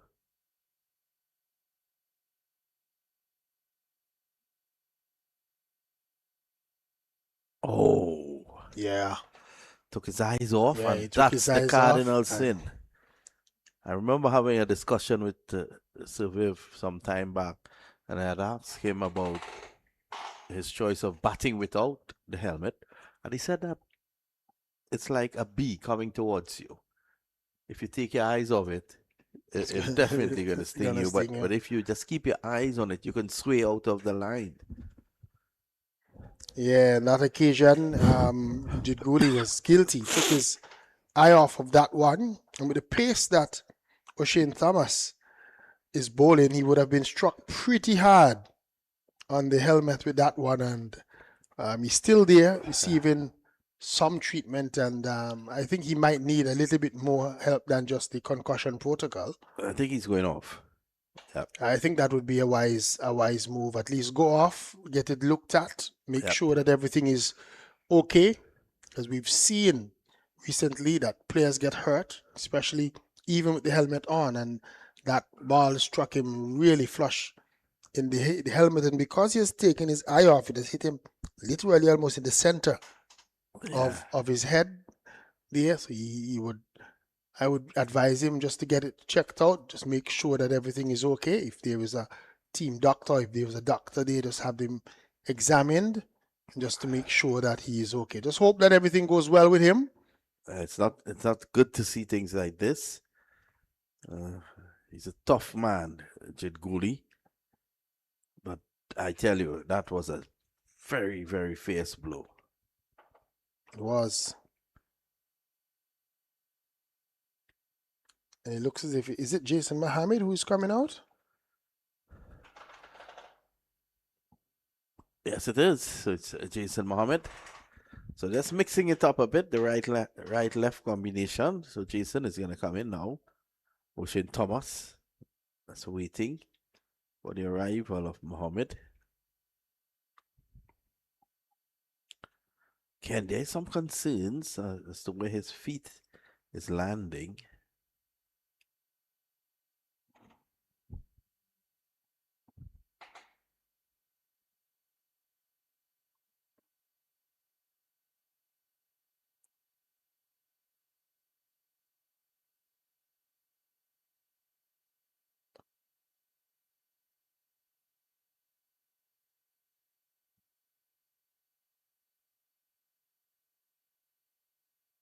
Trinidad Tobago 42 for 1, and Jed Gooley has just retired after being struck on the helmet there by Ocean Thomas. One hopes that he's okay to come back at some point. Yeah, we just hope that he gets it checked out, that they give him a thorough look over just to make sure that all is well. But that was a pretty nasty blow from Ocean Thomas, and I think the guilty part of what he did is that he took his eye off the delivery. It was short. It didn't probably get up as high as he thought that it might have, and he took his eye off of it and was struck flush in the helmet.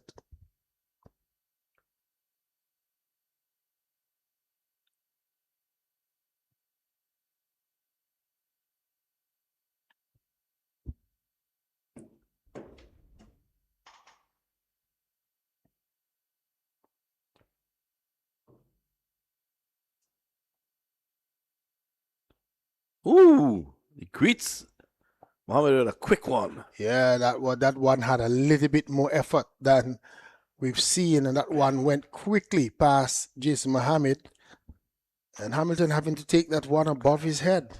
Yeah, so they're really testing out Hamilton here. Left, right, above his head.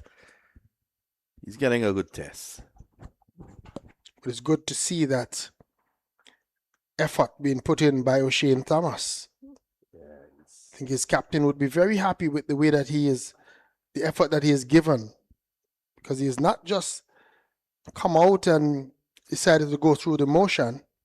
He's come out and he's really put in the effort and has tried to bowl fast and has bowled fast.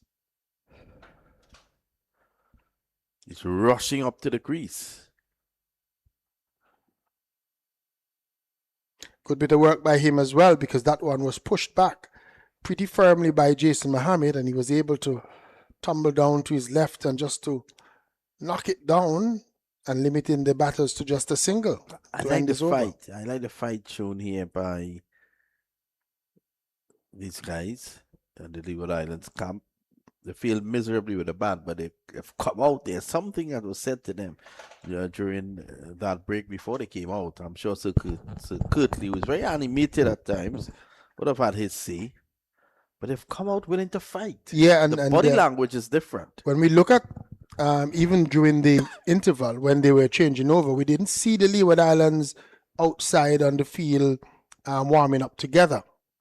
They seem to have had a little bit of a team talk, a little bit of a team meeting. Mm-hmm. Belatedly, I saw Ocean Thomas and did a couple of sprints through a ladder and so on to get himself ready.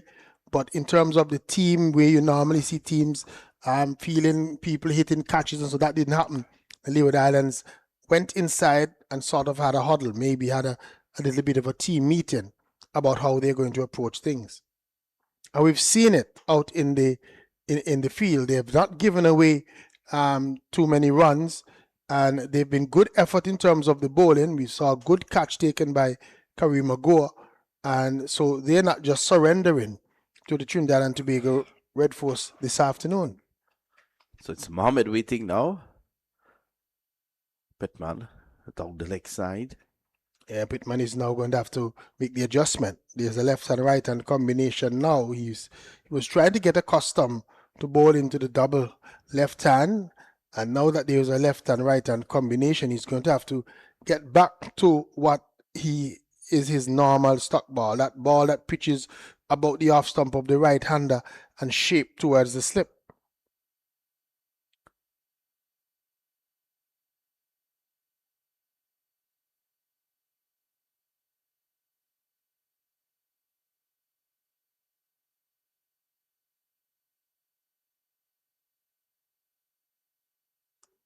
Oh, it drives through the offside, off the back foot.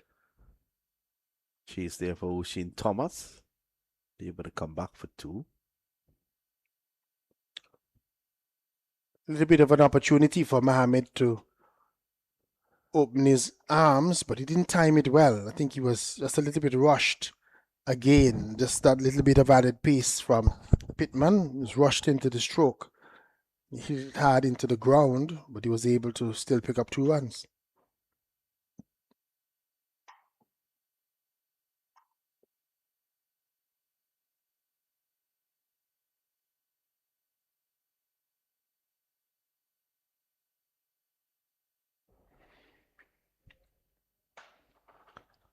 Very prolific at the regional level.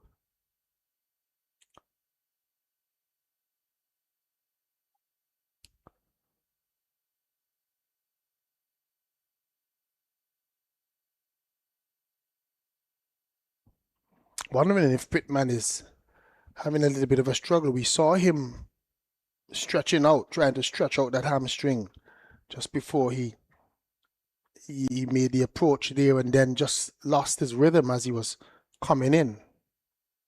So I'm just wondering if there's a little bit of a concern about his fitness.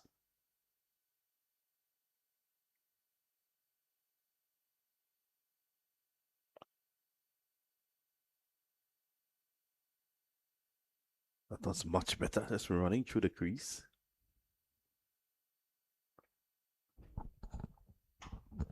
Maybe just a little bit of a problem with his rhythm, the delivery before when he stopped.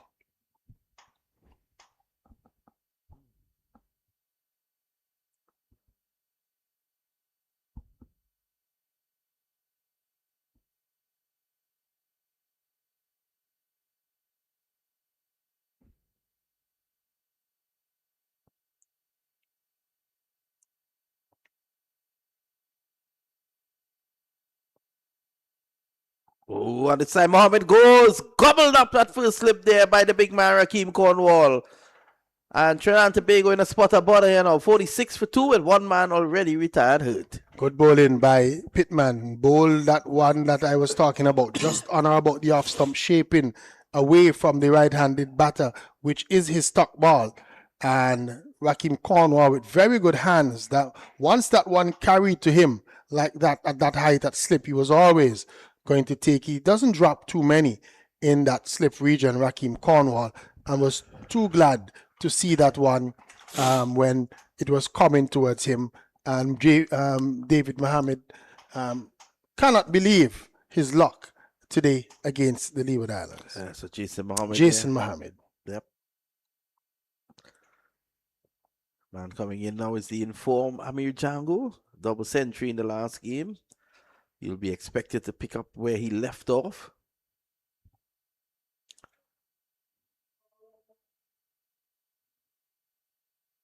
So we're back to 2 left-handers again. Yeah, but Pittman would be very pleased with the result of that last delivery. And so far, he has bowled very well. He has bowled with pace and good accuracy for the most part, and was able to get 2 of the Trinidad batters into loose stroke. Saw a good catch taken by Karima Gore in the gully region, and then that one that genuinely beat Jason Mohammed all ends up and carried to Cornwall at slip.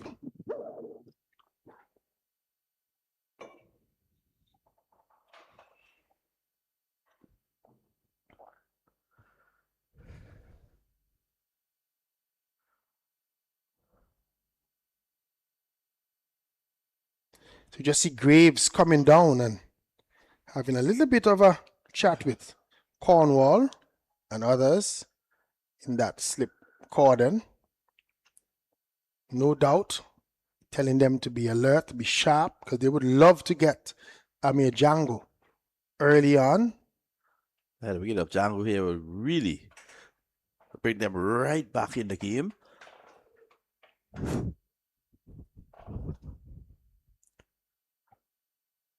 Not a short delivery.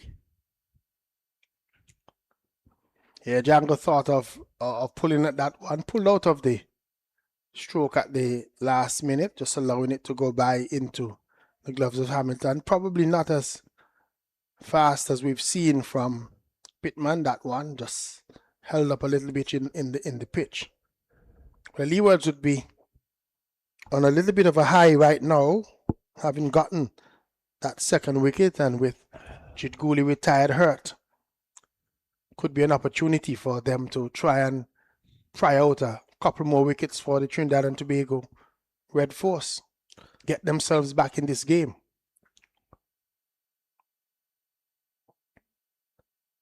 Good pace by Pittman. So Pittman is doing his part as well as O'Shane Thomas, and at the end of the over, it's 46 for 2.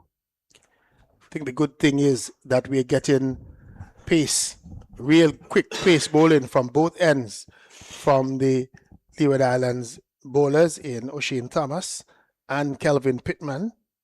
And they've unsettled the Trinidad and Tobago batters just a tinch. Evan Lewis doesn't look his usual flowing self, especially when he's batting against the pace of O'Shane Thomas.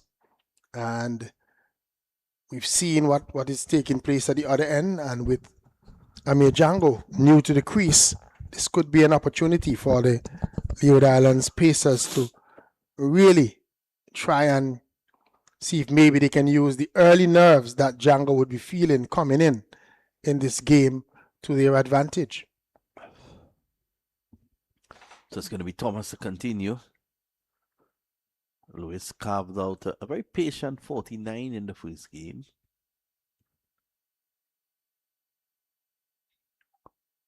Again, another short delivery. So the pitch has quickened up here in the afternoon. It has quickened up. Earlier on in the day, when we saw balls not carrying through fully to the wicketkeeper, one or two keeping low, especially from that end of the wicket, when we remember Kadeem Henry was completely bowled, well, one that kept very low. But now that we've seen the ball really being hammered into the pitch by O'Shane Thomas and Kelvin Pittman, the pitch looks as if it has dried out a lot more, and the bounce is a lot truer now through to the wicketkeeper. Now, that could also help the batting team. Pitched up, going down the leg side. He was just falling over a bit, looking to work it through the onside. He knows that there's a lot of runs to get on the onside. He just sat for a short leg. And you just have to beat Henry there. And a very straightish mid-on is the captain, Graves.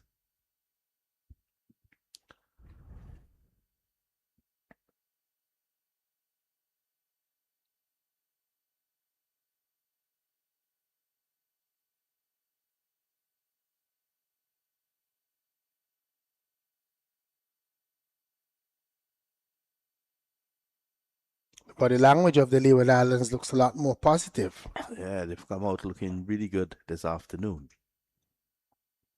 And even though Captain Graves doesn't have a lot of runs to work with, he's offered support to the fast bowlers. He's maintained the 3 slips and that man in a catching position at gully, which has allowed the fast bowlers to really run in and give a true go at it, knowing that if they're able to find an edge, that there are fielders in the slips, etc., that can really grab onto to those. Oh, there goes a Hamilton flying again. Pretty quick delivery there. Cornwall for a moment thought that he was in trouble because that one just bounced wide outside line after was heading towards that first slip region. Cornwall was literally almost turning his back, expecting impact, but Hamilton flying across again was done a very good job behind the stumps. Jamal Hamilton still looks very good in that wicket keeper role.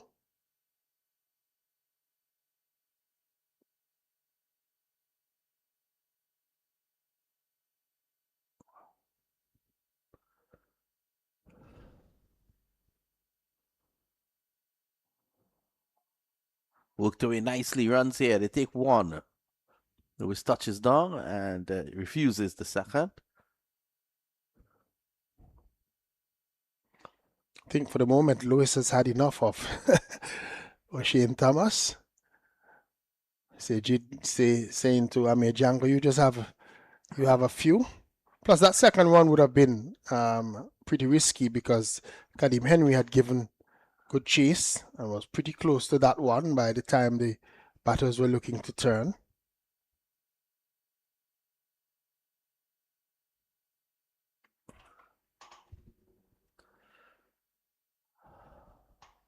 There's a couple of fans on hand here.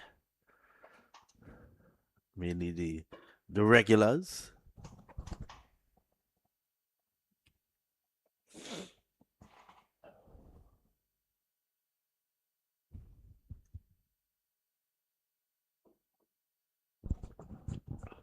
There's Thomas. Looking for the single, looking to get off the mark. We're jumping into position and just pushing it away is Django. 8 more persons have gone in the direction where Miss Turner is usually, but they've chosen to sit in the shade of the gazebo. Yep. Miss Turner is still enjoying the bright sunshine. Miss Turner seems to like the sunshine. Seems to. She is in that western bleacher area. Normally when it's CPL, that is called the party stand, where she's located. During CPL and test matches, if the crowd is bigger, that area down there is the party area. And the bleachers are normally on the eastern side where the flags are fluttering.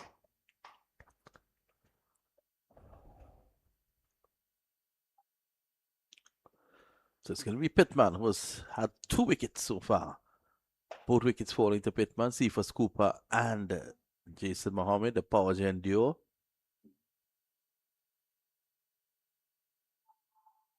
On the back foot, just getting back, clipping. As we look at umpire Bassarat. Leg byes. In the Leeward Islands team they were interested in that appeal. Had a very good appeal earlier against Jid Cooley. Was turned down by umpire Bazarat. Pittman 2 for 8, a dream debut here for the Leeward Islands.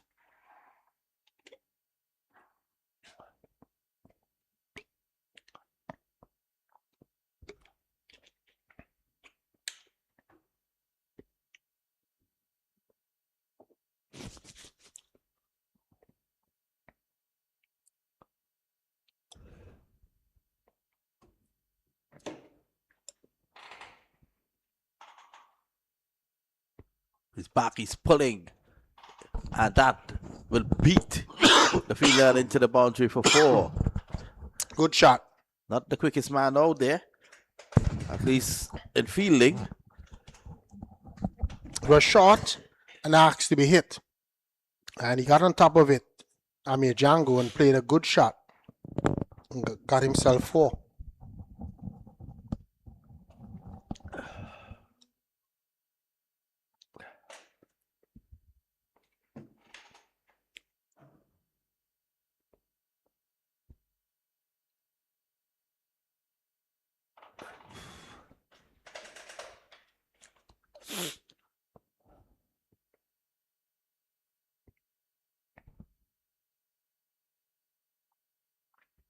Pittman again.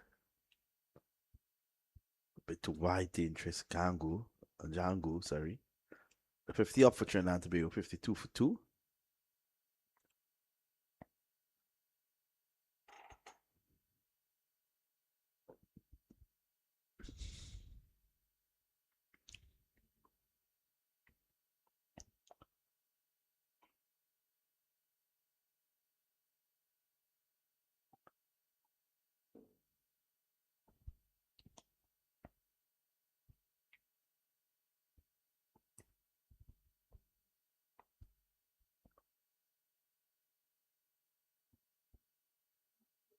Well, Pittman was going to celebrate. He was going to appeal.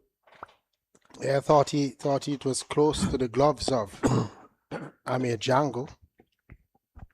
Again, good take by Hamilton down the leg side. I like the fact that Pittman has stayed over the wicket though to the left-handers. A lot of bowlers we see as soon as the left-hander comes into bat, they change their line of attack to go around the wicket.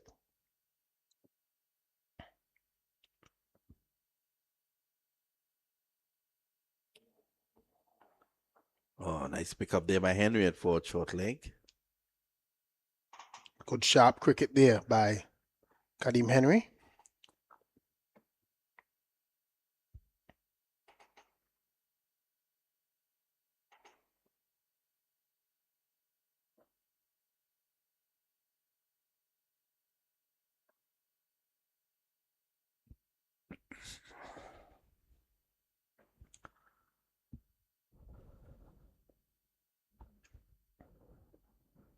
Trying to be depending on Lewis and Django here.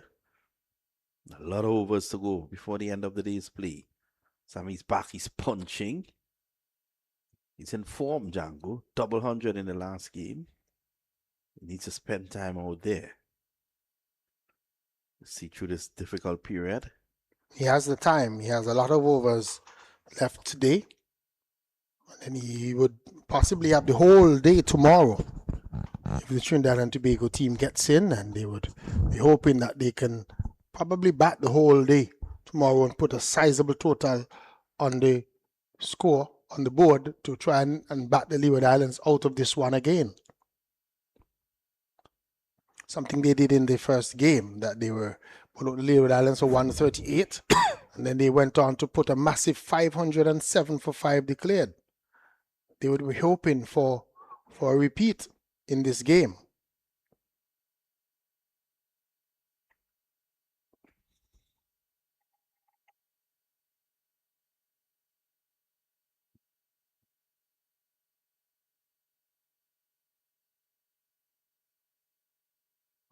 Harmlessly goes over Lewis's head.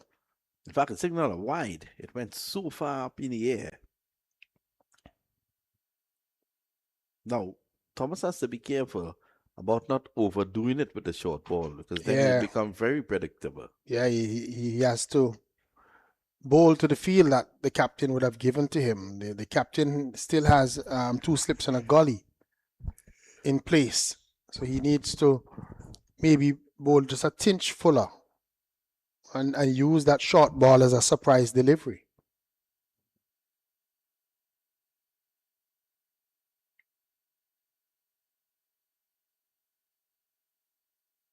Oh, he's bowled him, has he? Yes, he has. Lewis castled. He got the 1-2, a short delivery, and the next one pitched right up as Denman Roberts was saying, and he has castled him.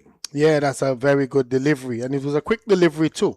I think more so of the pace than anything else got Lewis, because it was a full pitch delivery, but it had a lot of pace, and Lewis sort of played all over it and got his off stump knocked down. Good bowling from O'Shane Thomas, and Leewards continue. They're fighting back even ever so slightly.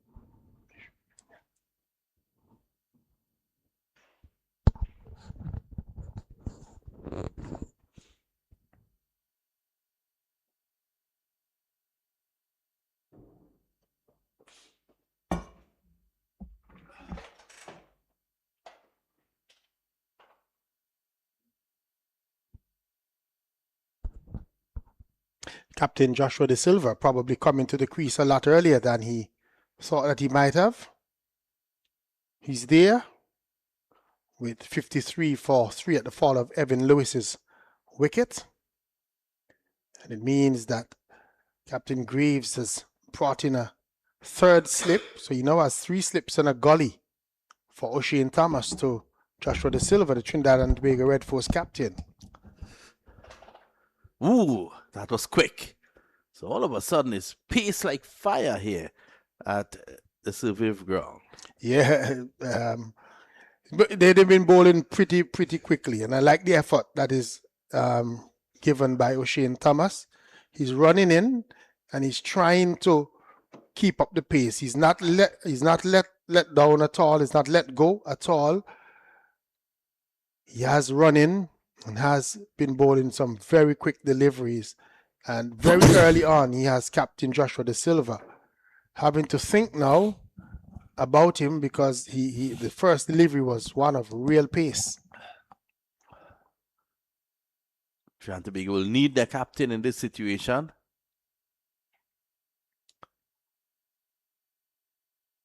So Thomas has been really impressive. He bowled Lewis all over the shop, but prior to that, what has led to this slump or this mini slide is the fact that he struck Jid Gooley on the head. Gooley had to retire hurt. And I think that has also caused Evan Lewis and others to sort of look at him a little bit differently, the way that Cooley got that sharp delivery and took his eye off and was really struck firmly in the helmet. I think it sort of caused Evan Lewis to stop pushing that left leg forward. He was almost trapped on his crease. And that was what led to his eventual demise. Oh, beautiful delivery. De Silva beaten. And you can hear that the few spectators who have come in this afternoon, they are enjoying this bit of fast bowling from Joshua De Silva, from O'Shane Thomas. You can realize that every time he bowls a quick delivery and he goes past the bat, you're hearing some cheer from the folks who have gathered here this afternoon. And this is a good spell of fast bowling, as we've seen from O'Shane Thomas. Very good spell.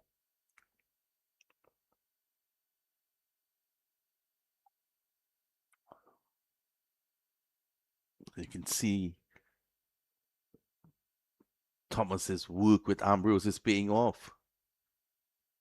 Yeah, even that last delivery, Joshua De Silva, maybe give him benefit of the doubt pulling out of the stroke at the last minute, but he didn't look very confident as that one went past him into the gloves of Hamilton. This is some really quick bowling here by O'Shane Thomas.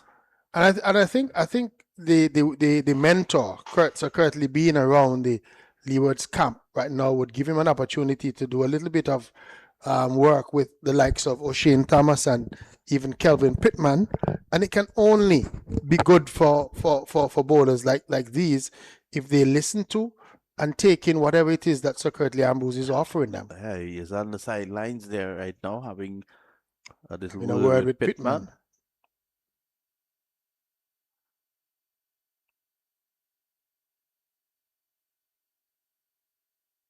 Silva is off and running. If I know Sir Curtly, he's probably just saying to Pittman, I don't want you to get carried away and start to lose the control that you've been bowling with. I want you to continue to run in and bowl fast, but don't get carried away and think that you're going to get a wicket with each delivery. Just continue to keep your lines and your lengths, and things will happen for you. So,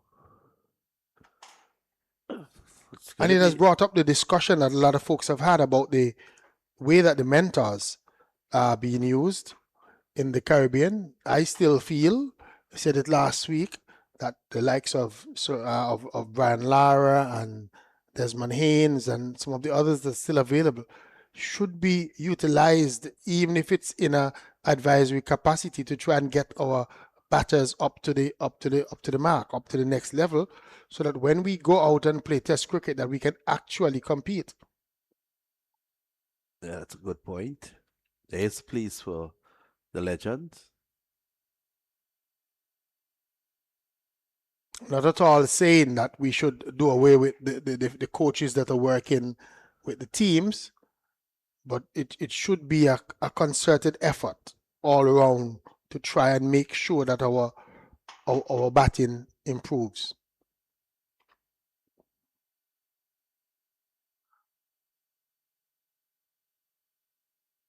Cut away. And that's for the Silver fighting fire with fire here. Yeah, just what Sir Curtly would have probably said to Pittman not to do. Don't get carried away. And there he bowled a short one, but it was badly lined. It was wide outside the off stump and gave the Silver the opportunity to get on top of it and play a shot that he likes to play, that shot square of the wicket on the offside. Wants to pitch it up a little bit more to the Silver, let him drive.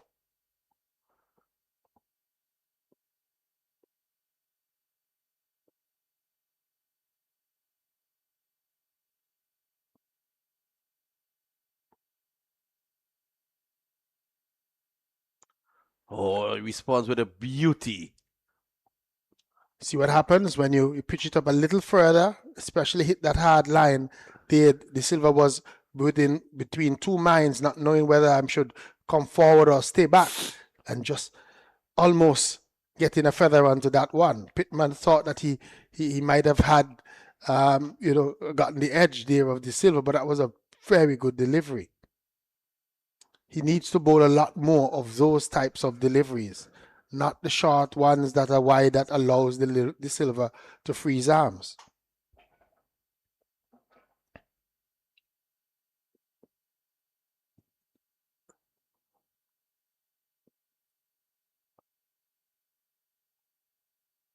Silver's looked very positive since coming in. Captain has the lead from the front here. Just trying to get his place back on the West Indies team, and he can only do that with consistent performances. Yeah, when I spoke to him last week in one of the interviews, he was saying that he was just a little bit disappointed with his own personal contribution in terms of the batting. I think he said he thought that he got in and should have really stayed in and gotten himself a big 100. Runs here for him. Playing a bit early. Had he played a little later, I'd have gotten it finer. Again, just trying to push that one almost off of his body. He's just waiting and just played with a little bit more risk. He would have gotten more square of the wicket and the opportunity to get more than a single.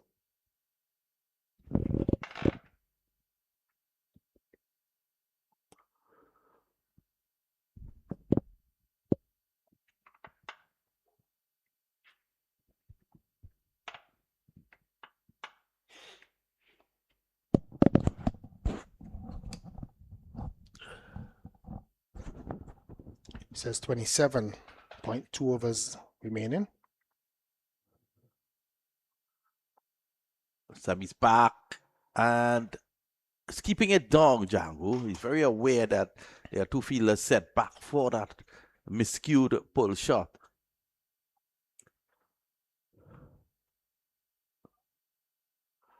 660 for 3 now.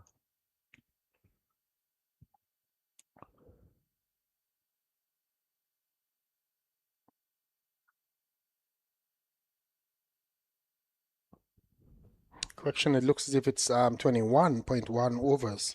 21.1 to It's go. saying to go. But you should get in.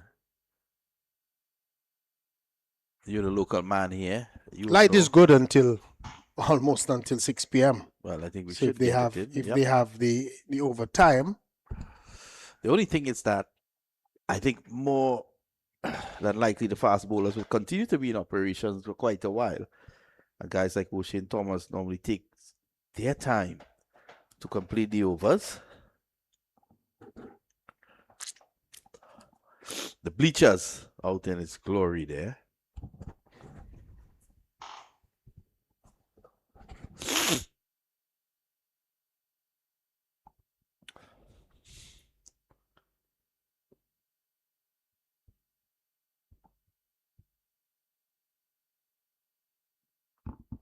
You have about eight folks there. Looks like if they're probably family coming out for a family afternoon of taking in the cricket.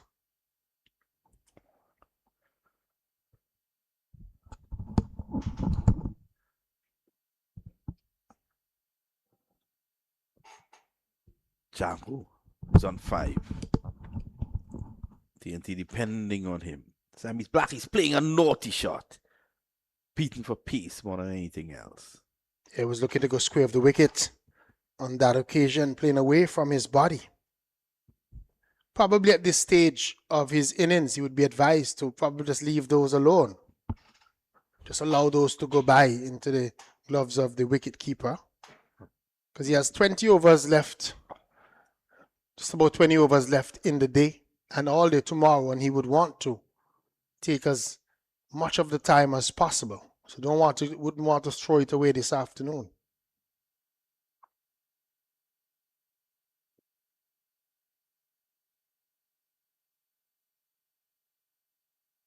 Sammy rehearses the shot, he just and then executes it now for 4.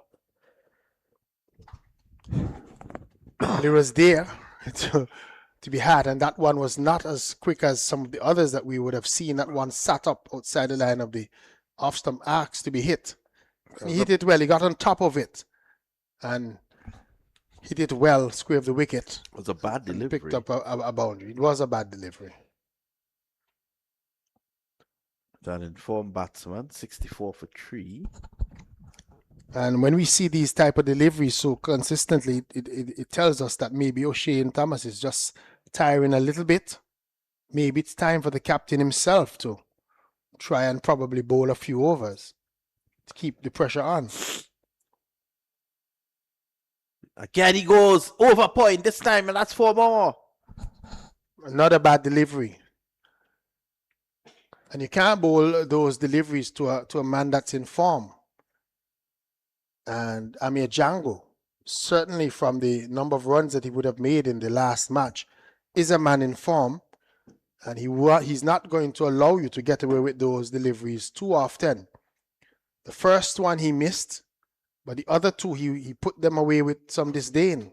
Well, Jamal Milton makes the long trip down to the top of the bowling mark of O'Shane Thomas.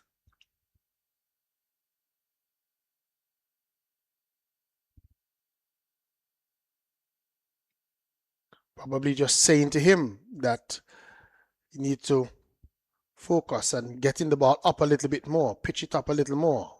Those short, wide deliveries are not the way to go right now because the Leeward Islands, they don't have a lot of runs to play with.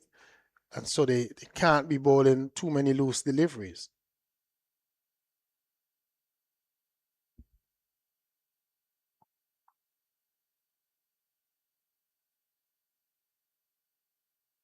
This is smart batting there from Django. And good bowling as well. Yeah, that one was a little bit further up, trying to tempt Django into another one of those strokes. And Django just resisting the temptation there.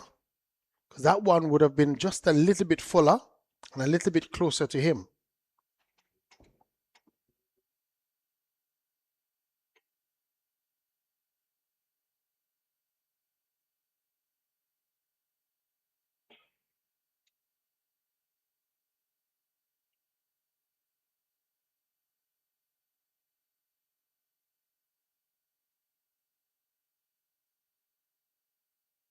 Oh, he's gone. Yes. Django caught by Carty.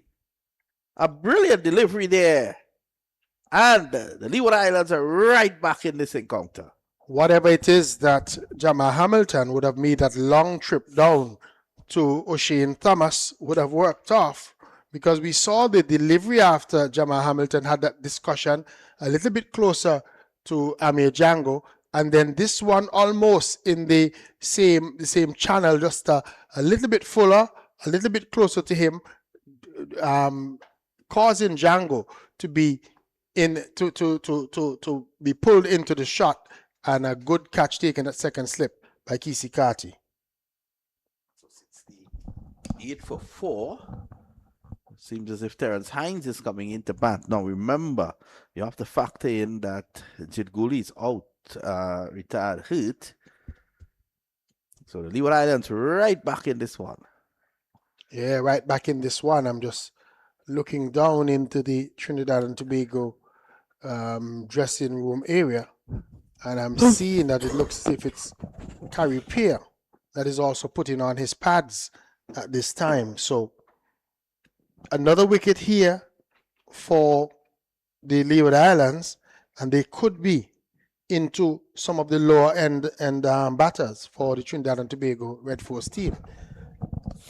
We not knowing the situation with Jid Good, if he's here or if he's been taken away for a scan or anything of that sort, the Leeward Islands would feel that they are in with an opportunity to get into the lower order of the Trinidad and Tobago Red Force batting.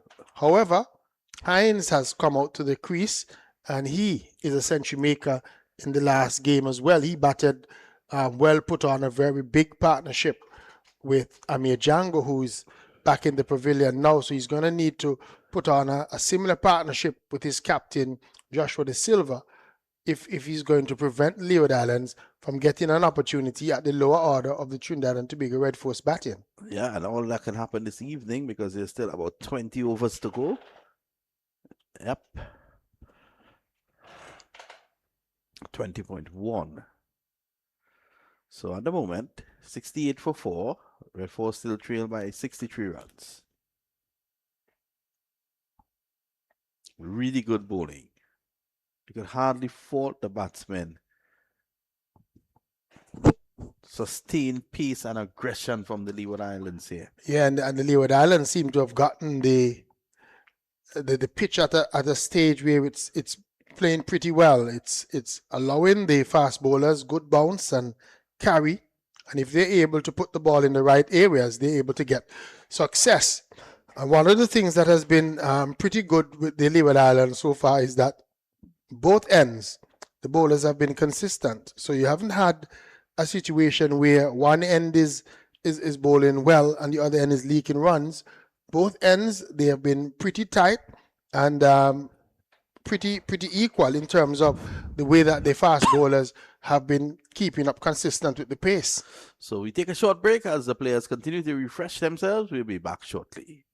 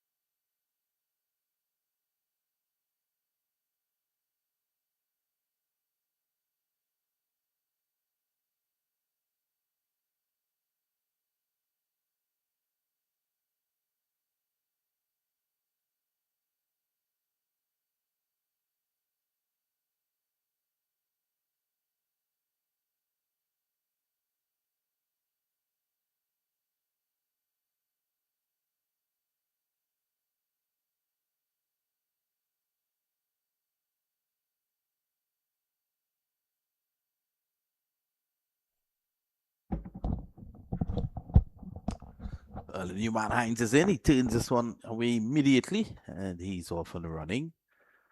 Trying to be in a spotter butter here. 69 for 4. Ocean Thomas continues to be impressive. Yeah, maybe the first time in this bilateral series that we've seen Trinidad and Tobago in a situation where they have to work hard against the Leeward Islands. Still feel that they're in it because the Leeward Islands didn't make a big total of just 131. But the Leewards they are also fighting back, and they're getting good bowling from both O'Shane Thomas and Kelvin Pittman, both ends of the ground. And so they still feel that they are in a little bit of a fighting position. And maybe if they get a wicket or two, now especially that of either the captain, Joshua De Silva, or Hines, Terence Hines, maybe more so that the Leewards would want him having made 100 in the last time he was at the crease. Different circumstances here. Sammy's back. And he's gone!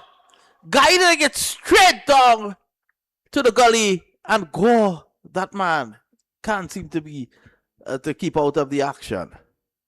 Yeah, Kareem Agor taking another sharp catch in that gully region. It was a delivery just outside the off stump from Kelvin Pittman.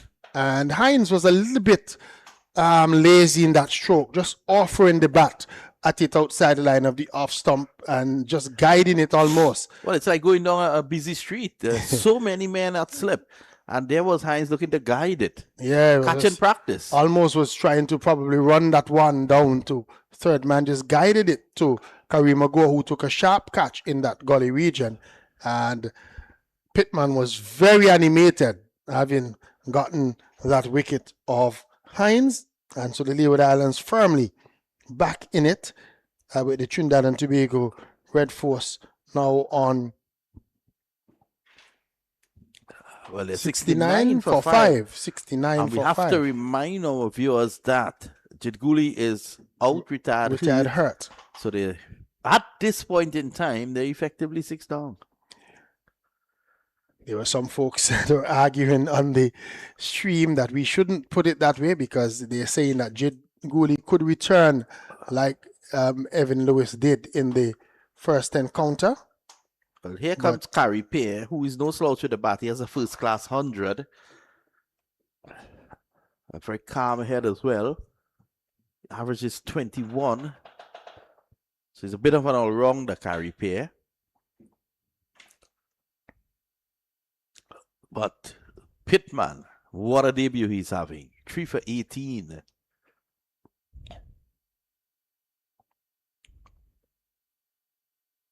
Oh, he struck right in front, and he's gone. Umpire Bassarat raises the dreaded finger. That looked good. Looked good. Looked a very good shout. We're hoping that we'll be able to see it again. But Pittman really sprinted in with that one. Yeah, and hit him plumb in front. Umpire Bassarat thought about it and really raising the finger. When we look at it, it was pitching in line. And oh my, maybe doing a little bit too much. Maybe when you look at it again, could be. Well, I think it was going to crash into leg stump. Good decision there. Yeah, good decision by umpire. When you see it again, good decision by the umpire, and that means that Pittman is on a hat trick. And Trinidad and Tobago rocking here at the moment. The Leeward Islands back. 69 for 6, and Jidguli still to come back. I don't think he'll come back this evening. We'll get an update. We need to get an update from the dressing room as to his status. We're just waiting to see who is coming out. Looks as if it's Philip. Yeah. Yep.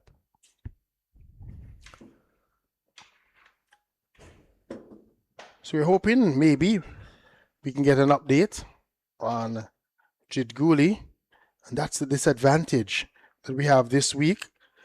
Where last week we had the match referee close to us on the same side where we were broadcasting from.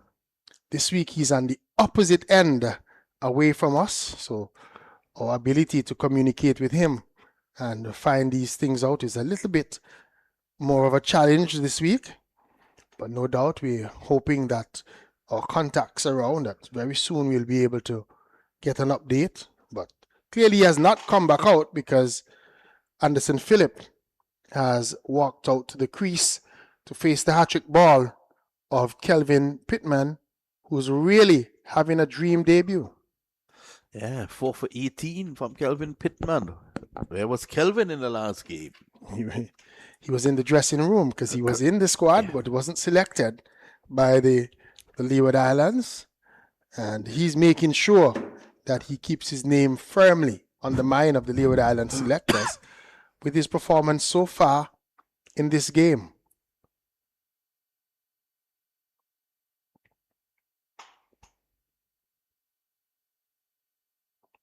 He has 4 slips and a gully now to work with for his hat-trick delivery. So the fast bowler is really on show today.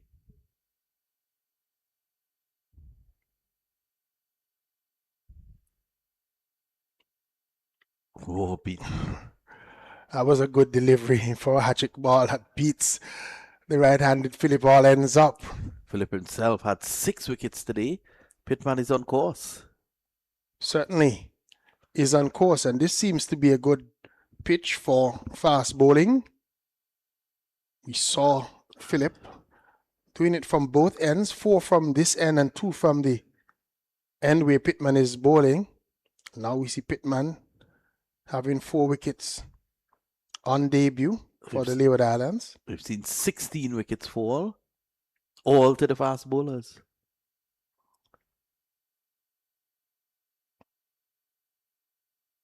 And we can't say that it has anything to do with the pitch, because the pitch seems to be a good pitch, because we've seen batters play shots on the pitch and we have not seen too many deliveries behave anyhow.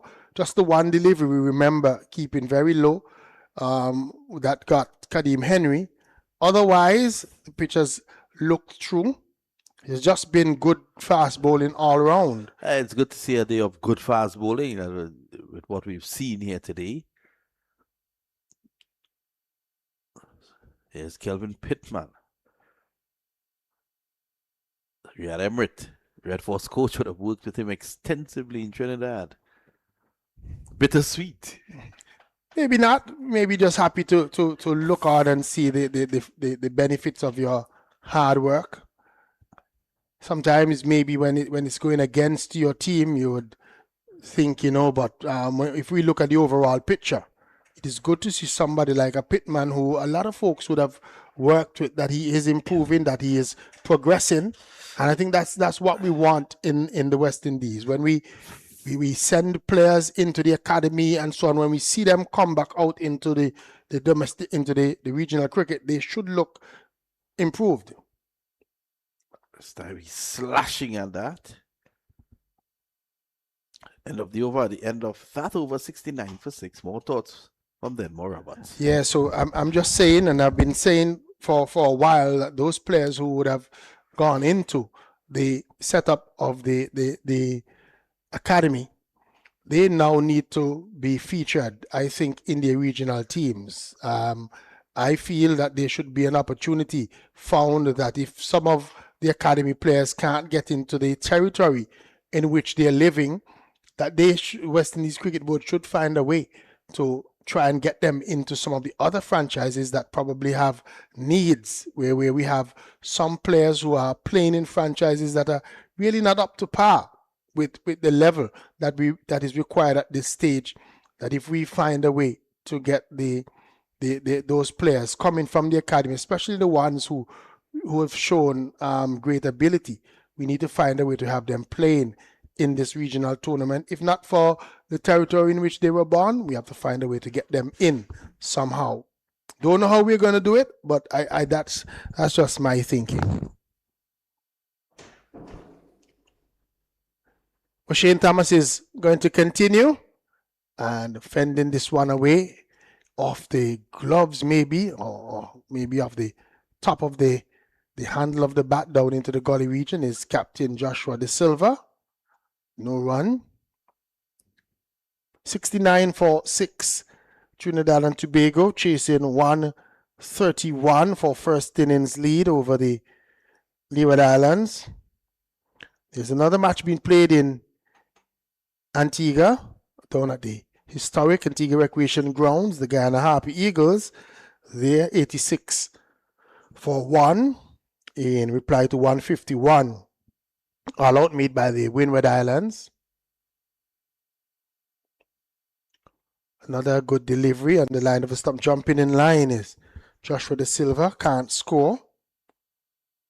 And where they had rain over in Jamaica, seems the rain is still falling there. Jamaica Scorpions, they had gotten to 242 for 2. Kevlin Anderson getting 100 in that game. The West Indies opener in Campbell falling short. I think he was on 96 runs when he was caught Springer off lane. This is O'Shane Thomas, continues to square up Joshua De Silva. Again, just coming off the bat, going out into the offside field. No run. O'Shane Thomas has continued to bowl well. Small crowd still on hand. Small number of spectators, but a few more has come in since this morning. Early on, the regulars had about 6 folks. They're now up to 12.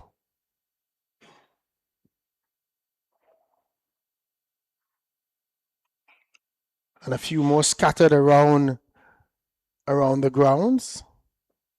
I'm looking out, and good to see one or two of the spectators have brought in the younger ones with them. It's important that the younger fans get an opportunity to come and have a look on these matches.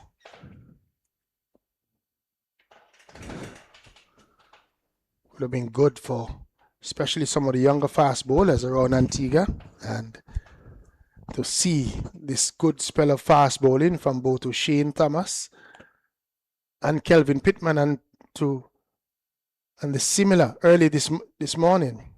Yep. And we had good fast bowling duo on in Phillip and Seals.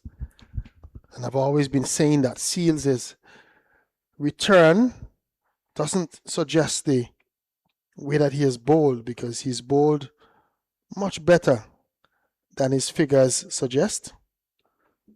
Today, Jaden Seals had 14 overs, 6 maidens, 33 runs, 3 wickets.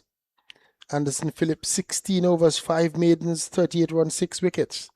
They bowled well in tandem for the Trinidad and Tobago Red Force, rushing out the Leeward Islands for 131.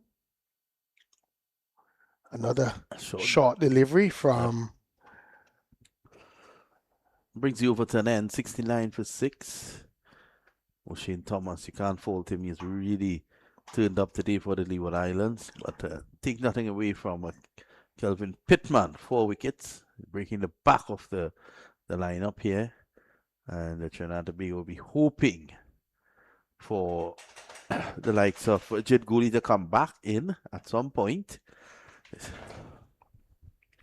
And also a partnership here at this stage. They need a partnership right now, and they would be hoping that Philip can hang on in there with the captain in Joshua De Silva and give them that partnership that they need.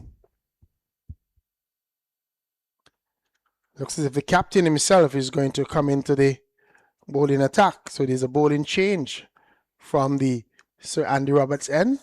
Justin Graves is coming into the attack.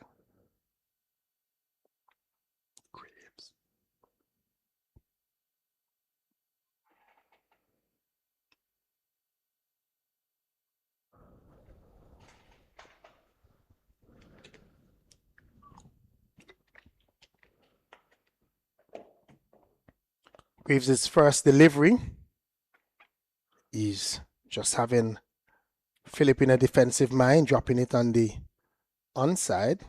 No run. So Trinidad and Tobago will be hoping, as Denmore was saying, that Philip can stay towards the end of the day's play.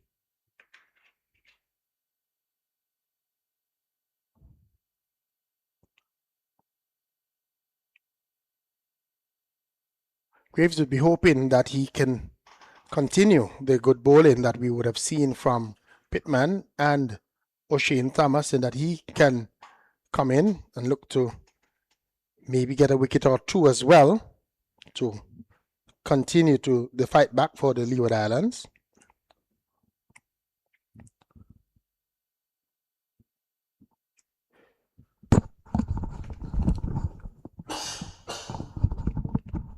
Graves is one of those wicket bowlers. Down the leg side though, straying a bit.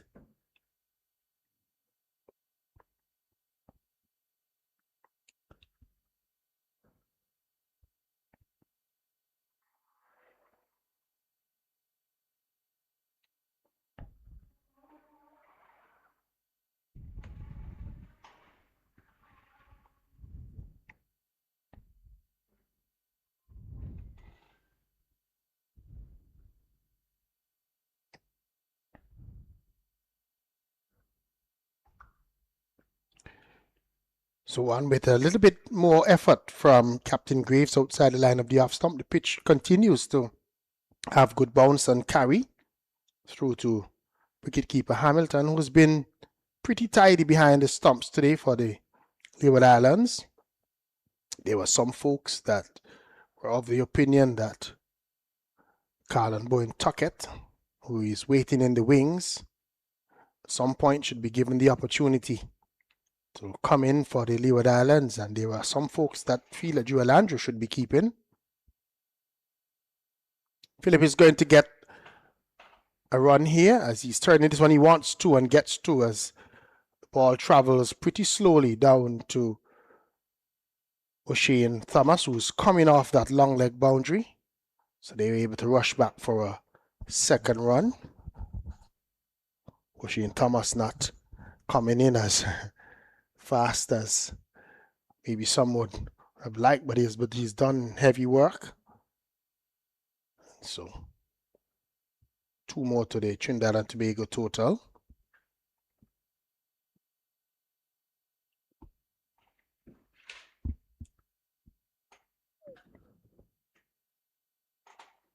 Outside the line of the off stump once more. As Philip survives, he's on 2. Silver 671 for 6 here at the moment. 16 wickets on the opening day here. Thomas is going to continue to work from the northern end, hoping to probably make it 17. Yeah, he'll be hoping that he can get another one. 17 overs to go in the day's play still. So still a bit of cricket left by our short of the imagination. If we're going to get them all in, it's just about maybe just a little over an hour of soft play left. If the light holds up. Well, switching across to Jamaica, latest score there, 244 for 2. The Jamaicans against Barbados. And right next to us, a couple minutes down the road here in Antigua, it's Guyana, a 93 for 1 in response to the Windward Islands 161. 151, in fact, they made. Tejnarain Chandapal is in there. He's on 17 of 92 deliveries. And Cleveland Anderson is on 24.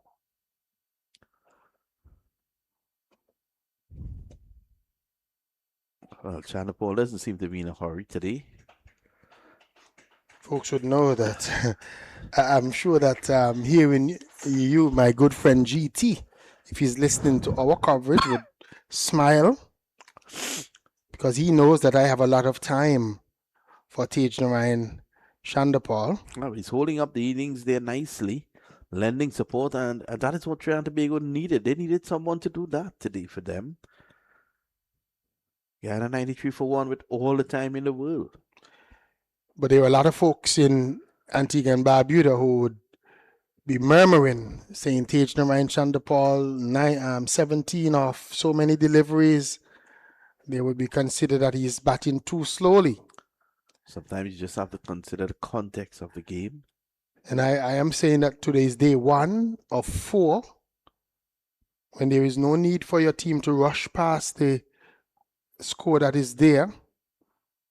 You have time, get yourself in, and take your time about it and get some runs. But there were those folks that would argue that's why I don't like the 4-day version, because batters like Shonda Paul take too long to make runs, and we're not seeing 6s and 4s and the excitement that comes with the carnival type cricket.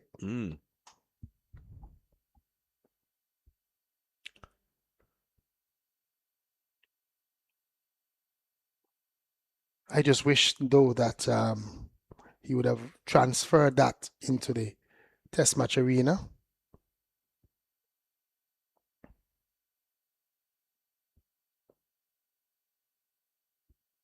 And you can see a number of those deliveries. They were trying to guide it past that slip Gordon. It's a dangerous ploy. At this stage, he doesn't need to play like that. He doesn't need to be trying to guide those balls down. Just, sometimes you have to bat a couple of overs, just bat a couple of maiden overs, just to, especially when you're not playing with limits in terms of overs and that kind of thing, just to feel the ball onto your bat, get in, get your eye in, see what the ball is doing, see how the pitch is playing, and frustrate the opposition a little bit more.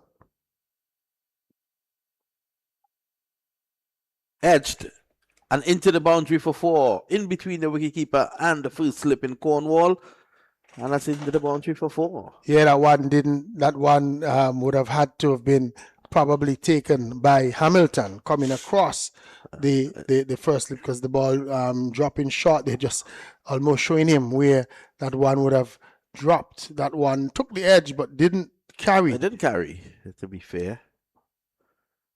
So we wouldn't put it down maybe as a chance, because it fell well short of the slip fielder. Cornwall and the second slip fielder were probably looking to get out of the way of that one, because it was coming so quickly. 4 runs nonetheless to the silver. He wouldn't mind those.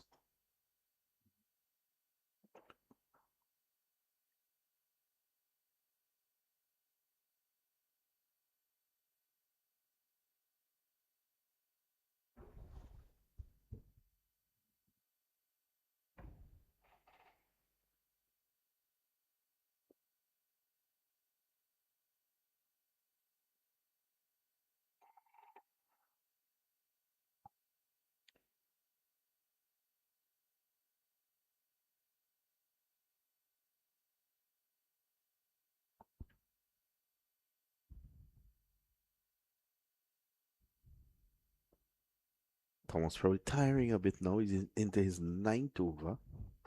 Not on the trot. Yeah, too early on.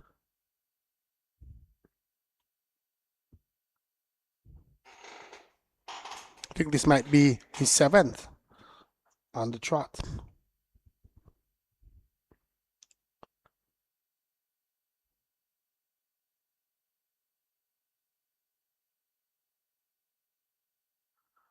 This one goes over the head of the wicketkeeper. He did get glove onto it, and that reduces it from 1, saving 3. Yeah, again hammered into the pitch, and the umpire has taken quite a long time before he has decided to call that wide as well. Thought about it for a little while, and now eventually putting the arms out. So wide signaled.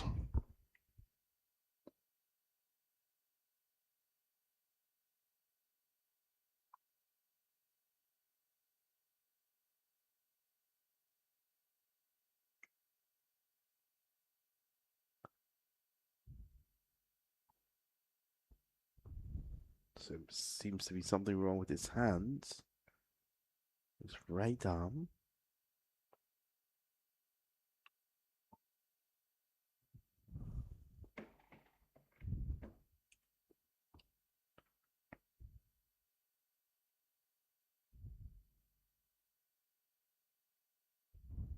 Ooh, unlucky. Yeah, you could see what he was trying to do there.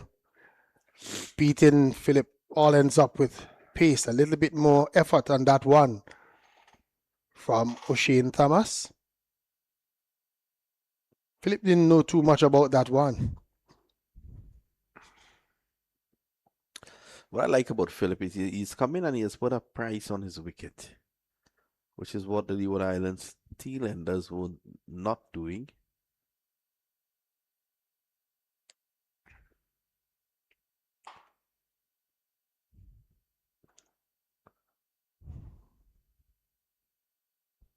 Are you of the opinion, like some, that there is no place for a genuine tail ender these days? Oh, beaten again. Well, there's a there's some. If you're an extremely good bowler, I don't think it's your job to really get runs. But now with the advent of T20 cricket, That's what I was saying. People are saying in everyone, the modern yeah, game now, when there are so many T20 tournaments around, that batters should find a way that they can at least contribute a little bit down the order with the bat. yeah, you're quite right with that. Brings you over 10 and he's going off. Thomas.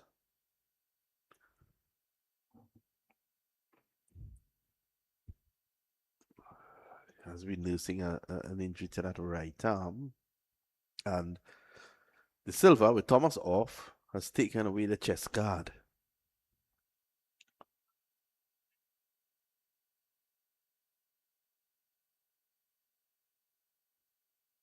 I don't think that he believes that Graves is as quick as Thomas and will not be threatening him in those areas, so he's a little bit more relaxed, a little bit less equipment on, able to move a little bit more freely.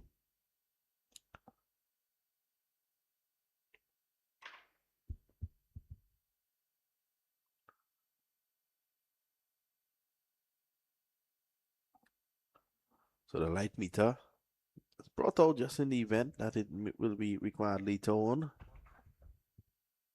Is it 16 overs to go then more? Yeah, still quite a number of overs to get in this evening. And the scheduled end time should have been at 5 p.m. today with that on-time start.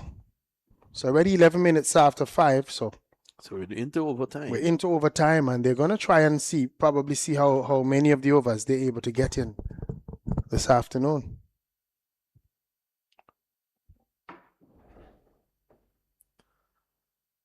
Sever drives nicely.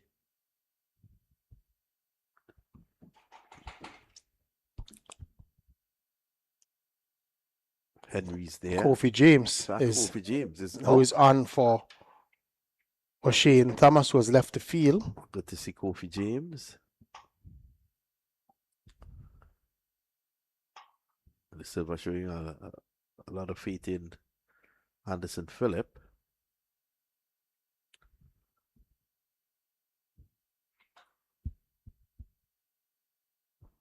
And if we're honest, Anderson Phillip has looked quite comfortable since he's been at the crease, especially to the medium pace bowling now of Graves. I don't think that the Silver would feel that he needs to hide Anderson Phillip a whole lot. He had a little bit of problems, especially in the last over, a couple of quick deliveries at his stumps from O'Shane Thomas that he didn't know a lot about. But from what I've seen since he has come in, Philip looks as if he can vouch for himself. He can definitely handle himself with the bat. He'll face 14 deliveries.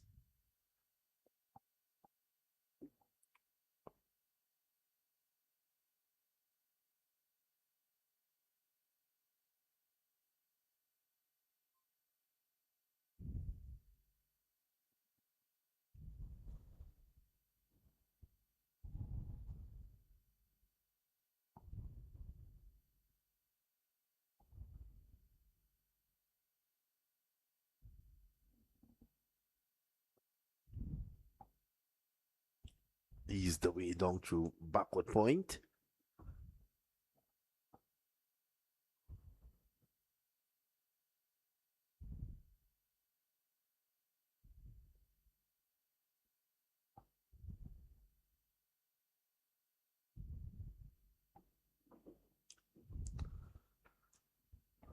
He has a highest score of 63 in first class cricket, Anderson Phillip.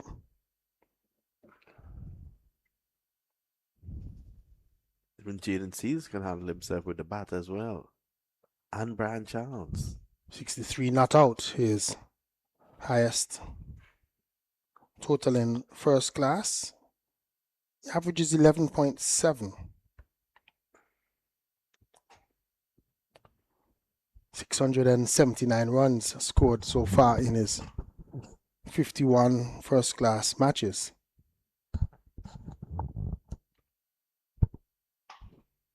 Well, up next is Brian Charles, whose highest first class score is 43, with an average of 10.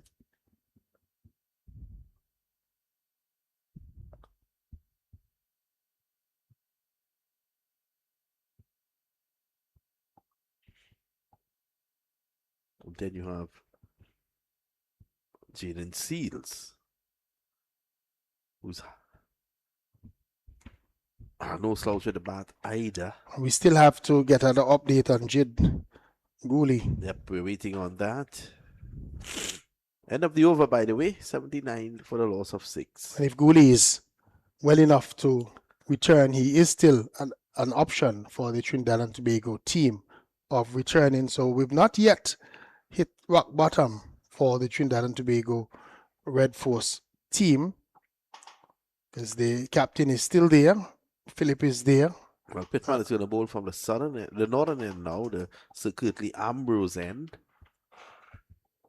I think this is a good move from Captain Greaves to bring Pittman from this end to keep the pressure on, especially with Philip still out there.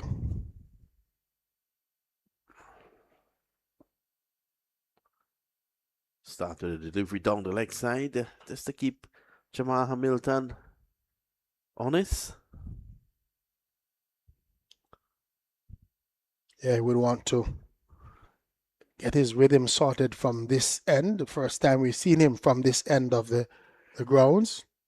And you can see what he's trying to do. He's trying to get those deliveries to angle into the right-handed batter. That one, he just pushed it a little bit too much towards the leg side. But good tumbling save by Jamal Hamilton once more. Short, pulled away. Feel that 3/4 of the way to the boundary down there.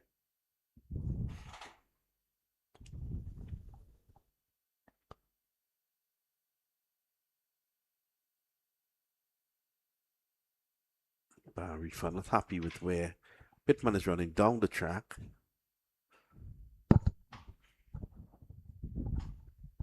We saw a similar concern shown by umpire Bazarat at the other end early on in Pittman's spell.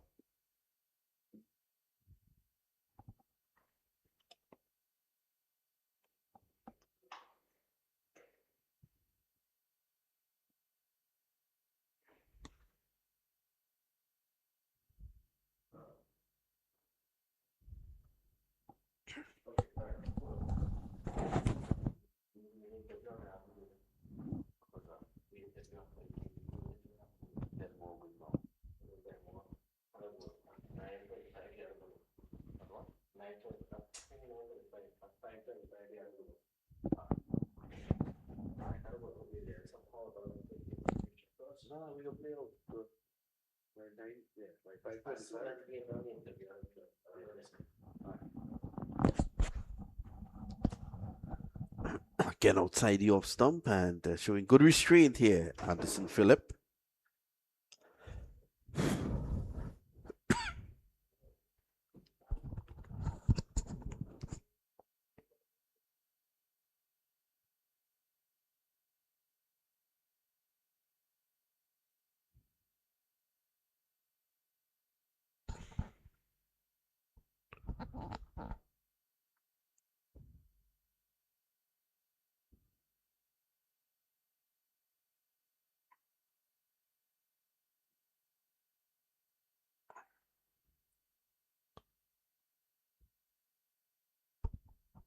It's Pittman. Another short delivery, harmlessly going down the leg side. I think he needs to pitch it up a lot more, especially when Philip is in strike. He has to maximize the opportunities that he gets against Philip. He can't waste the deliveries against Philip. Don't want to be bowling Philip short. He wants to be pitching up to Philip to see what he will do when that ball is closer to him. She slips a gully waiting.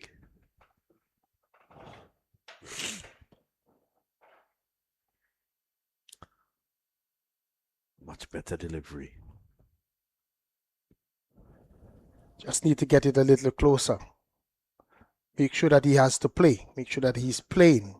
Because when it's that wide outside the off stump, we've seen all afternoon that Philip is minded to just leave those deliveries alone. His condition is mind that I'm not playing at anything outside the line of the off stump. Once I've picked up that it's outside my off stump, I'm not playing. So now the bowler has to get those deliveries a little bit closer so that Philip can play.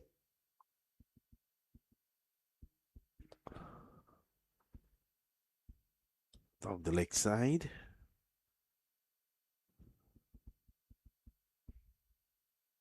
Seem to have gotten bat out there. No, very belated signal there by the umpire. That's it's a leg by. Trinidad will take it anyhow. It comes at this point. Does the score 81 for 6 after 25 overs? Yeah, I think that over was not a very good over by Pittman. I think that he had too many deliveries wasted in that delivery in that over. Didn't allow Philip to play often enough, in my mind. He needed to make sure that he maximizes the opportunities that he gets against Philip. He can't be bowling, especially when you have the tail ender. We would say in Philip, the less of the two batters on strike, you have to really make sure that you allow him to work and work hard.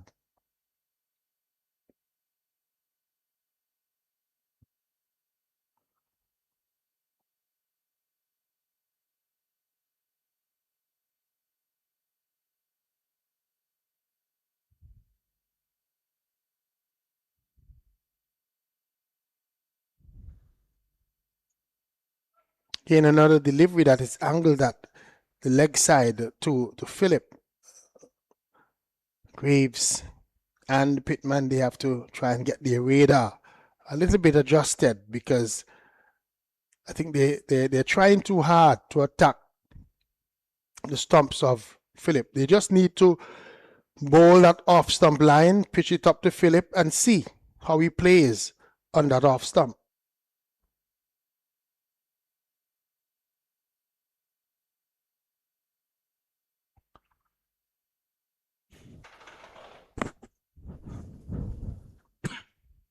That one was outside the off stump, but again, not close enough.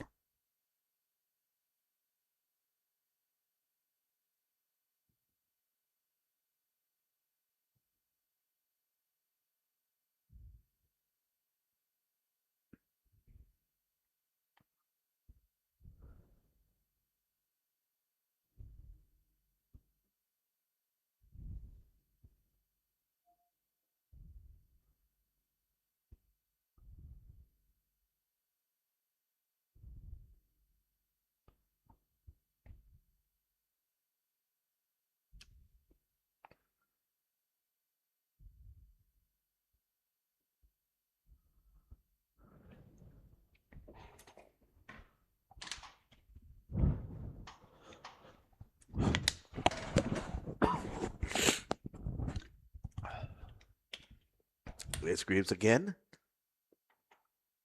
Getting himself in a bit of a tangle, but effectively being able to keep the ball out. It's Philip. So Red Force trail by 50 runs now.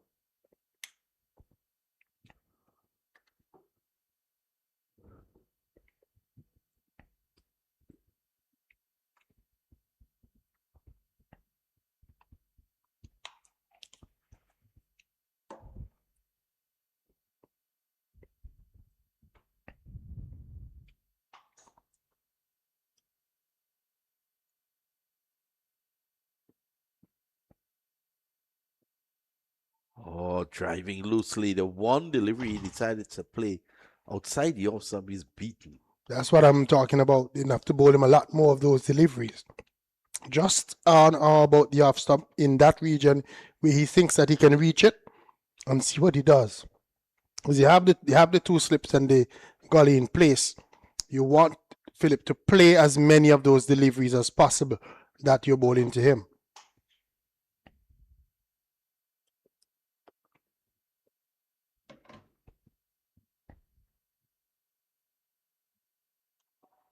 Drive in, obviously back. I think the Silva needs to have a word with him at the end of that over. There's probably a slight break in concentration. 81 for 6.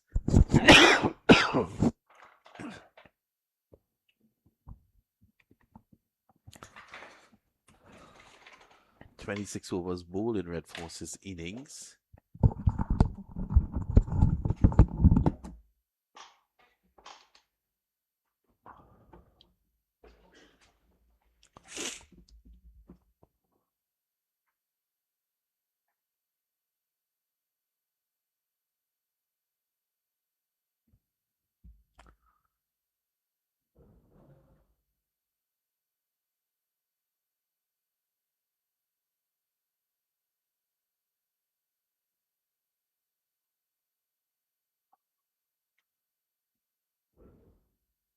That's going to be Kelvin Pittman to continue from the pavilion, the northern end.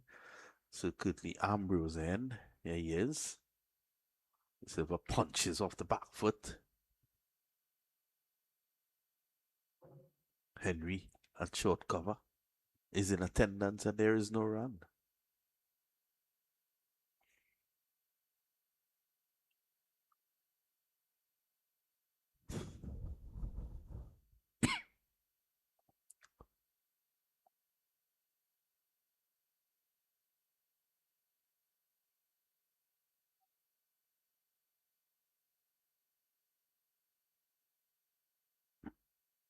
This one cuts back in. Single to square leg.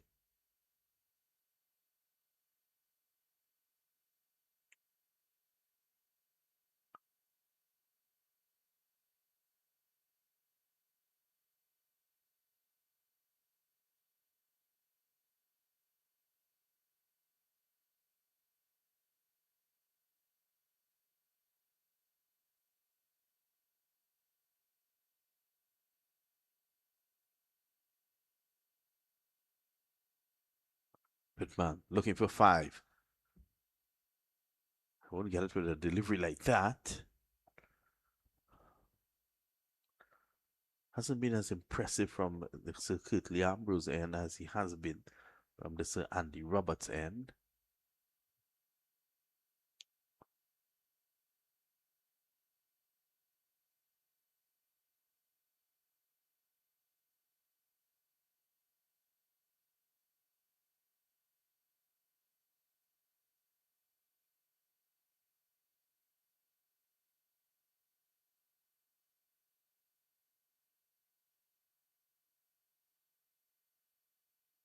Looking for the single, it's not there.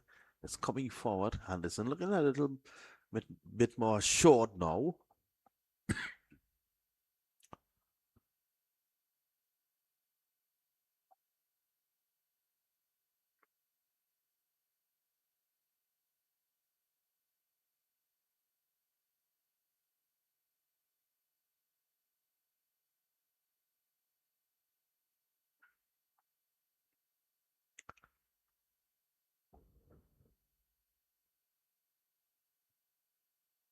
Oh, it's a full toss. And in the defensive frame of mind that he's in, not expecting that, Philip losing his sheep, not being able to put it away. Pittman and Philip exchanges some pleasantries. Philip being a Trinidadian, Pittman being a local. I think Philip is just asking him, you know, on a Sunday, where can you get food to buy in the night? Would the food establishments be opened?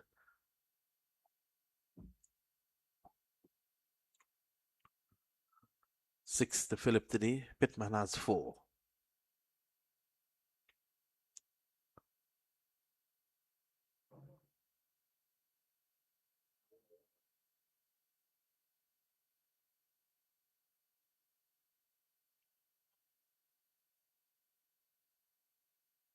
Another short delivery that goes harmlessly over the head of Philip. Conversation continues. I think Philip is telling Pittman, you will buy tonight.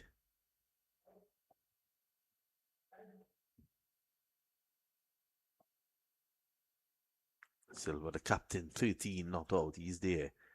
Goalie, retired here to Leo on after being struck on his head by O'Shane Thomas. He should be fine to come back. Probably not this evening, but as a precautionary measure tomorrow, should these two see out today's play.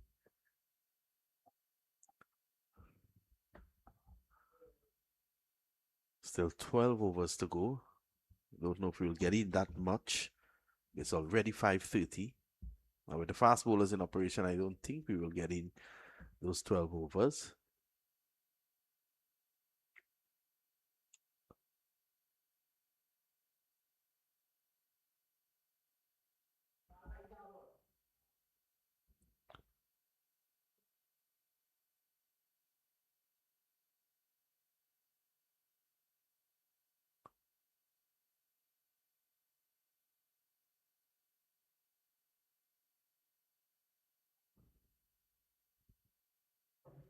He's bowling well within himself. None for three. He's in his fourth over. He's trying to bowl wicket to wicket. Whilst the attack comes from the other end through Pittman and O'Shane Thomas. Might be a bad idea to give Jeremiah Louis a couple overs before the end of the day's play.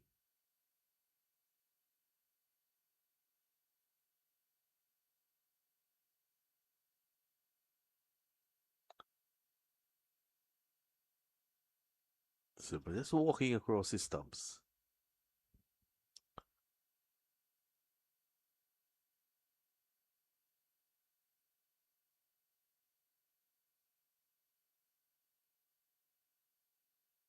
Passer just hustling the guys to get on moving.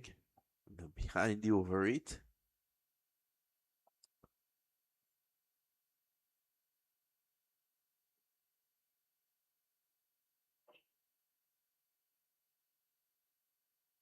Silver drive through the gap, runs here through the offside. Will this get to the boundary? It's holding up a bit. And Kofi James slides, prevents the 4. But 3 runs the result.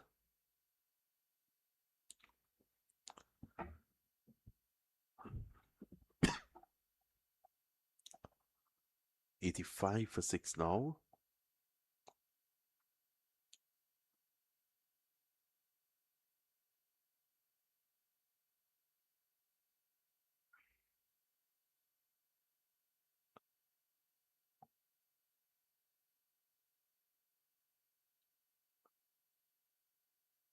It's well played by Philip. It's coming across his stumps, pushing down to mid on.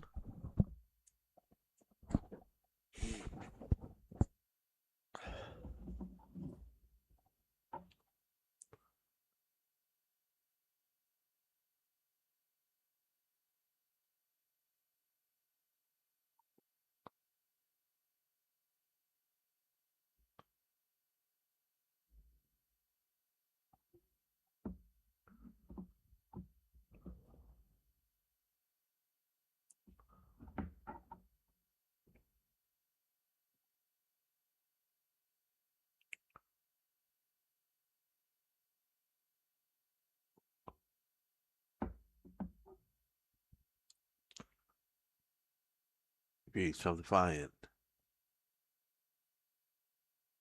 Did we just on and about the off stump, shaping away?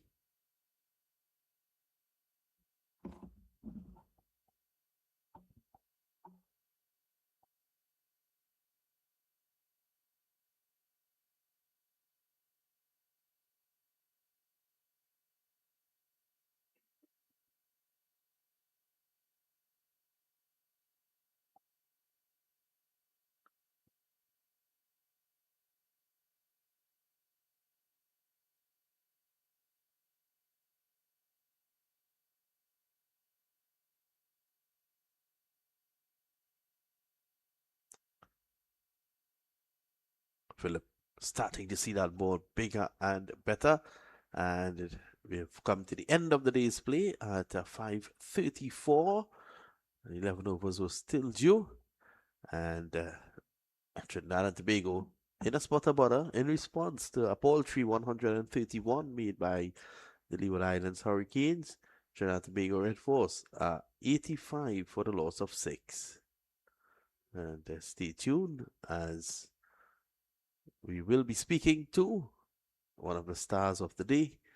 And that's it for now. Stay tuned for that interview coming up.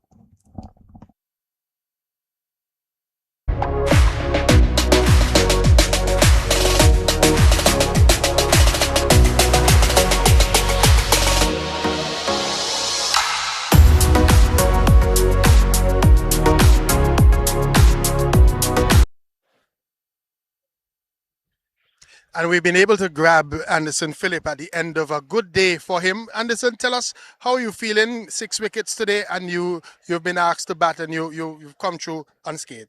It's a good feeling because I have been putting in the work. I have been bowling well. Sorry it wasn't showing in my last performance, but I'm thankful that it showed today. What has been the difference of you this year? You've been sprinting. You look a lot happier with the way that things are going for you. What has been the difference? It's nothing different really. I've been putting in the work as I said before, but it's just about doing the long thing for long periods, and it worked for me today. What can we look forward to? What is the expectation going forward in this game? Hopefully I could just keep up the good performance and take us to the final or the playoff. And what would you say about the team? What is the overall morale? How are you guys feeling? This is a good environment. The boys are in good headspace. We gel, we have fun while playing cricket. So it's a good headspace for the team, and it's good to see that the boys are gelling together. And I should ask, is Jid okay? Yes, he should be fine. Thanks a lot, Anderson, for speaking with us, and all the best for the rest of the game. Thanks.